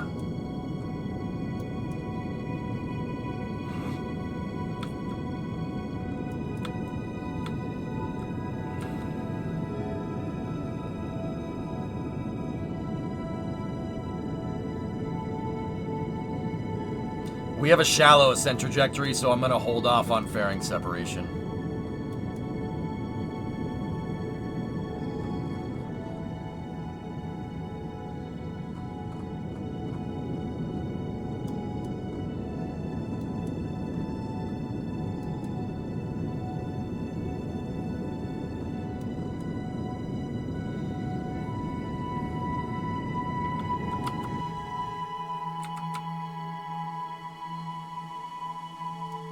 This trajectory was just god-awful.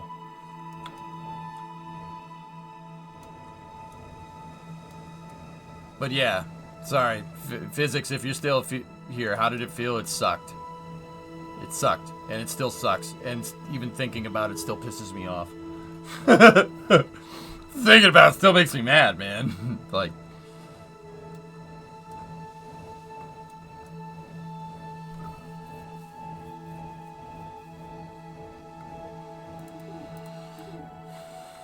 What happened without another space race? There's not any kind of societal impetus to go to the moon, so we can't spend 5% of the GDP. Yeah, Sajid, I don't mean to be a dick. I'm not trying to be that guy. Please don't take this personally. But thinking the way that you think got us in this mess in the first place. Yeah, that whole shit right there. That's why we have such a fragmented space program, because people thought like that. All right, I'm not trying to be a jerk, but that's the reason. Oh, okay, physics. Yep. Yeah, I got you, man. Pop that fairing off.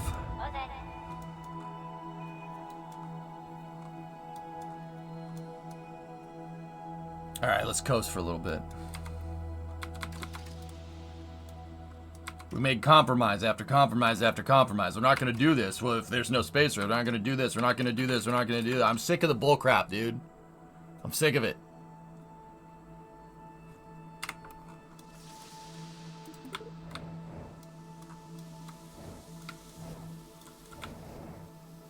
This complacent mentality is not good.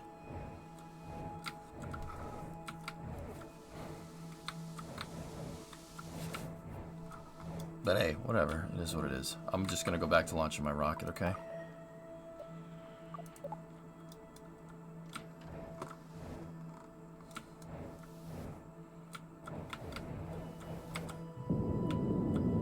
Let's get a good circuit up here.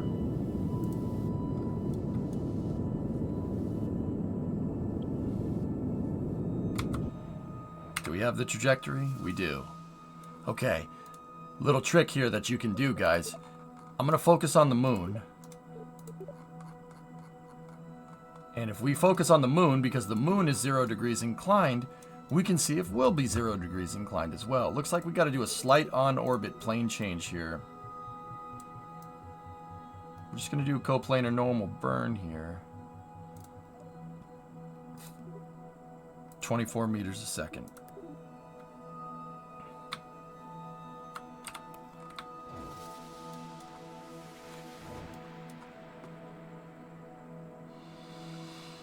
Plenty of people need. I mean, Witty, if we're gonna look at it like that, humans thrive in adverse conditions. Now, up until that point, it's been fighting each other. Well, guess what? Space is trying to kill you at every waking moment. We're perfect for it. Humans are perfect for that. We're perfect for it. Space is trying to kill you every second. You can't just exist. The void, you will freeze into the damn void if you're not careful. That's perfect for us, man. We were meant to do stuff like that. You know, like, why climb the highest mountain? Why 35 years ago fly the Atlantic? We choose to go to the moon. We're perfect for that, man. That's what we do.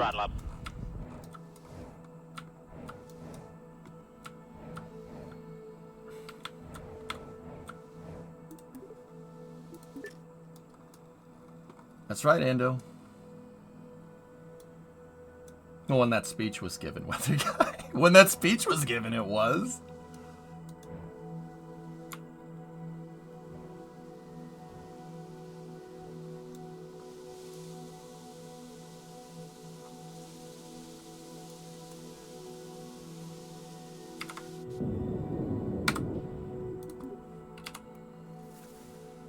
Cool.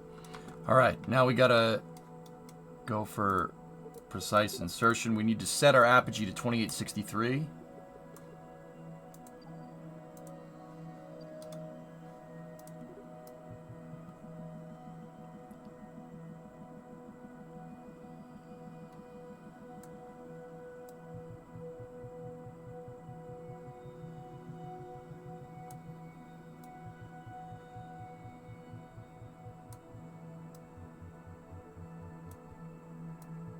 2863.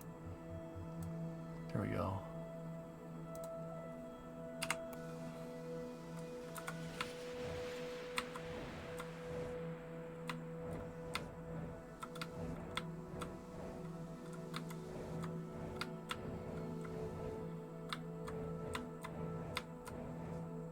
Do you believe in intelligent life on other planets? I don't know. Maybe we should go find out instead of sitting here waiting to be discovered. Just a thought. You want Starship Troopers or you want Independence Day? I'll take Starship Troopers, thank you very much. Why does Rice play Texas? We choose to go to the moon. It's such a good speech, dude. It's such a good speech. It'll get you fired up. What about Ender's Game? Maybe that too. Did you ever screw with Orbiter? No, Fly, but played Flight Sim on stream plenty of times. Actually, there's a lot of... Dude, I've been attracting a lot of pilots lately. We should probably go play it. I thought the plane change was cheaper further out. This is a quick one. That was a quick one. A small plane change, John, is not a big deal. If we were going to do a 90-degree on-orbit plane change around Kerbal at this altitude, it would cost as much to get into space. You might as well just launch another rocket on the right plane. But just a smidge one like that to correct a small deviation, not a big deal. But yes, generally you're right. What about Halo? I don't think anybody wants the Halo universe. Yeah, Pop, I'll think about it. I'm from Buenos Aires and I say kill them all! SLS not being engineered with an operational lunar lander never made any sense to me. Yep. I know. SLS is a temporary solution. Oh, we'll just design the heavy launch vehicle. Let's design the upper stage for it later. We'll design the lander for it later. Just design the crew capsule and the launch vehicle, and that's fine. Upper stage? We don't have the money to do that. Let's put an upper stage from a smaller rocket on top for testing purposes. It's just a temporary thing. Just temporary. Anybody work in software? You ever heard that before? Oh, it's just temporary. We'll redesign it we'll redesign it later. This is good. This is a good solution just for now. You ever heard that before? You know exactly what that means.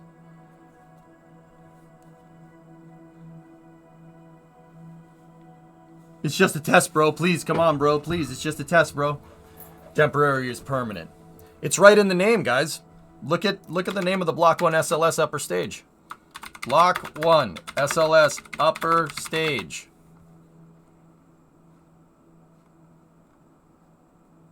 It's funny that it populated the EUS, but that's the name of it right there. The interim cryogenic propulsion stage.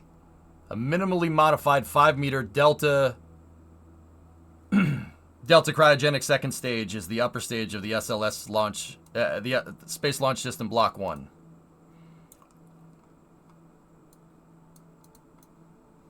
It's right in the stage. Anybody that was worth their weight in knowledge about systems engineering knew exactly what the hell that meant right when it started. Now, that's what should have been developed with SLS from the start, the EUS, the exploration upper stage, and it looks like that all zonked out. So this was the stage that SLS should have been funded with right from the start. Yep. Yeah, see, a lot of you guys know. You guys know what interim means. This thing would have had enough to at least get a semi-usable lander out there, something, or at least would have been enough to move parts of a lander to integrate together. Now, don't get me wrong, they are working on this and building it right now. This thing is this thing will deliver gateway modules to build the space station out there, but still no lander. Do you used to have a professional career in this field? You sound like you do. No, Mina, I'm self-taught. I just love the space program. But I have people in the industry that watch the stream that help me with my analysis. But the opinions are my own. I've done like streams with NASA before, if that's what you're asking. I hosted a NASA panel at TwitchCon one time. Does that help?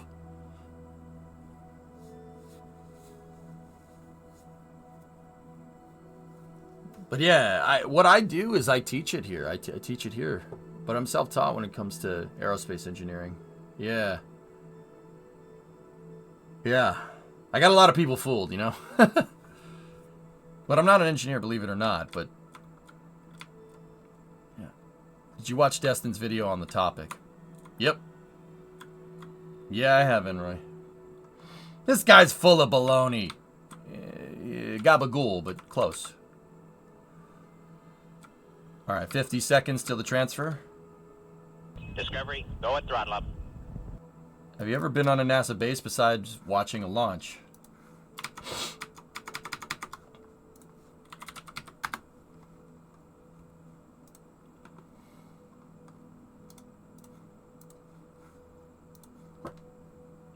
Yeah. Yeah, Birch, I've been down there. I'm known to frequent that place, Kennedy Space Center, from time to time.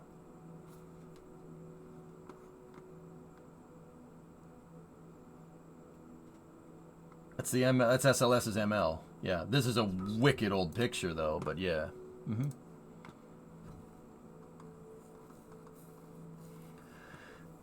That was 8 years ago, actually, almost to the day.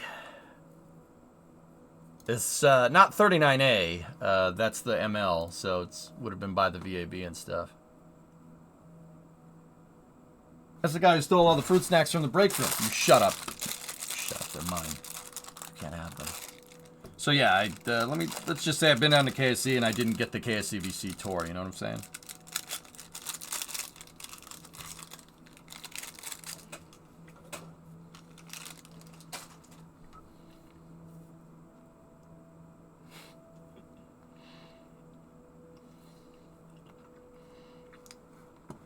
When are you going back?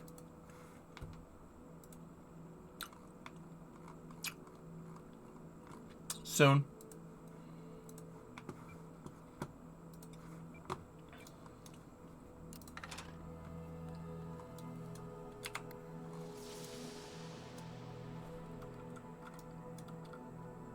Want a tour of Gulfstream in Savannah? Yeah. Yeah. I have plans for 2024. We'll see how stuff plays out, okay?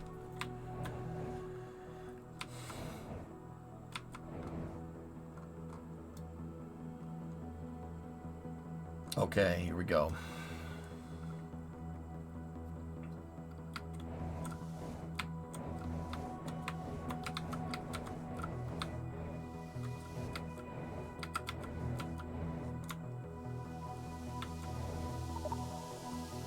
Prop settling.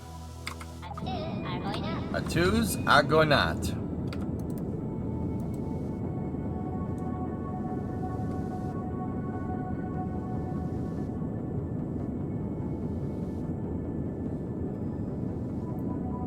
Fair enough. I only went to Kennedy once. I grew up about 20 minutes away from Glen, so I always went there. Glen's cool, man. Plumbrook.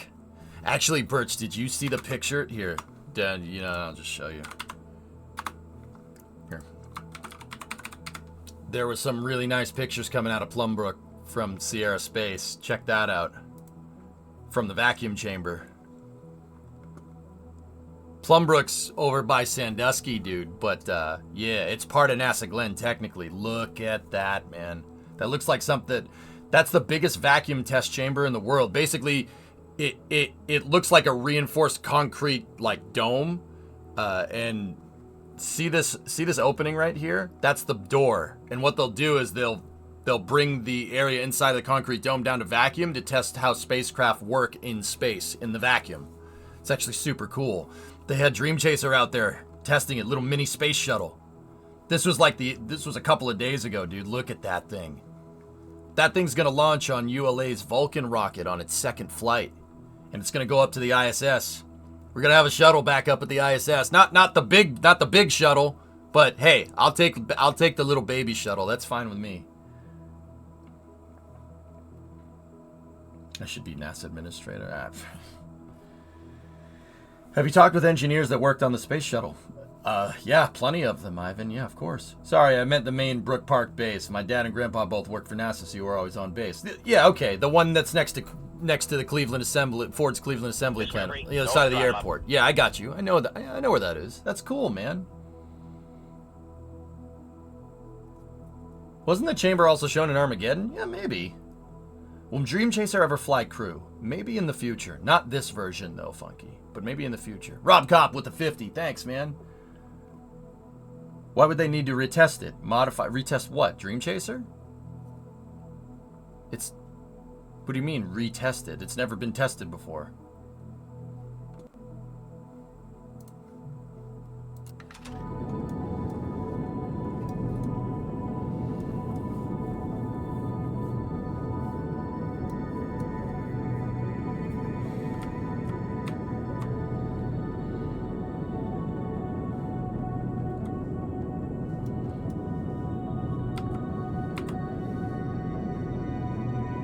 Thanks for the info. No problem, Daly. I got you, man. This is what I do, dudes. I teach you about space. You know, there's all different kinds of Twitch streams, right? But, you know, at least with this one, you learn something. Or at least you learn something interesting, right? Not saying everybody here needs to go be a rocket scientist, you know what I mean? But, you know, getting people involved in the space program and getting people to understand how cool it is and how vital it is. And, you know, not even how vital it is. I just think it's freaking sweet. It's this big metal tube that shoots flames out the back. That's cool. I dig it, man. It's the most American thing ever. You know, like, I think that's legit. It's cool. You know, I try to show people how cool it is. Tube. I was sent by NASA to educate. Why did they use a drift pad instead of the front wheel? Just to save mass or for something else? They can't fit a wheel up there. The pressure vessel's in the way, dude.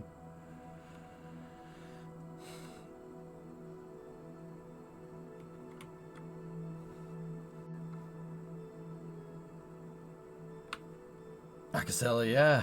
My pleasure. It's cool. It's really cool. And it's something that's interesting. I can't tell you, you know, like how many jobs out there are just boring? Like, can you imagine going to work and working on a spaceship every day? Okay, 2863. Imagine going to work working on a spacecraft every day? That's the freaking coolest thing I've ever heard. All right, let's circularize out there.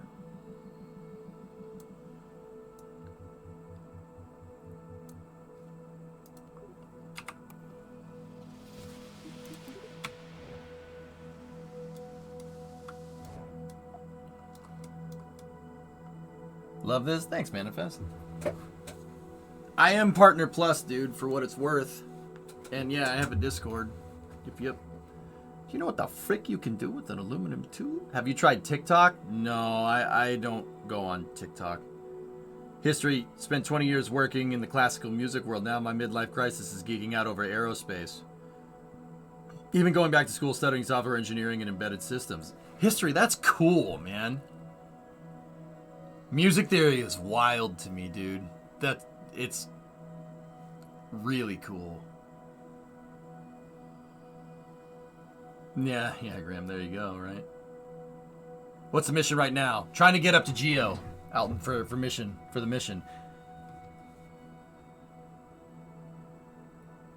I've heard of Mozart. He was pretty cool. What did you do in the classical music world history, if you don't mind me asking? Sorry, I don't mean to pry, like...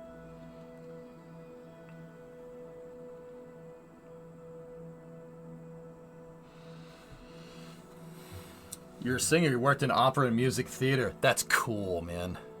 That's cool. That takes skill. That takes real skill.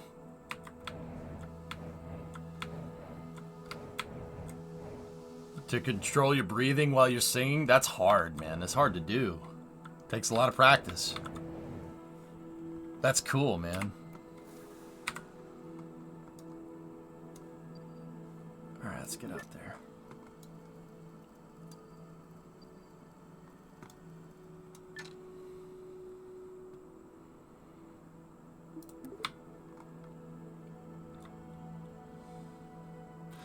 Well, I mean, history. I actually had. I'm not a singer by any means. I mean, anybody asking me in chat that's heard me sing, I'm not the best.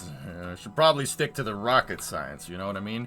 But you need to have pretty good lung capacity to be a streamer. I sit here and talk for 10 hours a day.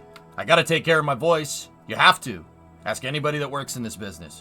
You got to sit there. You got to take care of your voice. You can't strain it. You strain it, and your voice goes down. You're screwed. Screwed. So, you know, I can relate. Probably not on the same level, but on some way. Aloha etat.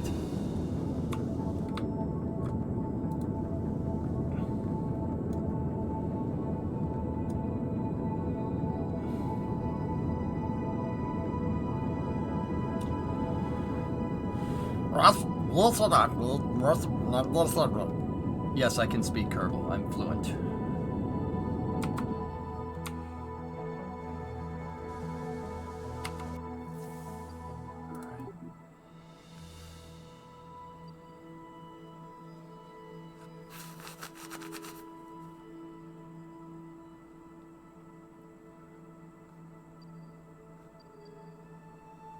Alright, we gotta use the monopropellant to get up to 2863.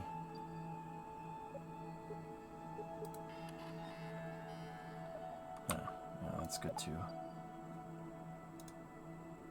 Yeah, let's just give the engines a quick pulse there. Did we get it? No, that was just the science. Okay.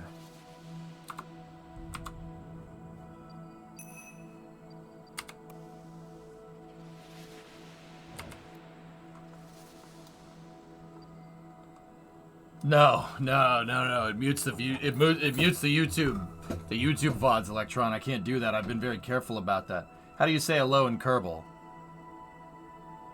Allo. Allo. A-L-O-H. Allo. Like, hello. You think I'm kidding? Go look it up.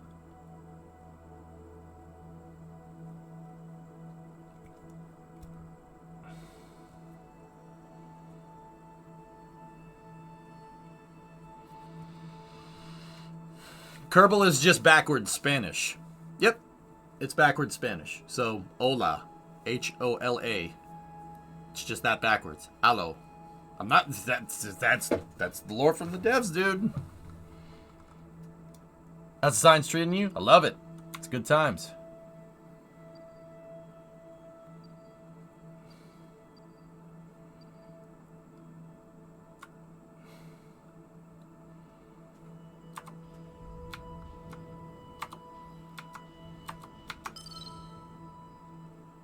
Oh, it gave it to us. We're not in geosync. We're not even close.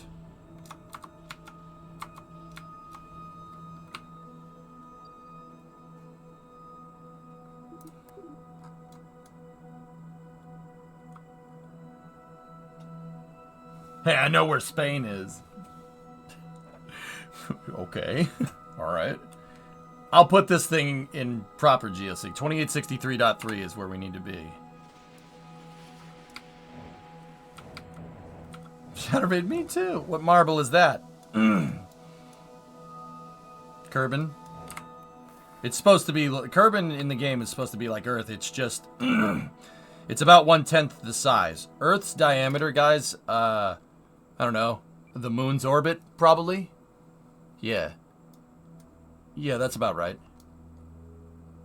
Yeah, see that ring right there? That's about the size of Earth.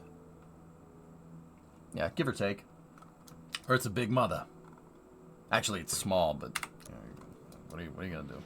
It's big compared to this.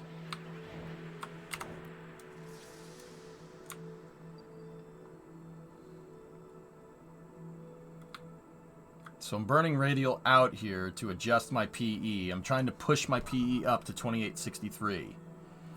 62. Come on, baby. 63. There we go. All right, so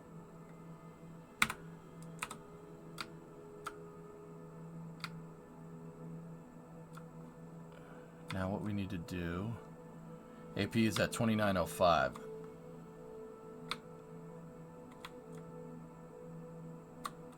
So we need to go retrograde here.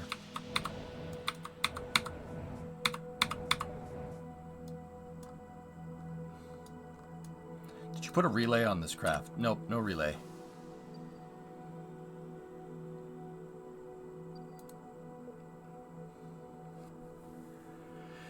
Yeah, we're in synchronous over the desert, but I have to I have to set my apogee to 2863 as well, or else this thing's gonna fall out of phase.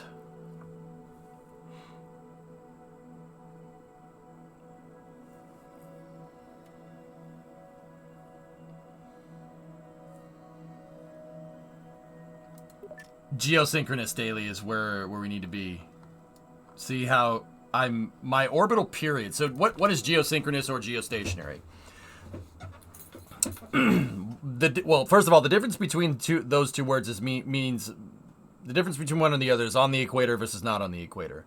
But a synchronous orbit is basically when the time it takes your spacecraft to do one orbit is equivalent to the time the celestial body that you're orbiting around does one spin. Your orbit is synchronous to the day cycle on the planet. In this case, Earth. Synchronous means that how long is a day? 24 hours, right? It's 24 hours and change, but that's another story. So how long is your orbital period? 24 hours. If your orbital period, time it takes you to do one orbit, and the time it takes Earth to do one full rotation, both take 24 hours, you will appear to hover over the planet. It'll stay in one spot. So we put communication satellites out there because, like, satellite television, the sats are always pointed towards the equator. They're always pointed towards the equator because that's where the DirecTV satellites are. Well, one of them blew up the other day, but that's another story. It didn't blow up. It didn't work. But I digest.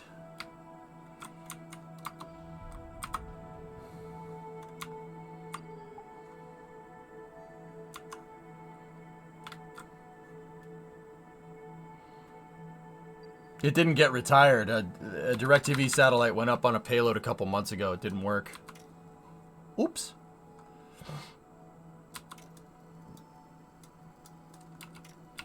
Did you just say, but I digest? I did. Do I not digest food?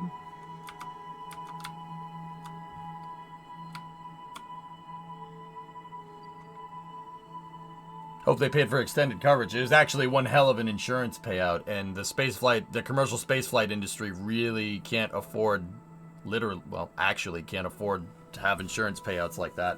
People don't insure spacecraft to go into space. No one's going to take the risk. Prevaricate, yes. What shoes are those? Oh, they're waffles. They're real comfortable shoes. Waffles.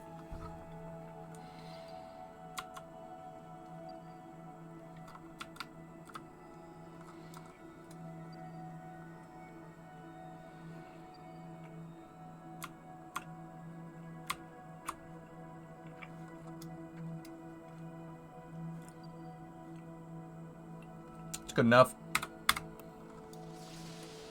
Stay here. Guess what, stage? You go that way. I'll go home.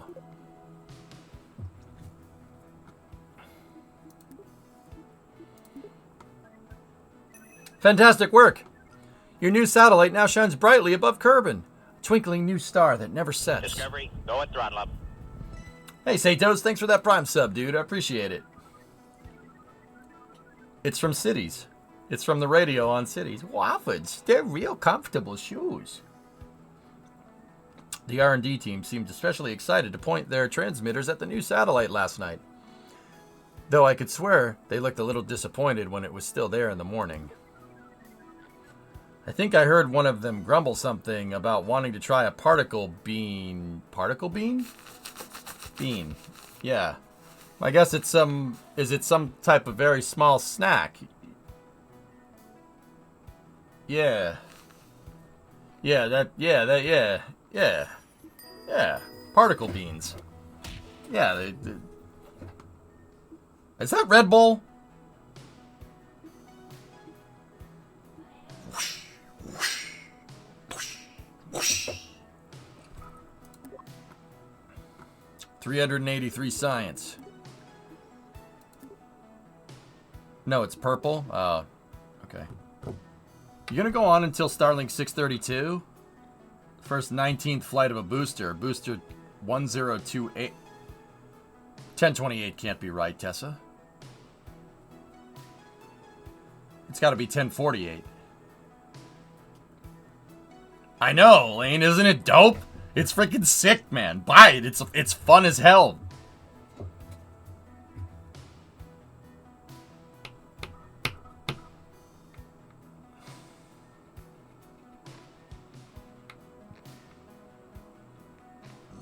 Yeah, particle beans, especially in soup and stew. Yeah. Sorry, 1058. I was like, 1028? That's a Block 3 booster. There's no way. NSF says 1058. Cool. All right, so we have 383 science. 383, good number. What do we want? Oh, I need... balls.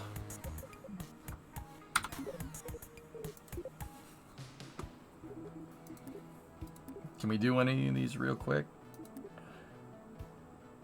Can't do that one.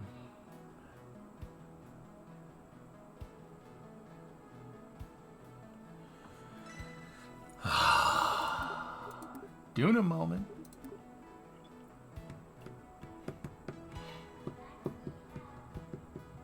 Is there any science we can broadcast? That's a plane.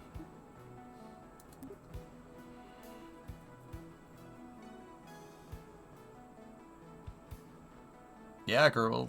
Yeah. Did you make a plane with science? I unlocked the plane parts. I haven't made a plane. First dibs means I need to build the spacecraft, Tessa. I think I could get that done. I need to build a capsule.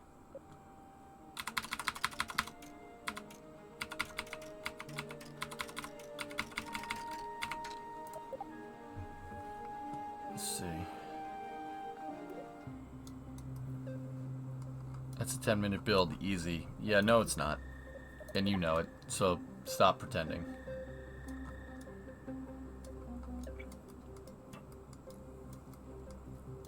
I see they decided to rip off your mission control screen for their background. Yeah, I know, right? Okay.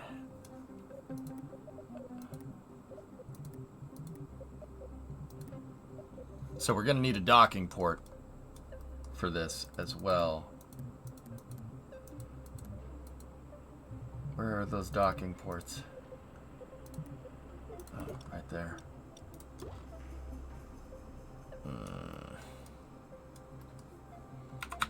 I know. Fancy, you think this guy, you think he would have learned. Ridiculous.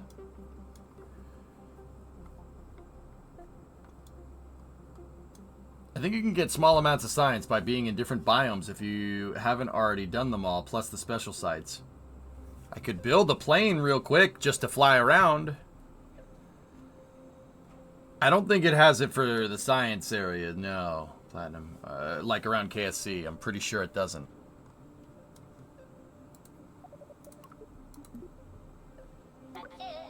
Tattoos are going not.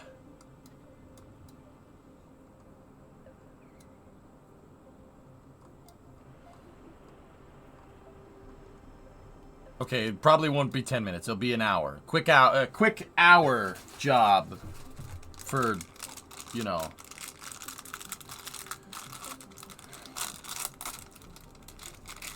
Hey, KSP TV, what's going on?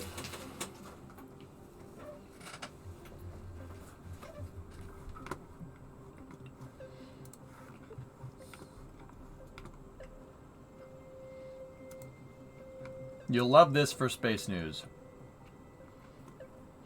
Cool.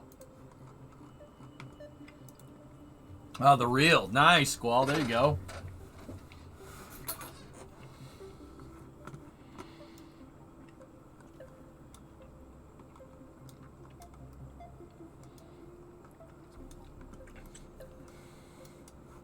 Hey, Mystical KSP TV person. Can you tell everybody at Intercept that I said I hope they have a happy holidays? Or if they've already celebrated their holiday, I hope they had a good holiday. Can you do me a favor? I don't ask for much.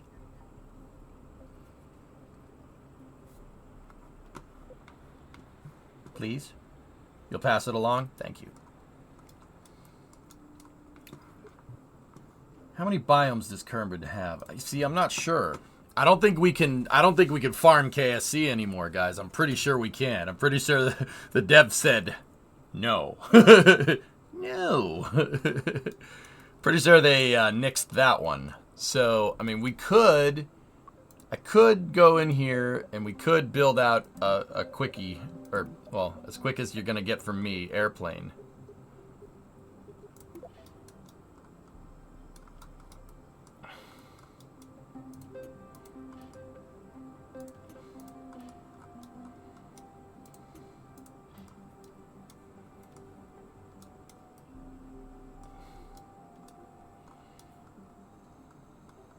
Is there a Dunkin' Donuts on the moon? I can't go there without it. Yeah, we're gonna have to bring a K-Cup.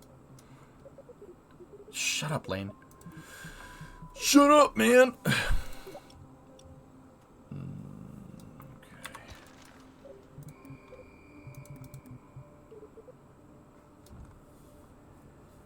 Quick 6-hour plane build.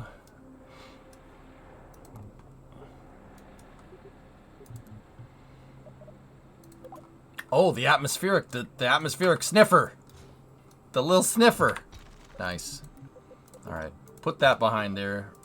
Open up the cargo bay. And then...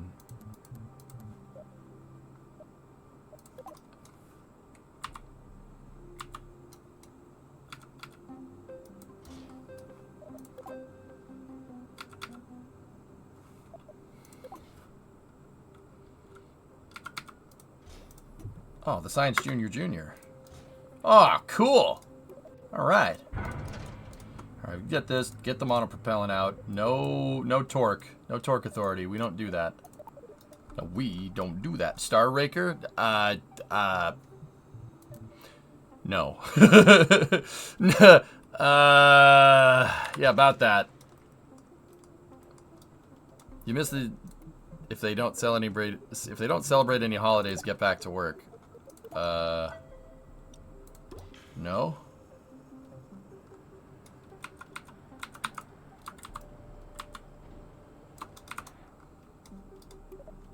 Discovery, go at throttle up.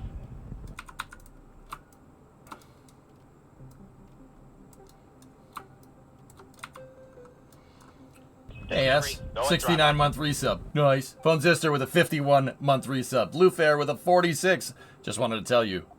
I just wanted to tell you all good luck and happy holidays. Discovery, go at throttle up. Hey, Fork. What's going on, dude? Wow. Long time. How you doing?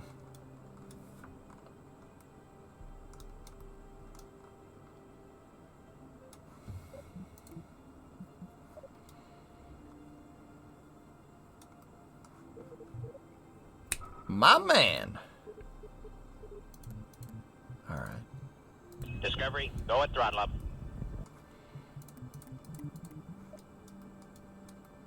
Not bad, not bad.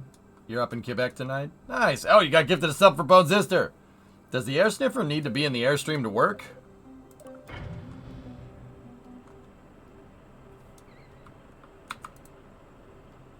I don't know. I have no idea. I just unlocked that part, and I frankly have no idea what to do with it.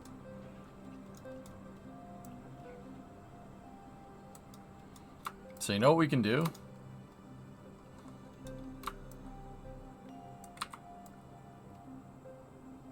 Yeah? Yeah?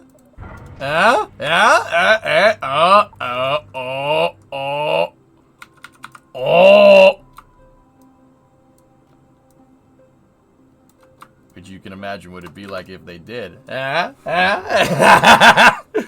Everybody on? Good, great, grand, wonderful. No yelling on the bus!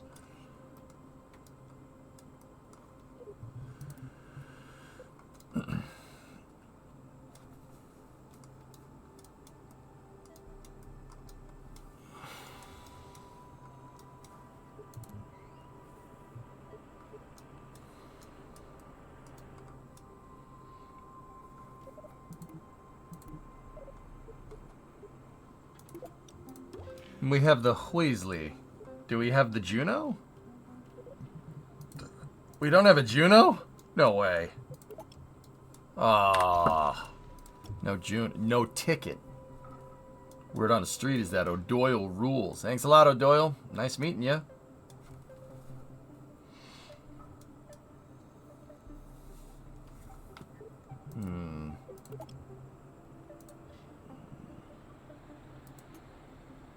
Happy holidays, Woody.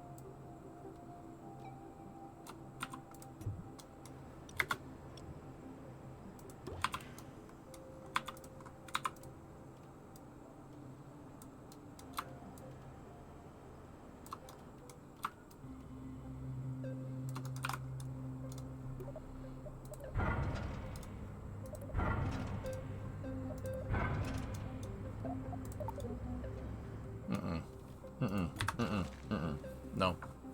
No. No. It's not gonna work. That's a shame. I really wish we had Junos. Where are Junos on the research and development? Why? I'm confused why we wouldn't unlock those first.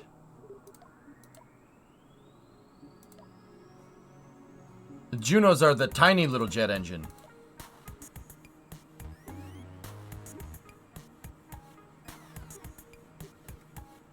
Huh.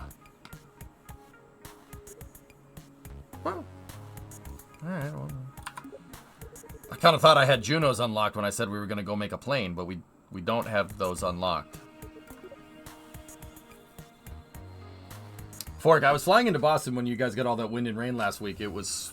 Dude, that rain was nuts. That rain and the wind was crazy, dude. Okay, we'll just make a simple plane, I guess. Let me think. You know what? Get rid of that. We'll put the sniffer back on in a second. So we'll make a simple boy.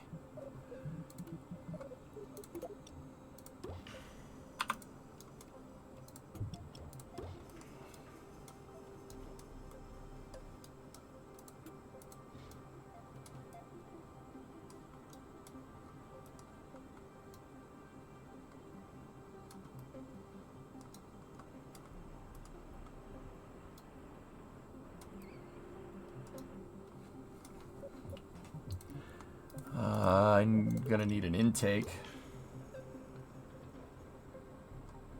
Yeah, that's fine. We'll get some. We'll do some F-86 Sabre action up in here, okay? Search bar in the R&D center. That's why they pay you the big bucks, huh? All right. All right.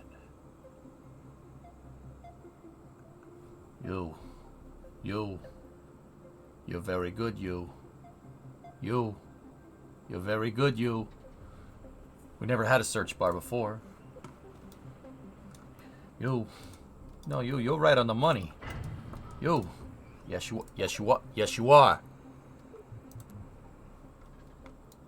No, seriously, Dakota, you're doing a good job. Keep kicking butt. But yes, you do.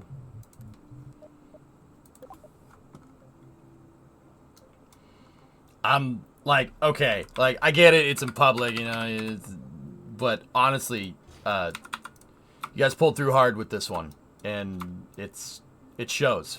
The game's really, really fun to play. Real fun. Real fun.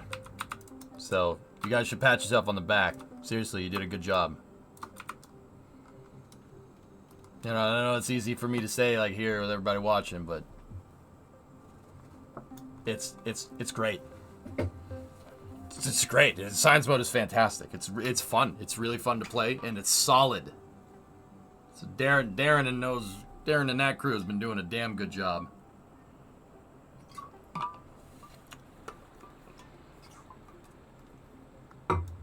But anyway, I get back to doing my thing.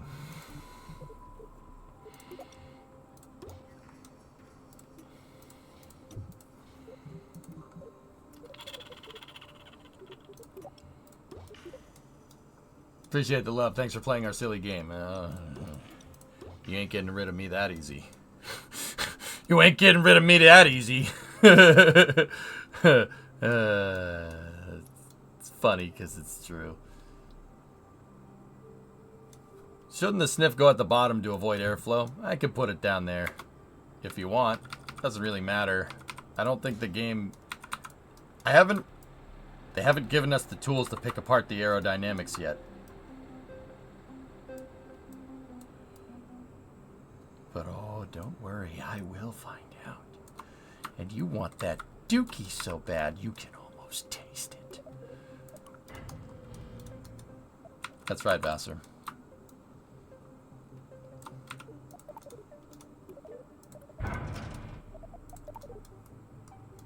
Thanks for sticking with us. Like I said, you ain't getting rid of me that easy. No, I'm here. I'm here for the duration. I've said it once, I'll say it again.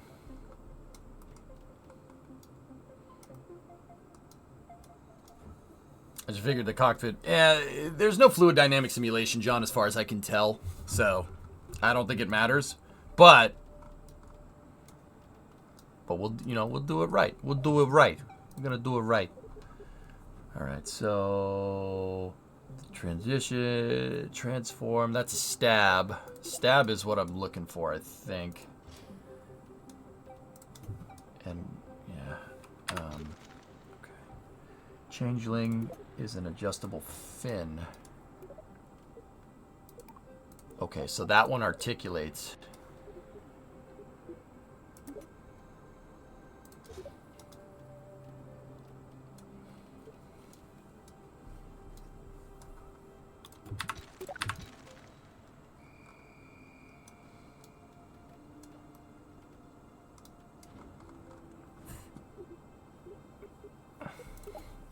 Give me the wing first.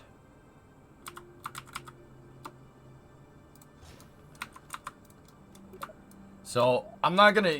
Normally when I build planes in this game, I usually, like, get some reference and stuff. We're not gonna do that. I'm just gonna freehand something that I think looks nice.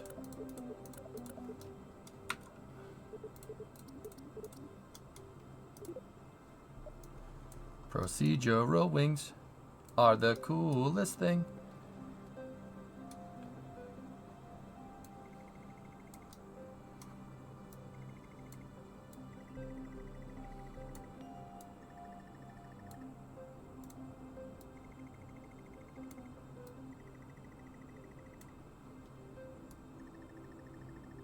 That's a good root length.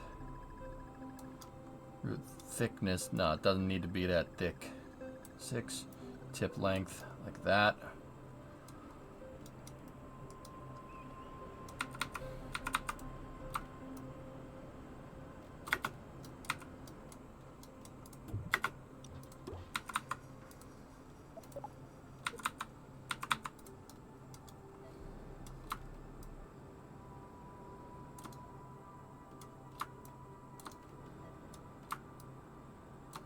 Okay, we gotta blend.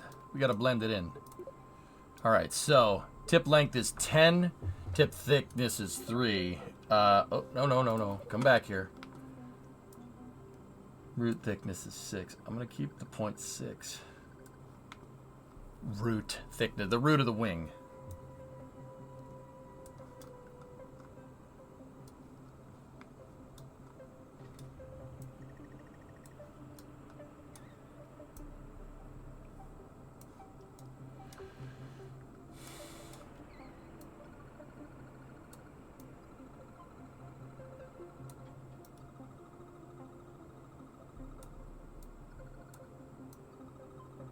There we go.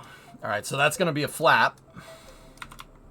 And then if we copy this, right, and we go into mirror and place it again, right, we just got to go in here, 10, 6, 50. All right, and then take this over here, and go into root 10, 6, right? Then we're good, and then we can. Uh-oh, the wing is upside down.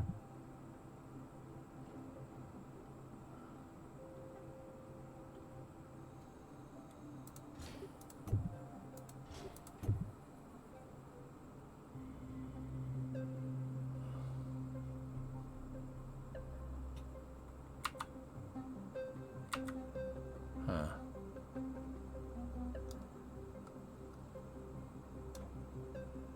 Falcon 9's being verticated. Nice. Cool. Okay.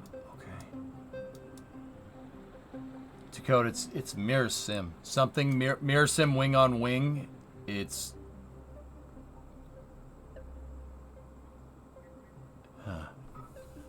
it's inverted on the mirror axis. What would cause this? What would cause this? What would cause this?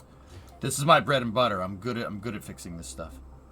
It's not snapping, so it's inverted. So see how it's inverted? See how it's upside down, dudes? This is not that big of a deal. I can fix this. At least I think I can. It seems so that could be on the tip of the wing. That could be an inverted surface normal, right? So it's Christmas, right? We're coming into Christmas, right? So you wrap your present in Christmas, right? I mean, this is kind of more like UVs, but surface normals have a lot to do with this. So say you wrap it, right? You wrap your present, and you're trying not to get any overlap, right? And some of the wrapping paper is kind of like inverted. Think about it. Like, say you wrapped it with the wrapping paper pattern inside, like facing inwards, and you see the inside of the wrapping paper on the outside. Every polygon that's on a piece has information with a surface normal that says which direction it should be pointing. If for some reason a procedural wing is giving us an inverted surface normal, it's going to invert whatever's attached to it because it's inheriting that information, right? Because in the hierarchy of a craft file, that's its parent part. And if its parent part is inverted, it's going to be inverted too.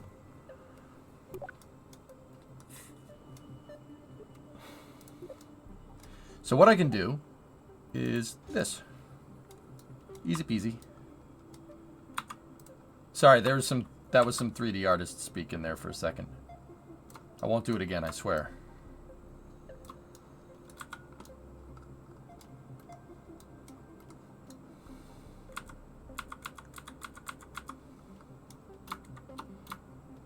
I won't do it again much. Oh.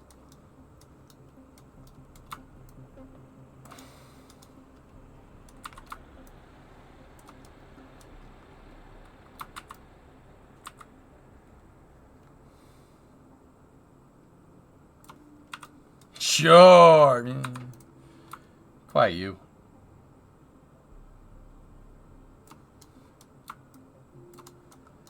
Alright, so we can eyeball this thing right into position. The other thing it could be is in mirror symmetry, at least in Kerbal 1. In Kerbal 1 was using negative scale for mirror symmetry, which is why some parts in mirror symmetry always kind of ended up being a little bit strange looking, right? If you tried to mirror it, sometimes you'd mirror something and it wouldn't mirror correctly. Because negative scaling stuff is a kind of a cheap way of building a mirror image, right? So if it's using negative scale for mirror symmetry, negative scale might not be jiving well with the procedural wing. Hang on. Let me just verify that this is the thing. Let me attach another wing to this. Does it do the same thing with the same wing? Okay. All right, now let's try radial. Let's try 2x radial. Does that do the same thing? 2x radial will snap. It does. Okay. Does it do it on both sides? It does. Okay, so it's not the symmetry node. It's the procedural wing.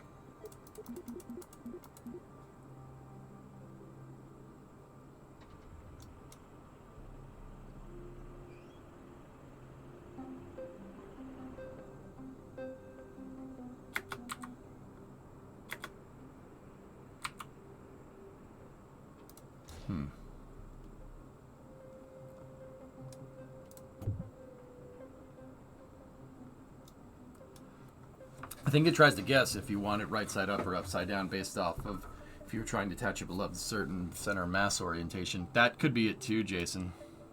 So if that's the case, dude, you know what I'll do?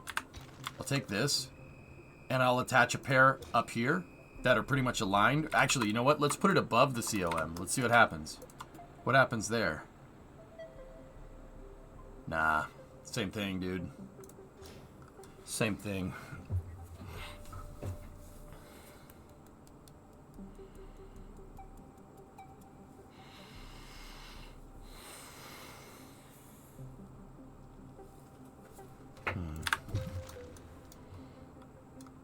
What if you attach it to the right wing instead of the left? I'll try that. That's a good idea, Red. Nah, it's the same thing. It's inverting it. I'm telling you, it's picking up a scale inversion from somewhere. See, it's inverted scale. It's the mirror image of the procedural wing. Did you try restarting the game? This is not a restart the game thing. Trust me on that one. That actually kind of looks cool. Reminds me of the X-29. 10 minutes. Oh.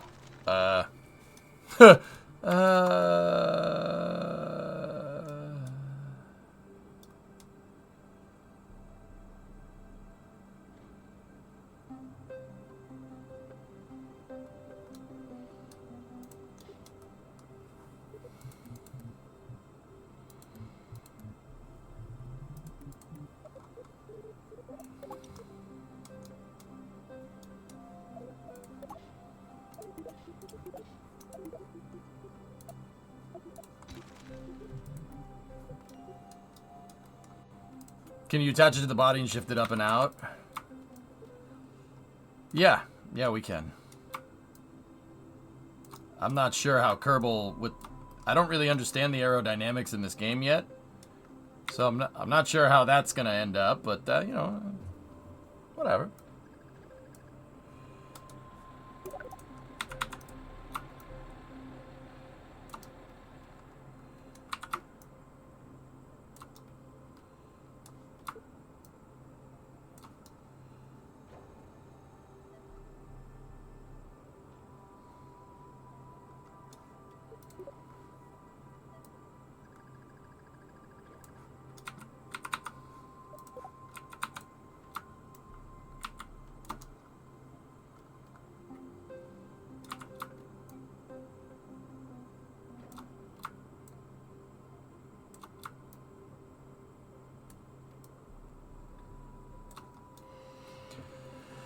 Huh. Okay. All right. Well, let's see if we can get the wing angle right. There we go. Tip length, we can make it a little bit smaller. And then get the wing angle back. There we go.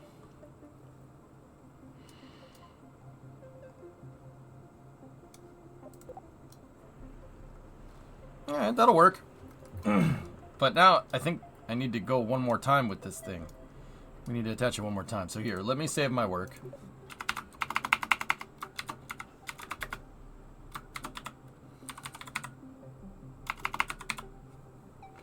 It's the Jebri, not the Sabri, the Jebri, okay?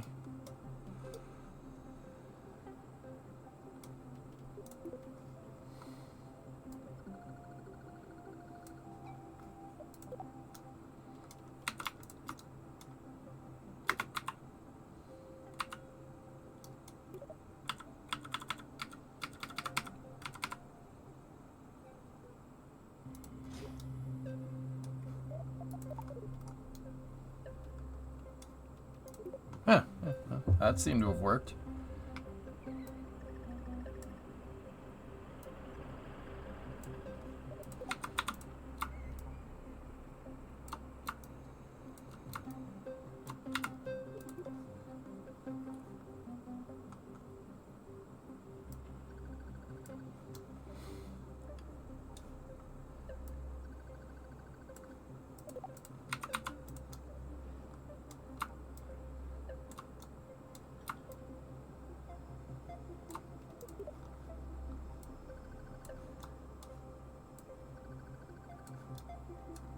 Yeah, buddy.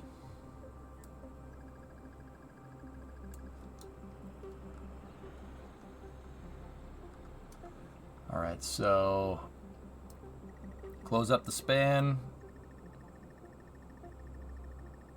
Close up the wing angle.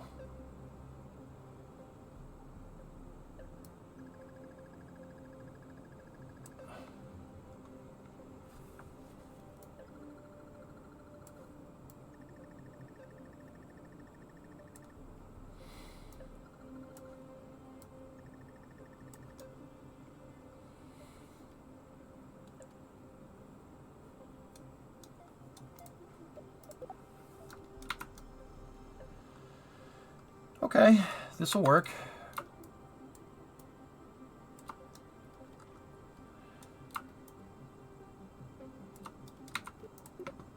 We gotta close up the root length.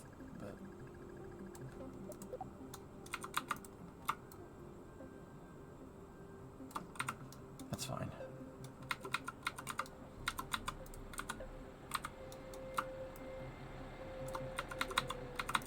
Wonder why it worked that time and not the second, or not the first time, you know?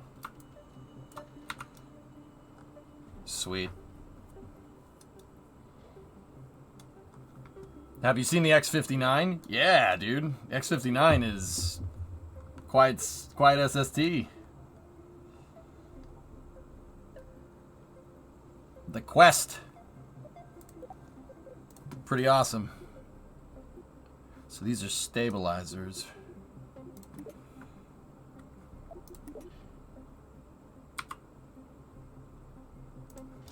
We're gonna need something like that.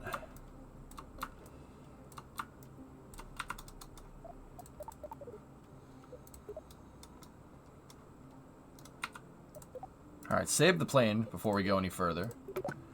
And then I'm gonna try to do this one more time.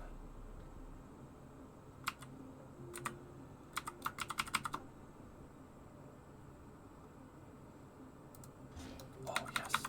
There we go. No, didn't attach exactly right.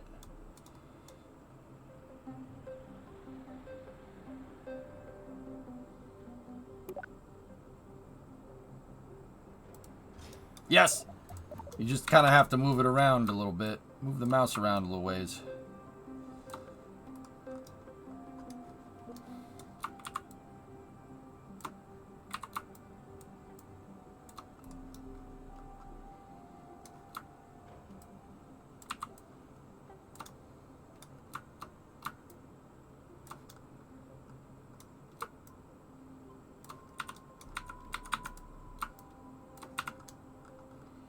Cool.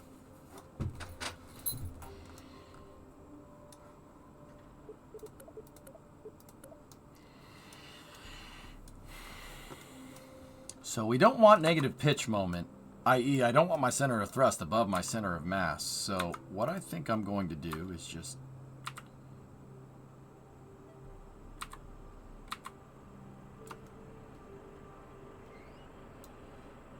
I was going to say I'm going to angle this down a little bit, but doesn't look like it likes it.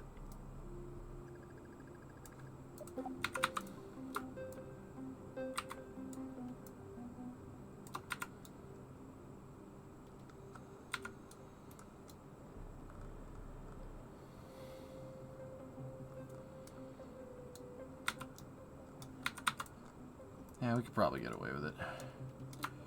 Let me just move that sucker forward. Take our stab, change the root length on the stab. So we don't need a big one. It can go back here. Actually, you know what? Let's make it go back over the jet engine a little bit because we're cool. We're cool like that.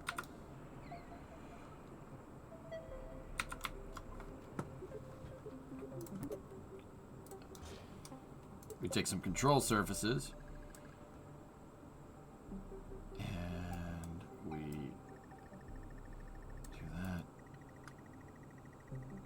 Lower the wingspan.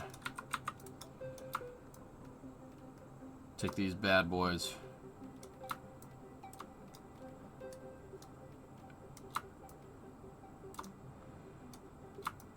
You know, let's like move them down here. Super Saber style. Nah, that looks really weird. Hold on.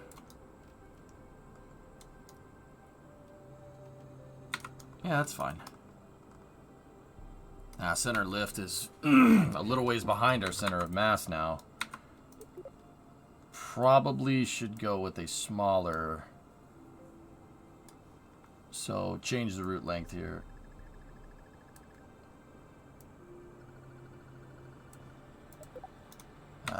Yeah, baby. There we go. Smaller control surface. And then if we change the... There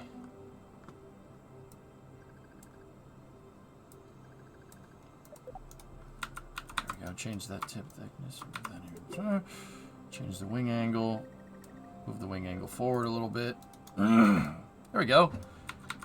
Gets us pretty close.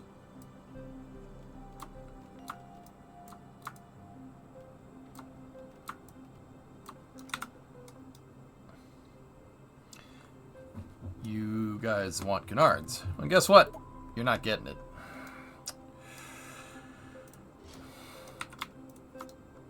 Canards are for people that don't know how to make airplanes. Yeah, I said it. Deal with it.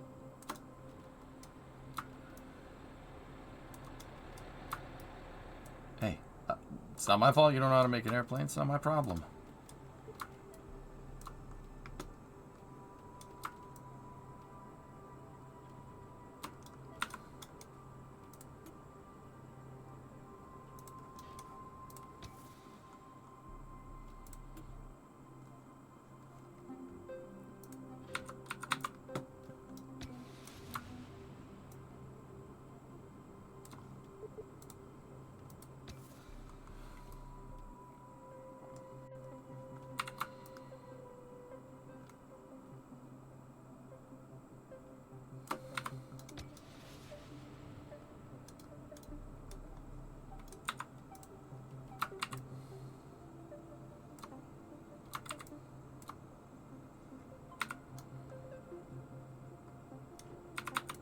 Alright, so I'm going to adjust the angle of incidence on these just a little bit.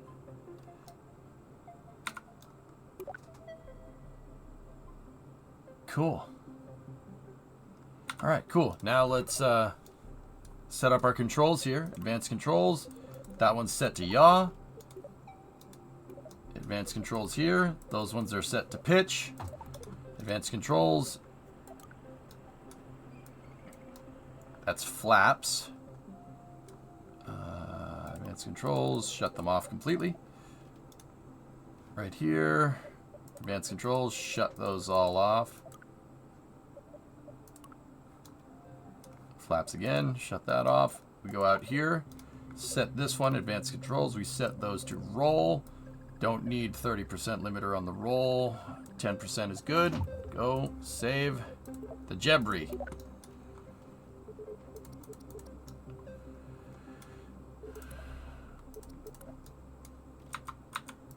Those are a little bit too far behind.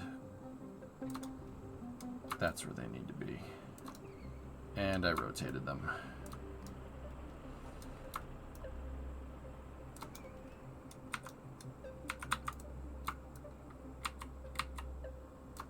Cool. I'm happy to see you're back full-time on a KSP game. Thank you.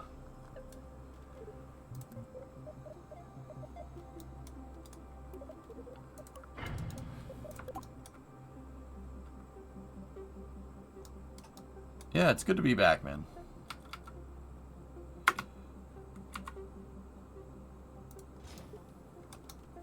Some auxiliary batteries in there.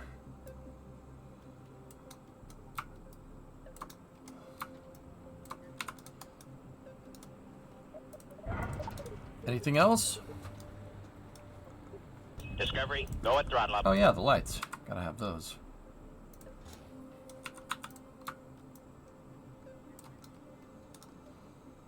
Yeah, lights are a little funky right now, so maybe we don't.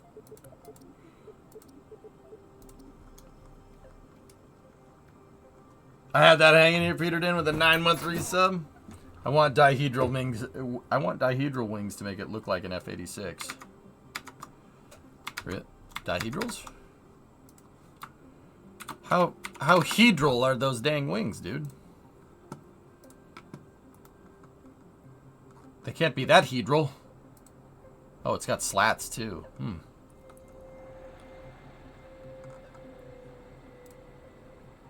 Yeah, it is, Jason. Just a smidge, huh?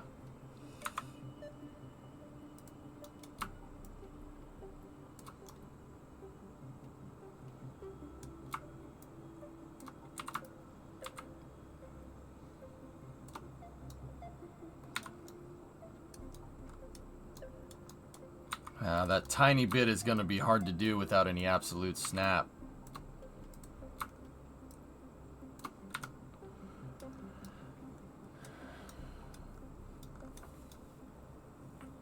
Not a big bit, a medium bit, but just a tiny bit. Okay. Okay.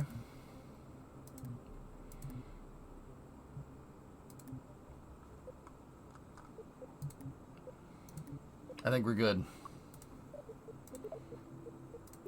Jeb, I need you.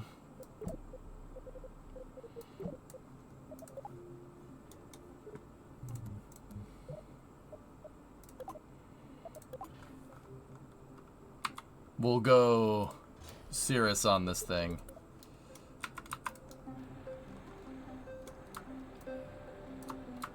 We'll make it like an SR-22. Because...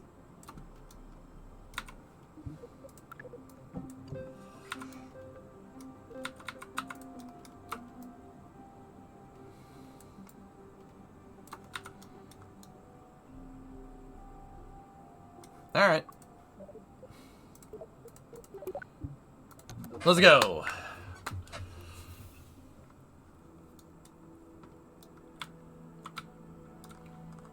How you doing, Jeb?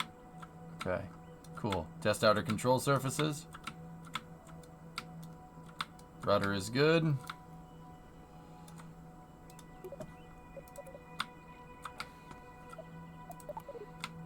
Roll control is good.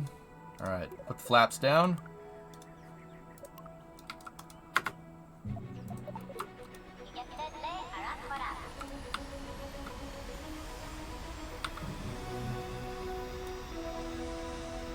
Oh, nice, Electron. That's cool.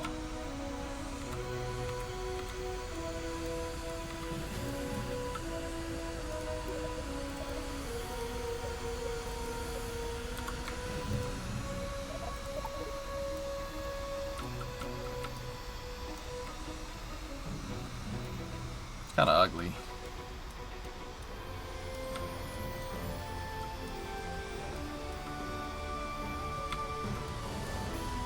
Put a full sound system in too. Nice. We got anything for some cash? Nope. Discovery, go and throttle up.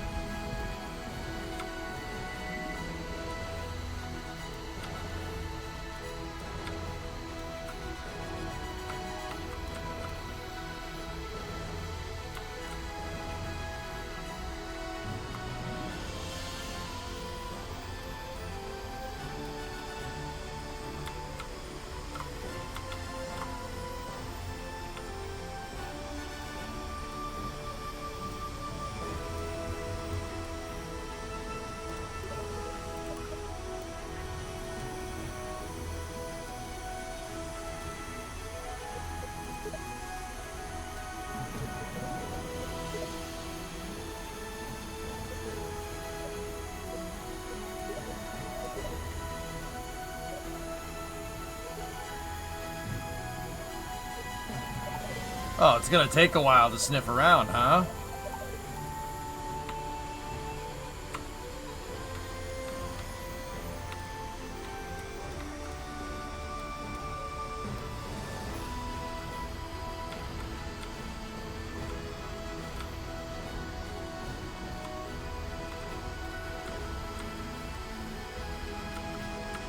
You have to loiter around for science? I dig it.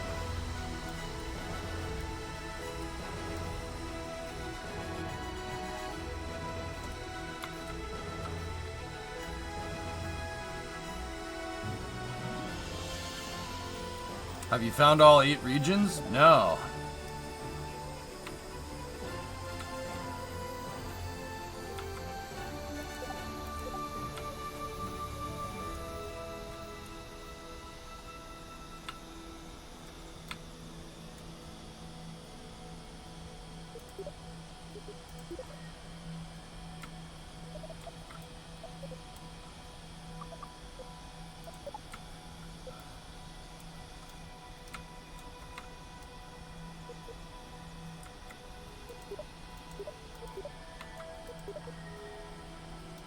Oh, I changed biomes. I see. Yeah, it needed to be trimmed out a little bit, guys. I can make some modifications to make this thing a little bit more stable.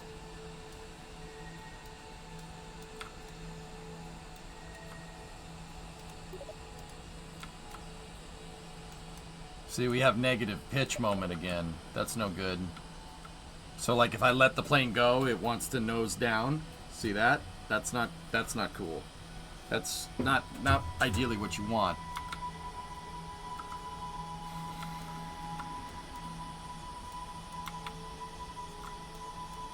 But you don't want positive pitch moment either. That's really bad.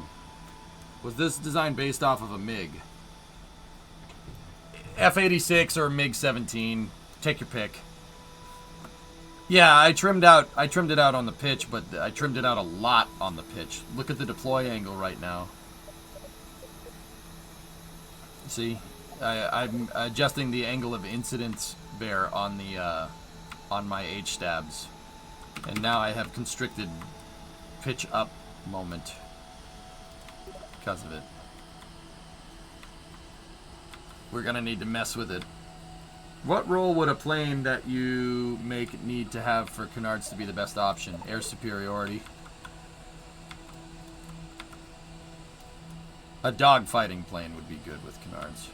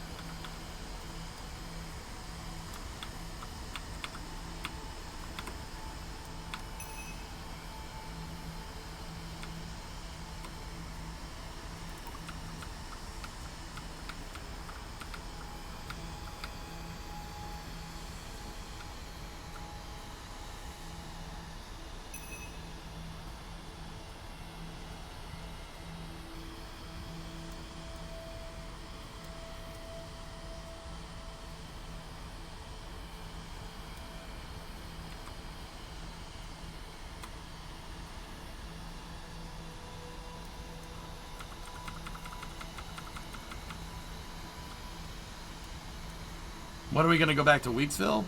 I don't know. Probably a little while.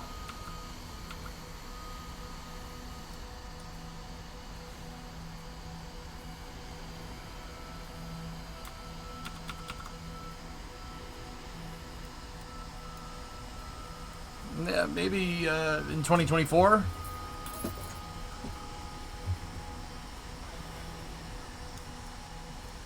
You arguing about something? No. That never happens. Okay, we're just gonna have to bring that stuff back with us.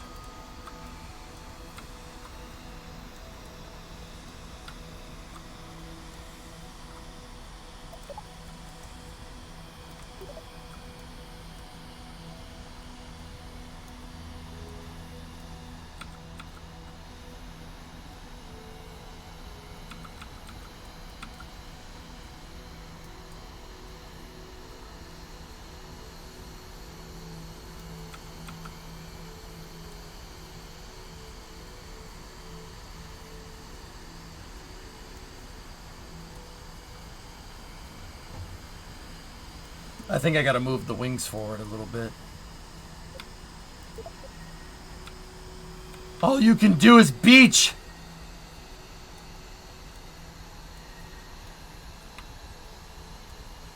Chat, all you know how to do is beach.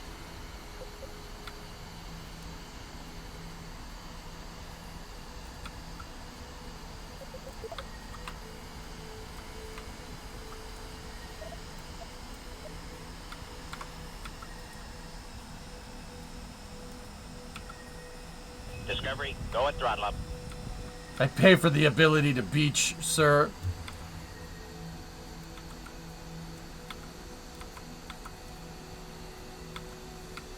Nah, I never played Eve. A channel corporation where we focus on industry would be a game changer. Eh.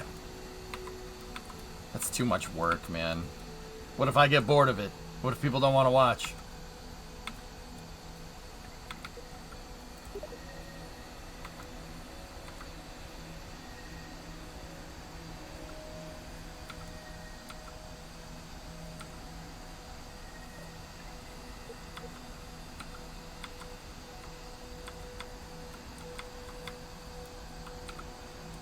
Look like we're over water. Game.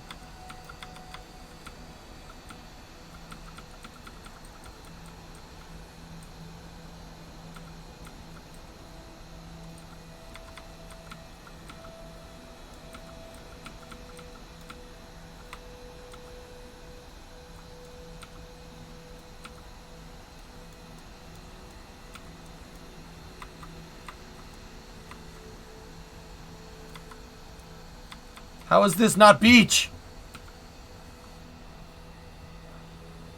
Fine, fine. Run the atmospheric survey for the water, dang it.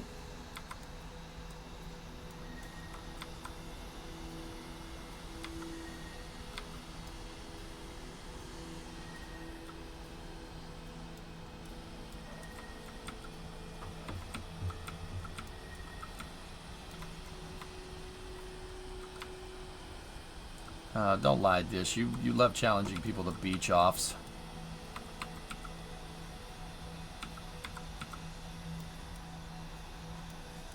I might have missed it, but have they talked about when the input system will be more like KSP1's? I haven't heard anything like that. How realistic is the flight model? It feels right, Hart. I would like an aerodynamic debug. An aero debug like what Kerbal 1 did.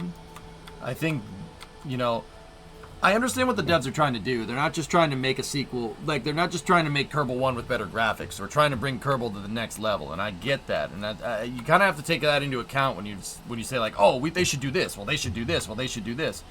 Right? With that being said, the Aero UI, we got some of it. Aero UI, thermal debug, Aero debug, that is like quintessential. Seeing individual parts, how they kind of work and how they're flying and what their aerodynamic properties are would be super helpful. I would really, really like, if I was going to weigh in on something, that's probably, that and the editor controls is like what I would really weigh in on. That's the kind of stuff that could take this game like from a modding and editing standpoint to like the next level. Like, don't get me wrong, science mode is already like light years better than KSP1 science mode, dude.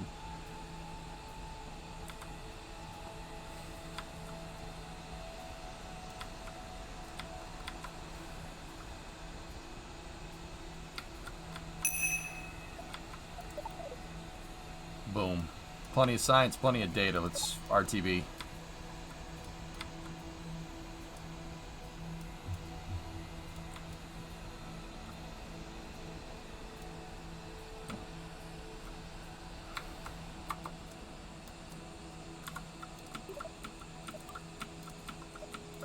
Flaps down. Gear down.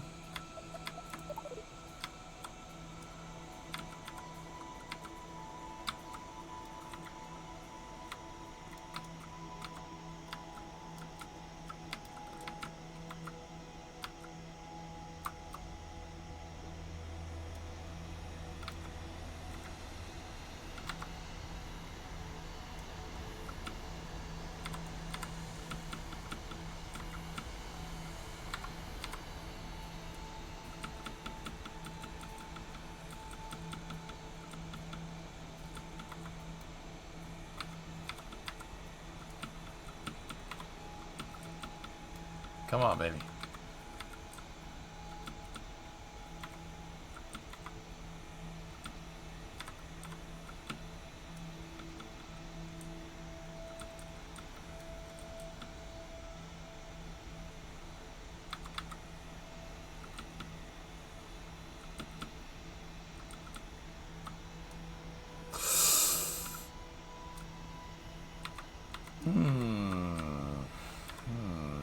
Yeah, I gotta mess with the controls for this.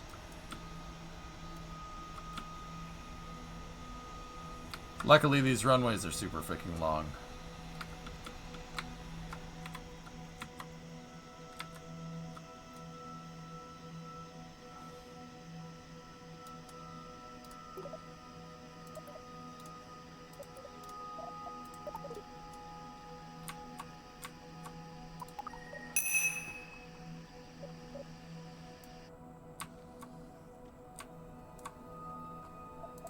What's the sniffer? Wait, does the sniffer say that this is like the KSC biome? Oh, invalid research location. Dang it.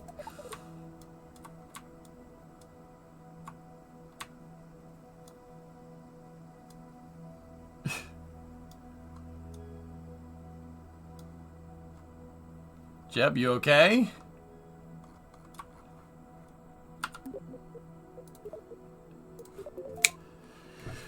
Ah, science. The brakes work.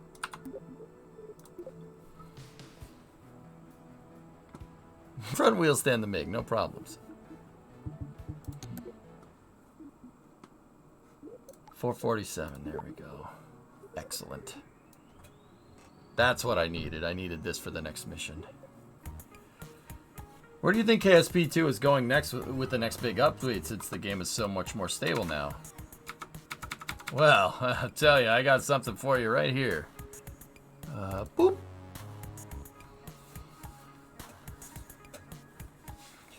The next big one is colonies.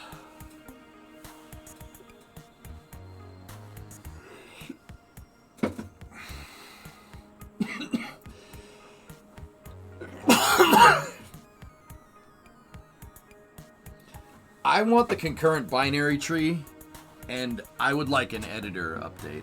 Leave my colon alone. Oh, well, it says it right there. Colonize. Colonize. It's when it's a condition when you have your head too far up your butt. Go and throttle up. Jason.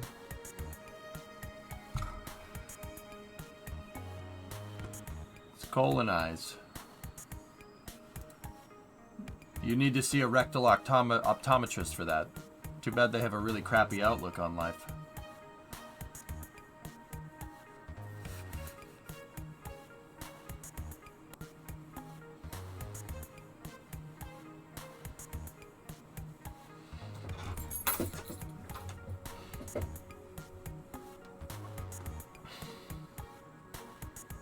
Yeah.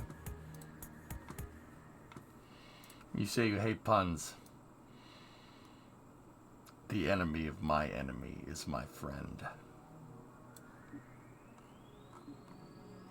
Yeah, I think. There you go. Funny, there's a funny guy over here. Hey, look at this guy.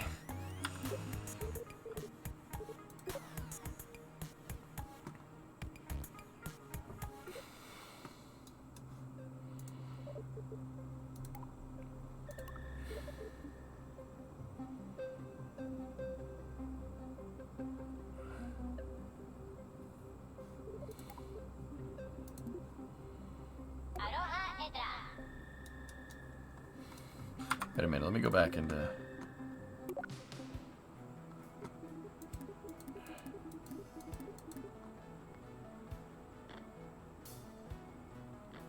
Aloha, etat. Setting up a colony, undoing it, and calling it Kerbal Spice Program. On Duna and call it the okay, Ingram, it took me a second, but yeah. What is the opposite of LOL? Orbit Kerbin with an X264 methyl X fuel tank and a docking port. Does it have to be full?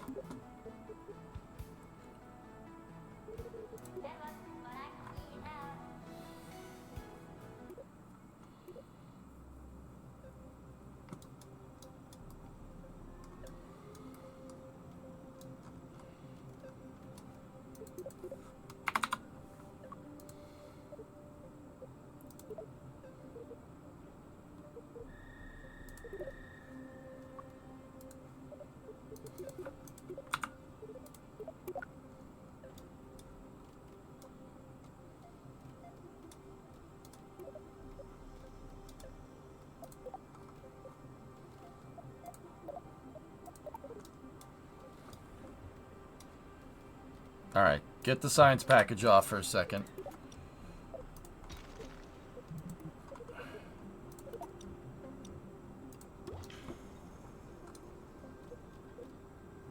Huh.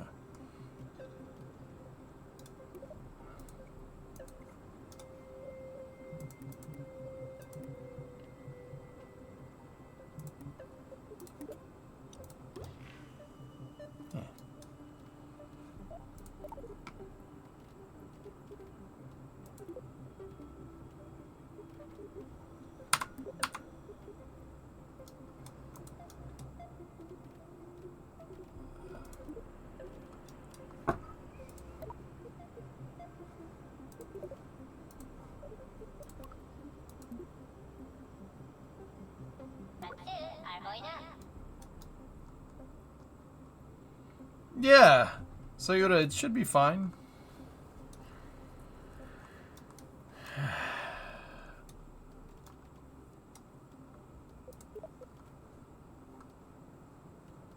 Yeah, it's definitely better.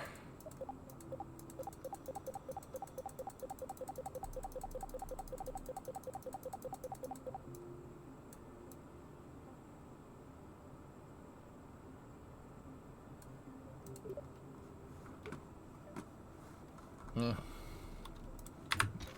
It's definitely better, except for that. Fairings are still a little weird.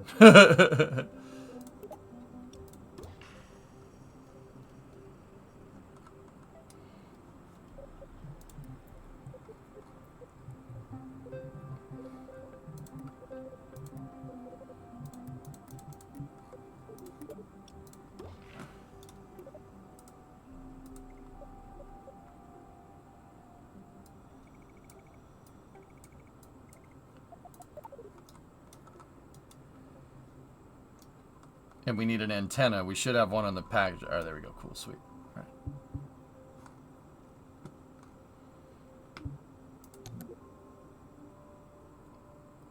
Yeah, I don't like that, Jason.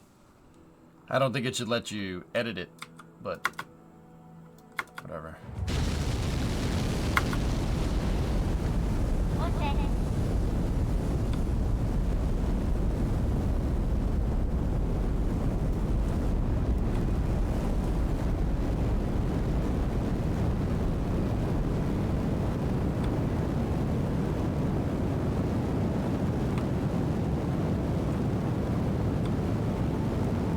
No fairing this time. We don't need it. That thing's aerodynamic enough.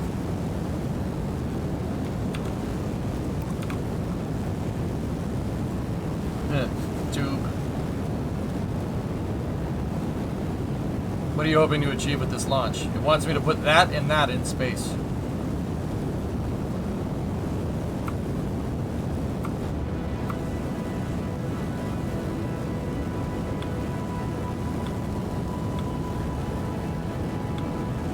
The docking board didn't go poof. I'm not sure what that effect is, but...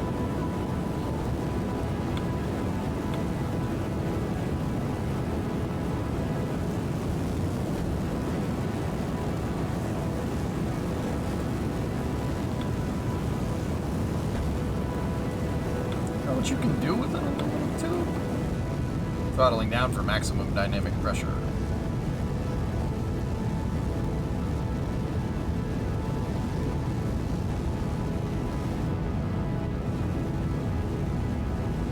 It's in the same spot as before Bluegill. Yep.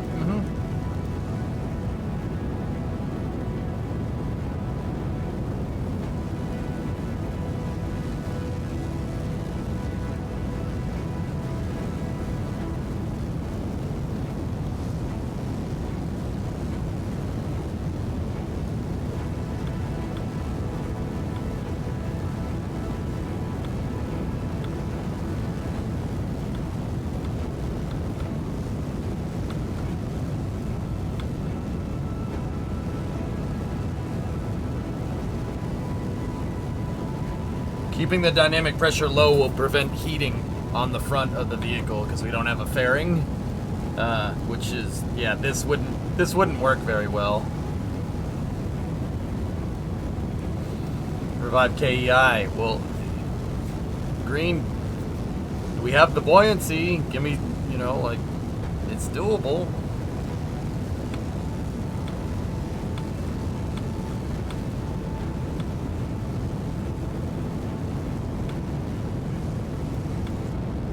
A crane would be nice.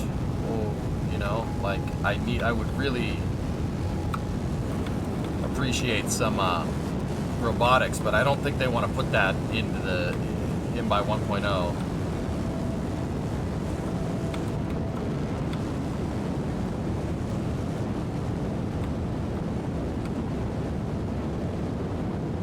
How do you make the fairings? When I use the fairings, I just get tubes.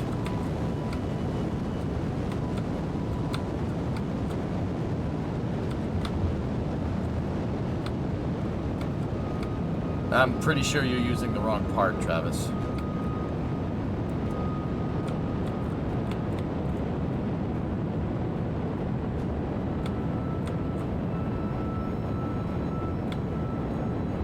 Okay, stand by for main engine cutoff.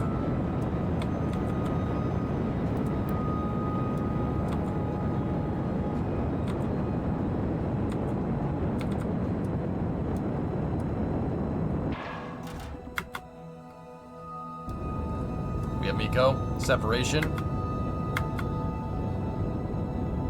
Upper stage ignition confirmed.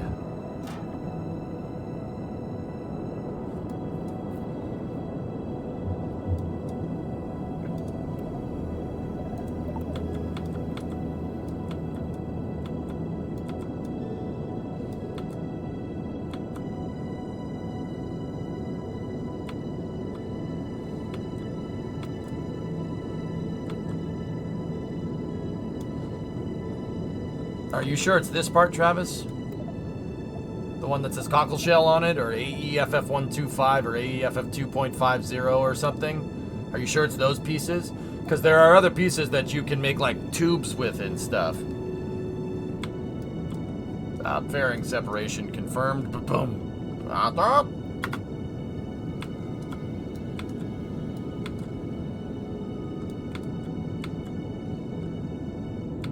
There are tubes in the game and you can only make tubes with them. That's why I'm asking.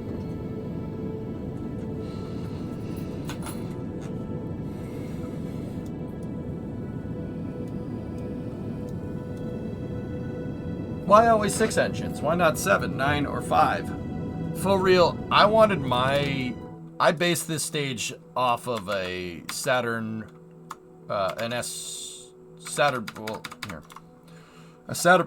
Saturn 1 upper stage.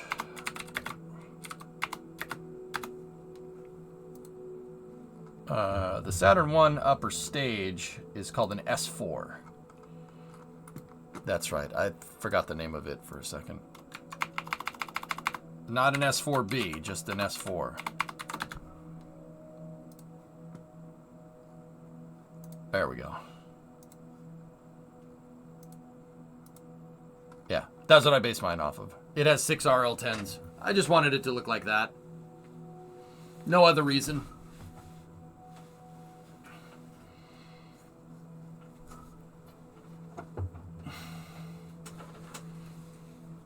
Yeah, that's why I chose 6. I wanted it to look like that, and these are good upper stage engines. And to be honest, my rocket looks like it's one big stage, but in reality, it's a bunch of small fuel tanks. Kind of clustered around a center fuel tank with a fairing inside of it to make it look like an upper stage.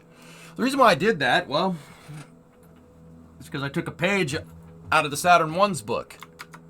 That's kind of the reason why I went with this engine configuration, right?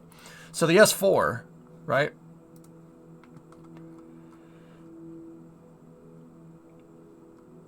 That's what the S4 looks like. It's got a common bulkhead tank, so you have your liquid oxygen here, liquid hydrogen there, ullage gases on the side, if that means anything. So it is kind of its own one-off thing. However, the S1 stage, if you look at a Saturn 1's first stage, and the Saturn 1B for that matter, just take a look. What does that look like to you? That looks like a bunch of fuel tanks kind of strapped around a core. It's because it is. Yeah, the Saturn 1 first stage, from the Saturn 1 to the Saturn 1B is a cluster of tanks kind of all being held together with some metal straps. The reason why is because, well, we didn't know how to do heavy lift. The only rockets that we had prior to, like, the Saturn 1 coming around are Atlas, Titan, like, missiles and stuff. So Atlas, Titan, Redstone, stuff like that. And believe it or not, this is where, this is why the Saturn is technically in the same family of rockets as the Redstone missile. It's PGM-111 Redstone from the Army Ballistic Missile Agency. See that fuel tank right there from the missile? See that? Guess what those are? That's right. Yeah, it's a bunch of Redstone rocket fuel tanks wrapped around a Jupiter C rocket core. This thing is literally a bunch of missiles strapped together with a engine configuration from the Thor ballistic missile, actually. So Thor missile. So the PGM-17, the Thor, right there. See that? See its motor? That's an H1 motor. All the Saturn 1 is 8 of those engines strapped to 8 Redstone rocket fuel tanks with a Jupiter C fuel tank in the center. It's literally, they wanted to use the same factories to make a bigger launch vehicle, and they needed to do it quick because space race. So they just clustered a bunch of fuel tanks that they knew would work all together, and then put a bunch of engines on the bottom that they knew would work. Isn't that cool? The Saturn 1 Saturn 1's first stage made out of leftover parts, just like KSP. It's the most Kerbal rocket around. That's why my engines are in 6 cluster config. And if you look at my rocket that we're using, my Jebstone C rocket, I made a rocket in the beginning that was just one small fuel tank, right? And then we needed a bigger rocket. So I spent a stream putting this thing together, and I wrapped a bunch of these my smaller rockets' fuel tanks around each other to make a bigger stage, and then clustered the engines the same way, almost the same way as the Saturn. The Saturn is part of the Redstone family of missiles, or Redstone is part of the Saturn family of rockets. Take your pick, Blue. H1 engines. Yep, from the first flew on the Thor missile, right? They first flew on Thor Able in the early 1960s, late 1950s. The last rocket to use an H1 engine derived motor was Delta II, IceSat 2, 2018, using an RS-27, which is derived from the H1. Crazy, huh?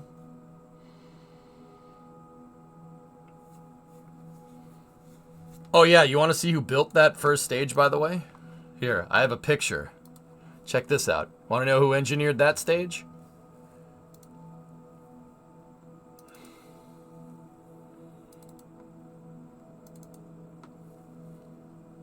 Oh, excuse me. Let me go over here.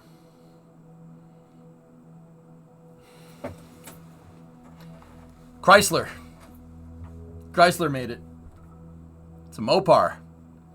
Technically. Yep.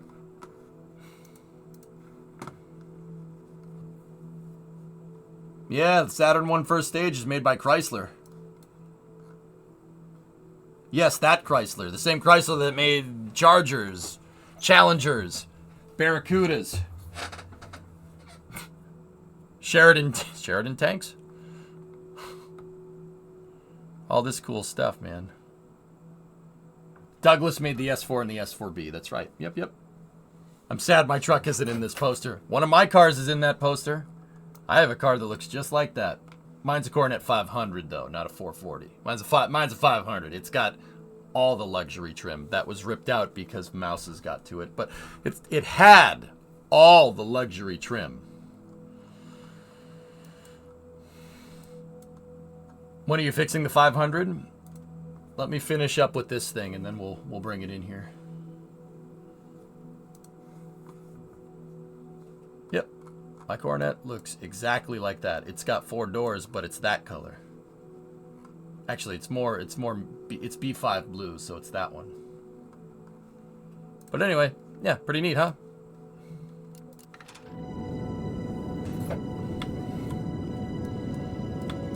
So yeah, that's why my engines are in 6 configuration. What denotes engines for rockets in real life? Well, where's the rocket trying to go?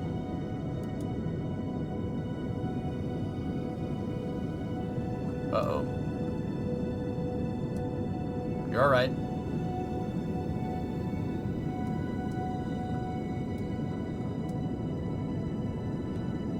Less than 30 years before the Saturn I, planes were made from wood, canvas, and glue. It's pretty nuts, right?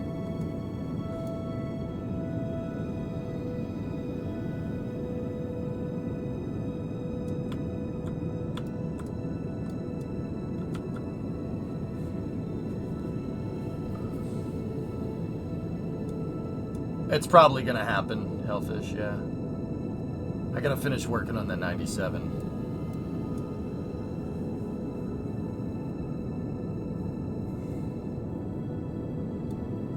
B5 Blue is such an underrated Mopar color. Yeah. You need more garage.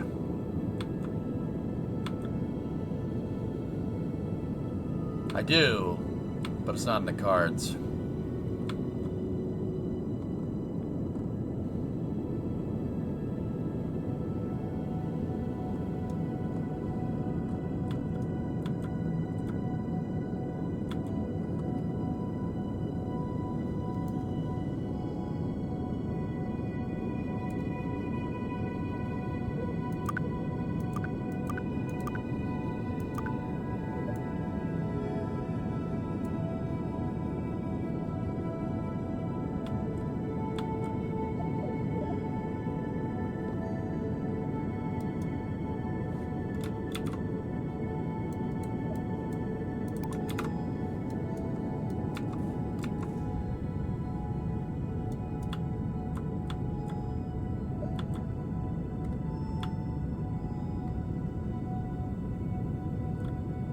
I'm doing that. That's on purpose.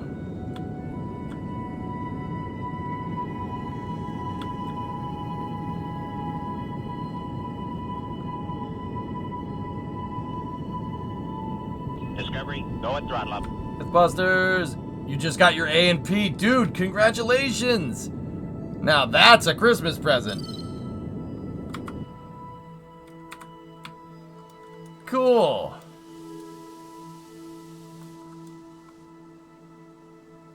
$95 by $89, we got nominal orbit insertion. Worked just fine.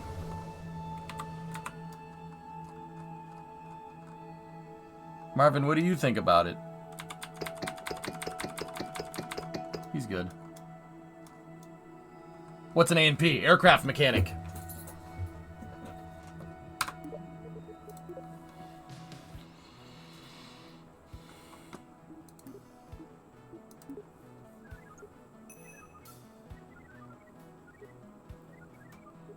You did that in record time. Did you notice my new glasses? They're the same shape and look as my old ones, but more expensive. I hope the Rockomax CEO comes by once again. She seems like the type to notice the little things. Speaking of little things, there was a lot of fine print that legal didn't read with our Rockomax contract. Of course, you know my eyesight is terrible. Uh-oh. The fuel station is on orbit now, so there's no backing out. What does in perpetuity mean? Whoosh, whoosh, whoosh.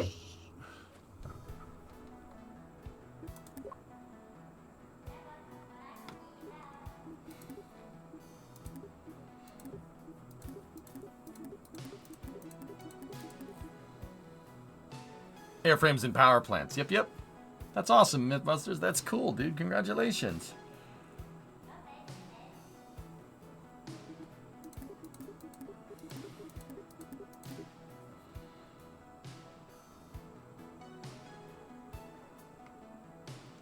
It's incredible to me that we're able to launch as many vehicles as often as we do into space. Pretty cool, huh?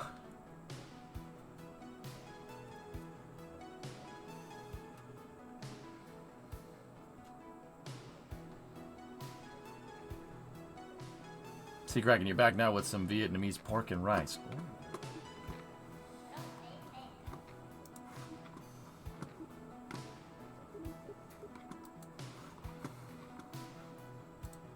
Ah, man, now you made me hungry. Alright, we need to build out that spacecraft, so that's what we'll do. Do I got everything I need for it? I think I do.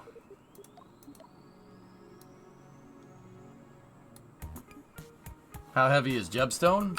I don't know.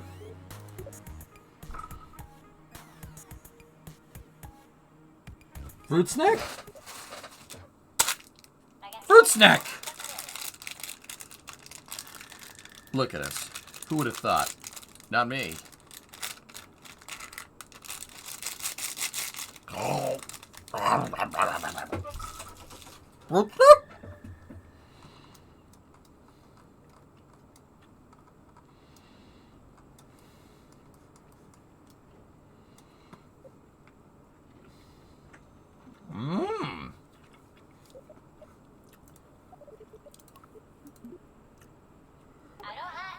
Has SpaceX managed to launch their big chonker yet? They've done it twice.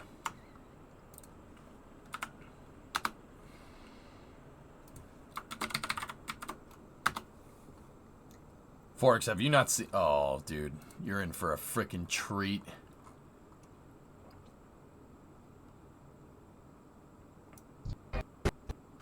Yeah, watch this. Attention all operators on countdown 1. This is the final go, no go. Watch this. Flight 2 of Starship. Again, our T0 is at 7 a.m. Central. Raptor 1. Go. Raptor 2. Go. Stage 1. Go. Stage 2. Go. Copy, go for flight. Clock is rolling. Watch this, Forks. 9, 8, 7, 6, 5, 4, 3, 2, 1. We have liftoff.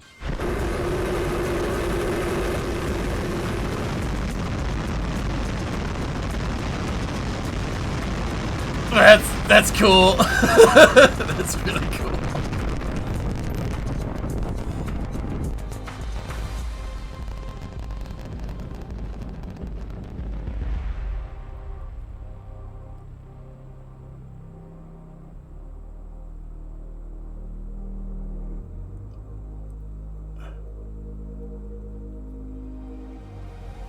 Blue stretcher, come on.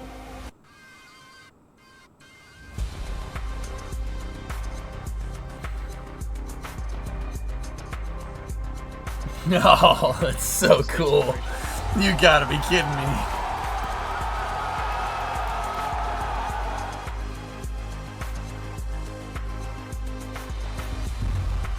Yeah, that one didn't end well.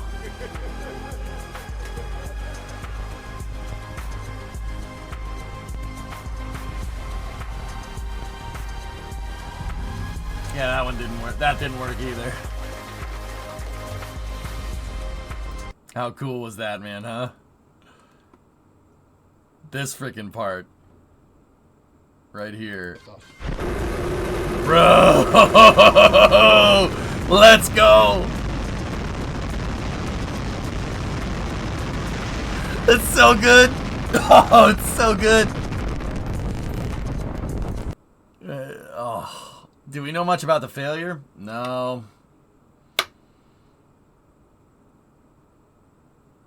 Did they shut down the engines in a group to avoid fluid knocks? Yeah, I would say that's why it's like why they shut it down in groups. Yeah. You don't want to hydraulic hammer your downcomer. Yep. The excited as you get about rocket stuff, how come you don't work in the industry? I do work in the industry. Is this not working in the industry? Am I not doing that right? No, CJ, I cover stuff here. We cover rocket launches, man. I mean, I don't know. I mean, call it spaceflight journalism, all right? But yeah. I'm a STEM educator, man. I don't know. I could go get a job out there, but this is too fun. This is too good. I mean, like hands-on building stuff. I could. This job's too good, man. It's too fun.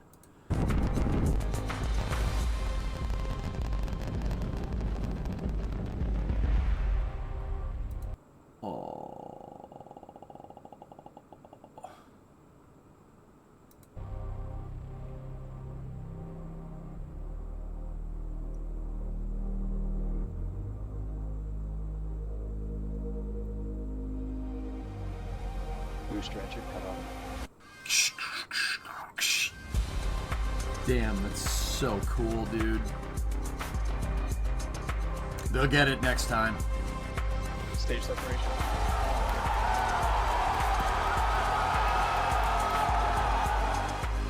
That's freaking sick, dude. I mean, I do work for NASA Spaceflight, CJ. That's a pretty well respected spaceflight news outfit, I guess. So, I don't know. Could I go work on this stuff? Yeah, sure. But then, I mean, that would be fun. I'm not gonna lie to you. But then it'd just be, wouldn't be doing this. This is too fun. Nah, except for that guy Sean Doherty that works for them, the photographer. He's kind of a moron. Everybody else though is really cool.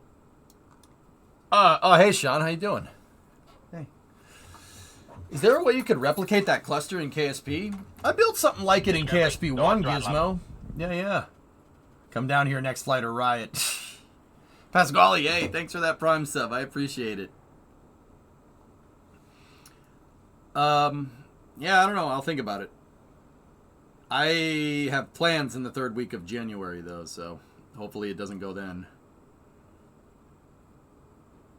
Your job is to get people invested into and join the workforce, making these rockets by explaining them. Yeah, exactly. Do you think SpaceX will figure out orbital refueling within the next 3 years?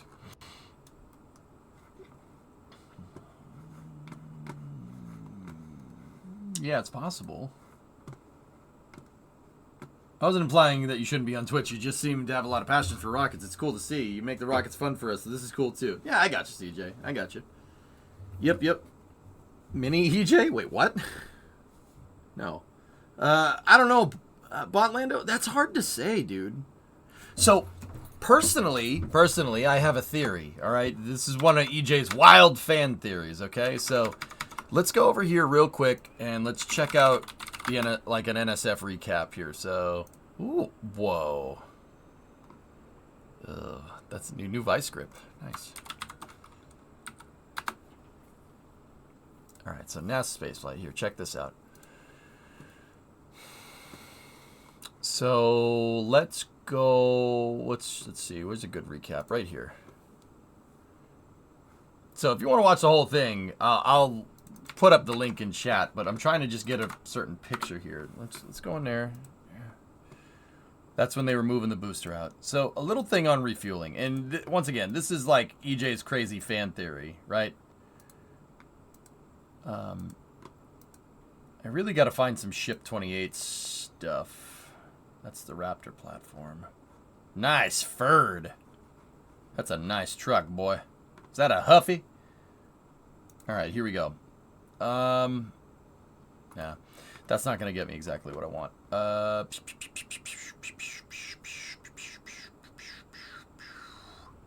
I'm trying to get a picture of the ship's umbilical here. We can go through NSF stuff and find it.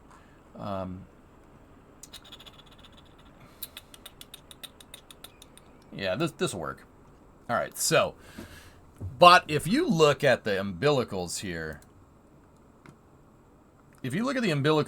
on this, right? That's on, yeah, on the starships. Okay, so I have this theory. The Starship umbilical has like pilot dowels on it, so basically like they have like they kind of look like trailer hitches, right? So that, and then like a clamp behind the trailer hitch. So what does that mean? Like an umbilical will can kind of like be a little bit off-centered and still line up, right? With the umbilicals on them. You really don't have a good shot of it here, right?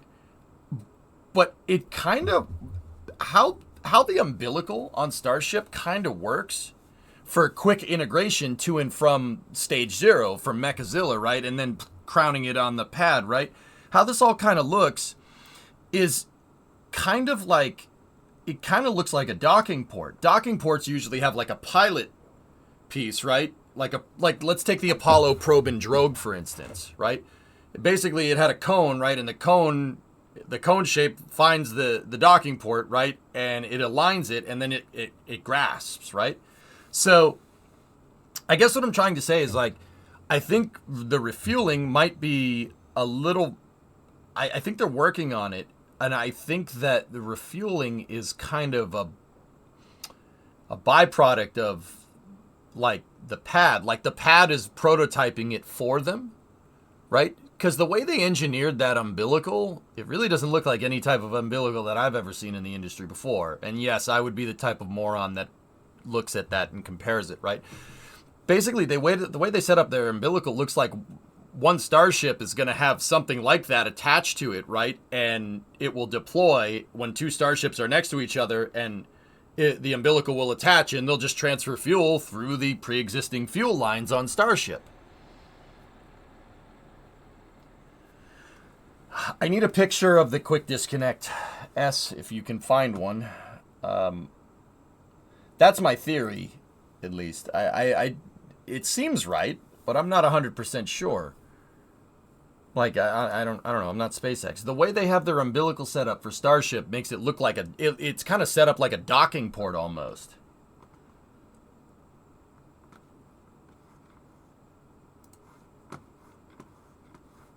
You know, so who knows? Riffo, you see that?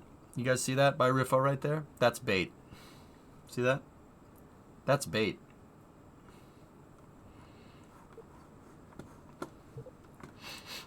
Smell that bait? Did you see this from earlier? Looks like the second stage failed to relight. I did.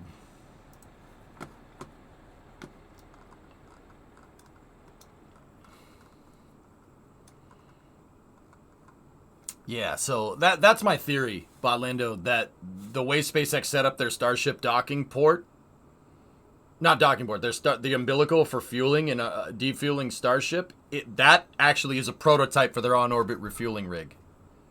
Yeah, I mean, it makes sense, but what do I know?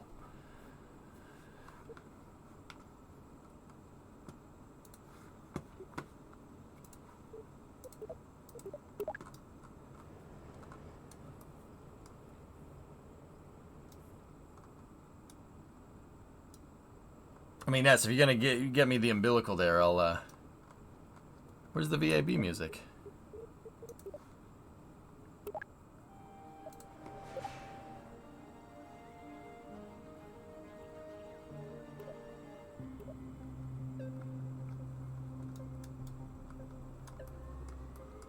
That does make sense. That they're already testing refueling with stage 0. That's what I'm thinking, dude. Because what's stopping them from like launching a Starship refueler in the future, and it just has like basically the umbilical from the pad on the dorsal side of it inside of an aeroshell, and it pops open and then dock the two together and then transfer the freaking fuel. You can use the ullage gases to move the fuel around because their umbilical also has a pneumatic attachment. So it's totally, dude, you could totally do it right with that umbilical. That's my guess, is that the way they engineered the umbilical is designed for on-orbit refueling. You just got to outfit it to a Starship in the future. And like, get this, dude, you might not even have in the future, you might not even have like the umbilical riding on the outside of Starship. You could put it right in the payload bay. Do you know why? The fuel lines to the header tanks. So Starship at the very nose, right up at the very front, in the Starship model, right here, there's a set of tanks for methane and liquid oxygen, and there's a fuel line that runs in the belly here, and it goes around where the payload bay is supposed to be, right? So if you put that arm right here, payload bay opens, right, and the arm just pops out, right, you could just attach it to another Starship at the refueling umbilical right here, get one near it, attach them together, done. Easy peasy. And SpaceX needs to do fuel transfer. If they work on a fuel transfer system between the header tanks and the main fuel tanks anyway, which I'm pretty sure they are. I'm pretty sure they're working on being able to transfer fuel back and forth. If they're already doing that, just put the umbilical in the payload bay.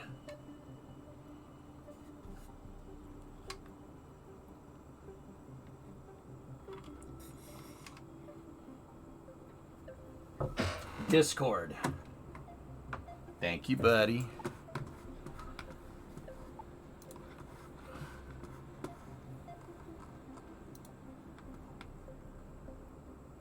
Yeah, here we go. Thank you. Thank you, S. Remember how I said that Sean was kind of a jerk? No, we're good. He's alright. So, see the way they have this set up, bot? Like, look, it's on hydraulics, so you can kind of, like, move it around like a robotic arm almost. See the hydraulic that can push it and pull it back right here? And then there's one that pushes it up and down, and then there's one that can pull it left and right. See that?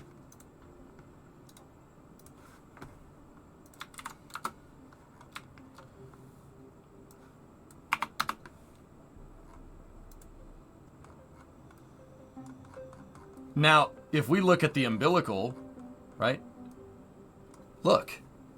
No umbilical has stuff like this. Has latching mechanisms. Look at the pilot. Look at the pilot dowels. 1, 2, 3, and 4. This looks like a docking port. And then if you look at the attachment piece, right? It has all, I mean, we can't really see the front end of the umbilical in this, but see what I'm talking about? 1, 2, 3, and 4. The shiny ones right there. Those aren't fuel lines. Those are, they're pilot dowels. They're basically a locator, so the umbilical gets centered on the fuel lines. So when it goes to clamp itself, right? When it goes to clamp itself in, right? It has claws that grab these things right here and hold it so it makes a watertight connection with the fuel lines, or a fuel-tight connection, right? These things located to make sure that they're centered, right? That's set up like a docking port. Why not just use this? Why not just make a copy of this frickin' thing right here, put it inside of a Starship with a full fuel load, put it inside of the payload bay, open up the payload bay doors, get near it, and just have that dock. Have one Starship dock to another, and have it use this as the docking mechanism, right?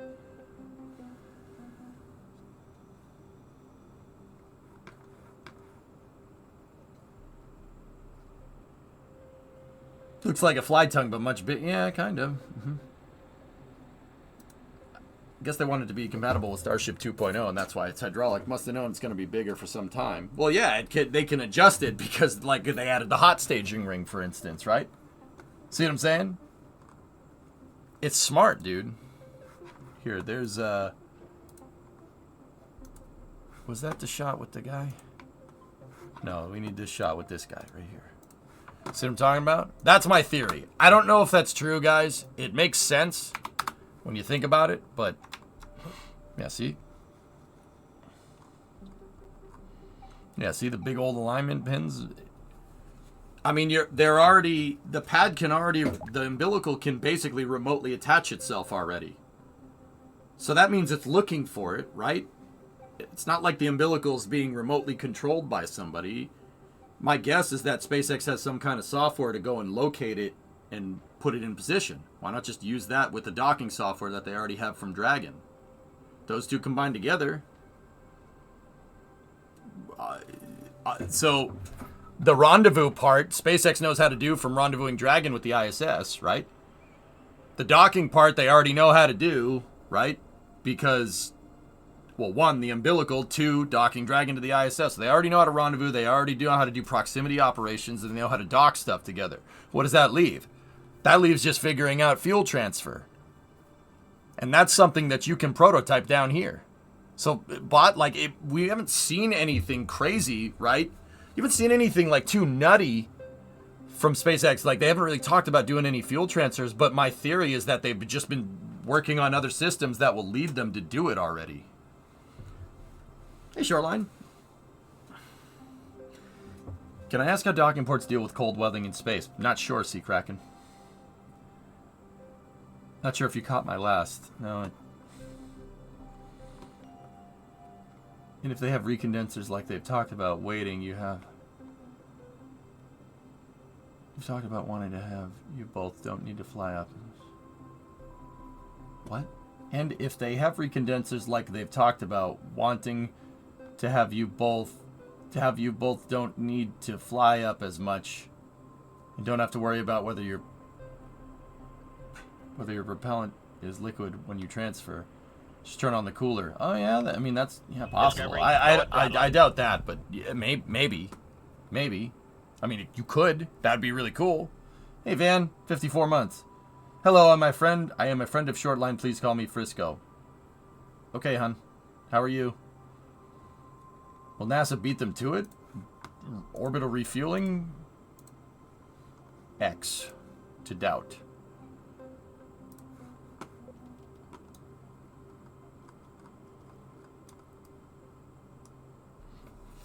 I don't think they use centrifugal force to transfer fuel journey. You could, but that's gonna, now you're putting strain on your docking port. You don't want to do that. I at least I wouldn't. I don't know if it's designed for that. You're putting compression tension load on a docking port. That's not, try doing that in KSP. It doesn't end very well, right? Docking ports are not designed for load. They're just designed to hold two things together, and that's it. Right? I think using the header tanks for ullage, you could probably get it done. When are we going to go to Duna? It's probably going to be next week, Festus.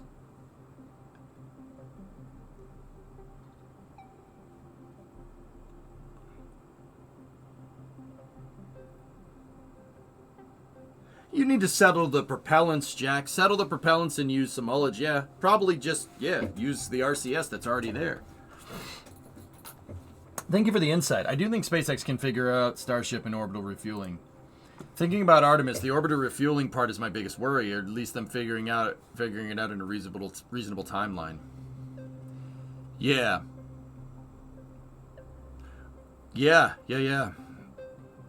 I agree. I think it's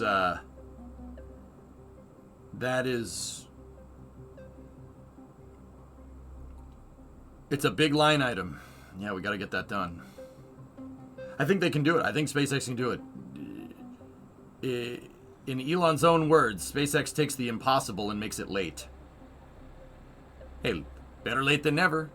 If it was impossible prior, I think they'll get it. I'm not sure if they'll get it in time. Like, maybe 2025, 2026, maybe? Maybe? But yeah, dude. I think they can do it. Dude, SpaceX isn't this small, like, startup aerospace contractor anymore, guys. I mean, they still operate like a startup, like they, go, burn the candle at both ends, right?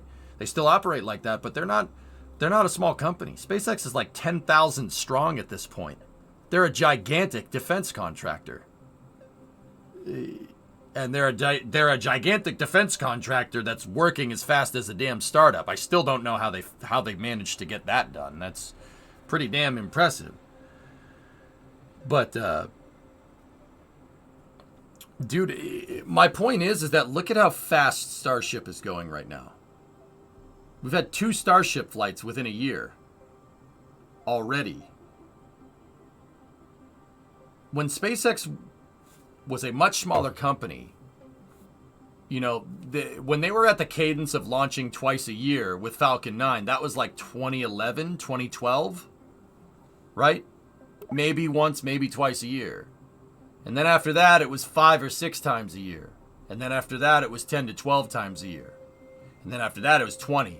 And then after that, it was 50. Fast forward to now, SpaceX has launched over 100 times this year. Or no, I don't know if they've gotten 100 times. They're close, right? That was SpaceX as a small company. So going from launching twice a year, right, in 2012 to just 3 years later, and this is when they had no idea what they were doing, right?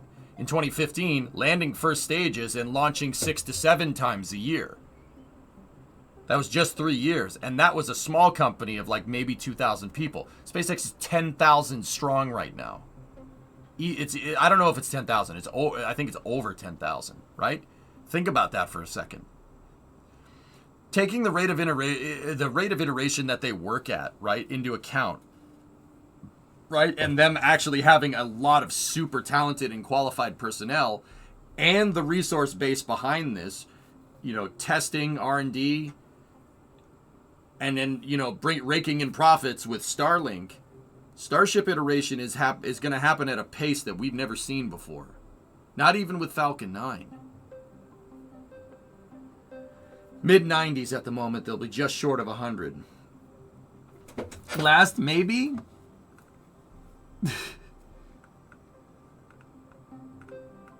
What's up, Sea Kraken? Can I ask how docking ports deal with cold weathering? I don't know. I have no idea. I don't think anything is particularly cold up in space. You're in the vacuum. I don't think it's going to cold weld as long as you keep the spacecraft warm.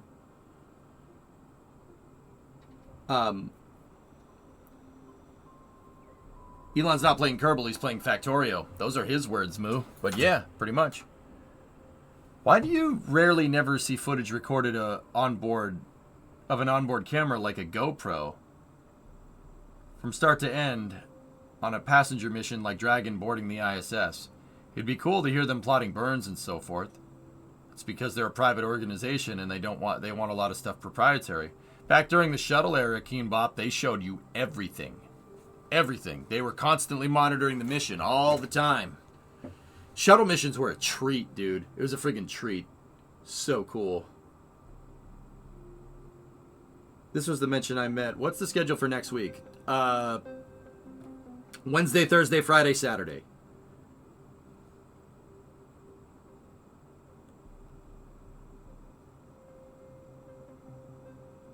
Yeah, Kebab, the shuttle missions, they would show you everything. Like, you could, heck, dude, back in the day, you used to be able to get, there was live stream. There was a live stream, live shot of inside of the VAB. You could watch NASA put rockets together. Oh yeah, they got rid of it. Moral of the story, don't take public domain for granted. Yep.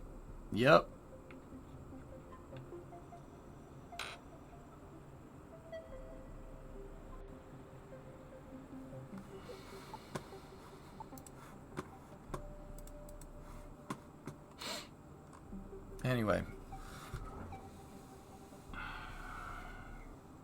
I love watching Lunar Module 5. Oh, Lunar Module 5. That's such a good channel, Travis. Yeah, you want to see the whole... That's what I mean, dude. They had the whole mission. The whole thing. You just sit there and watch it. It was great. Yeah, we lost that when they canceled the shuttle program and Constellation. We lost all of it. Dude, we had unprecedented coverage. You just watch the shuttle float around in space, dude. Back in the day, it was so cool. What mission are we doing right now? I just completed the launch the Rocco Max tank into space, dude. And, yeah. Going from there. Artemis should be like that. Yeah, Artemis should be like that. We didn't get round-the-clock coverage with the Orion capsule because...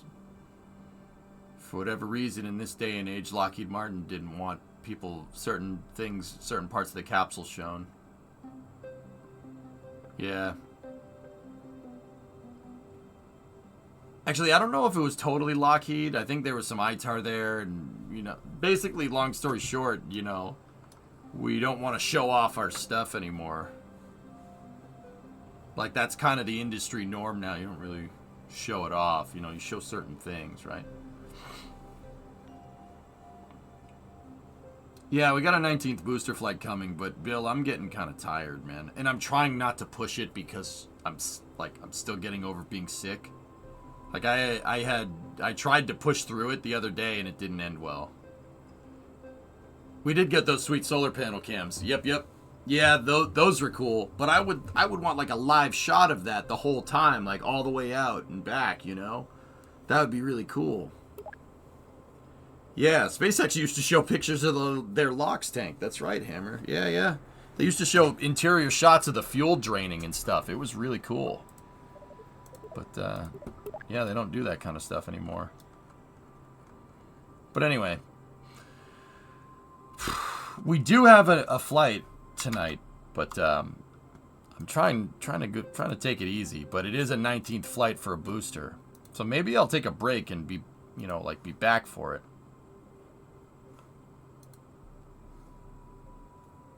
Nope, it got delayed to midnight. My rocket keeps slipping over. I added stabilizers at the bottom, but it keeps slipping over. Slow down, Nuclear.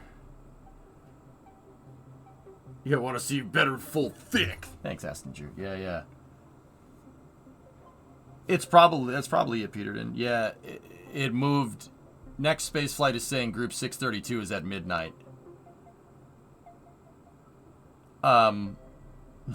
Nah, see, Kraken, it's too cold.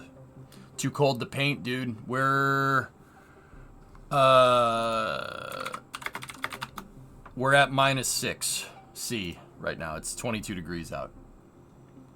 Can't paint. I can't paint in 22 degrees. It won't work. Bill Nelson did say we were in another space race with China.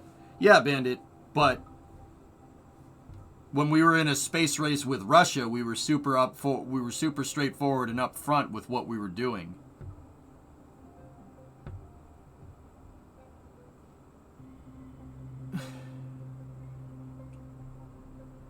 Spaceflight Now still says TBD for time.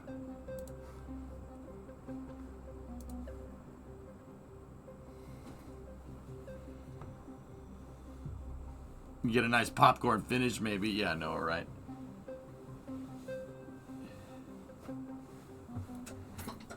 They're worried about industrial espionage, Squall, which is probably why we don't get some of this footage, because we know China's just going to take it. And they do.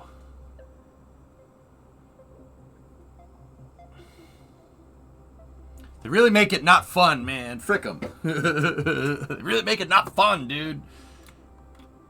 But yeah, I don't know where you're seeing that night, but I'm pretty sure that says 1202.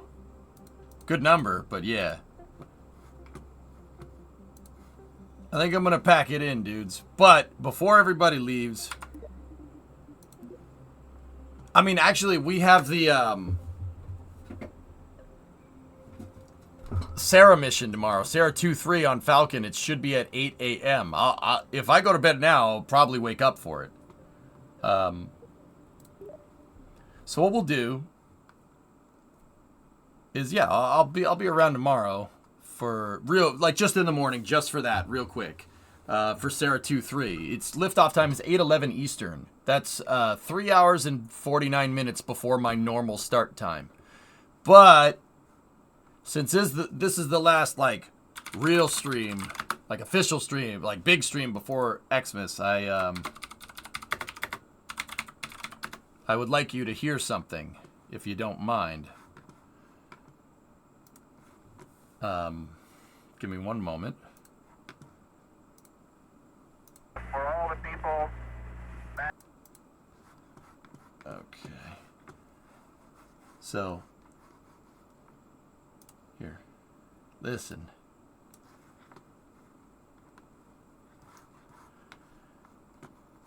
I always play this on the last stream before Christmas, so.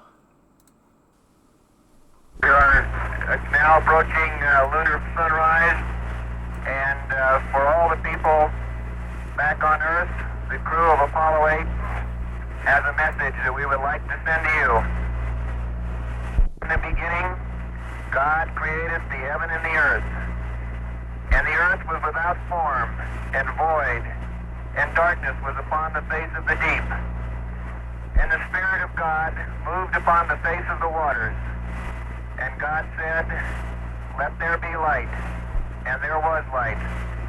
And God saw the light, that it was good. And God divided the light from the darkness. And God called the light day, and the darkness he called night. And the evening and the morning were the first day. And God said, "Let there be a firmament in the midst of the waters. Let it divide the waters from the waters." And God made the firmament, and divided the waters which were under the firmament from the waters which were above the firmament. And it was so. And God called the firmament heaven, and the evening and the morning were the second day. God said, "Let the waters under the heaven be gathered together into one place, and let the dry land appear." And it was so. And God called the dry land earth, and the gathering together of the waters called he seas. And God saw that it was good. And from the crew of Apollo 8, we close with good night, good luck, a Merry Christmas, and God bless all of you on the good earth.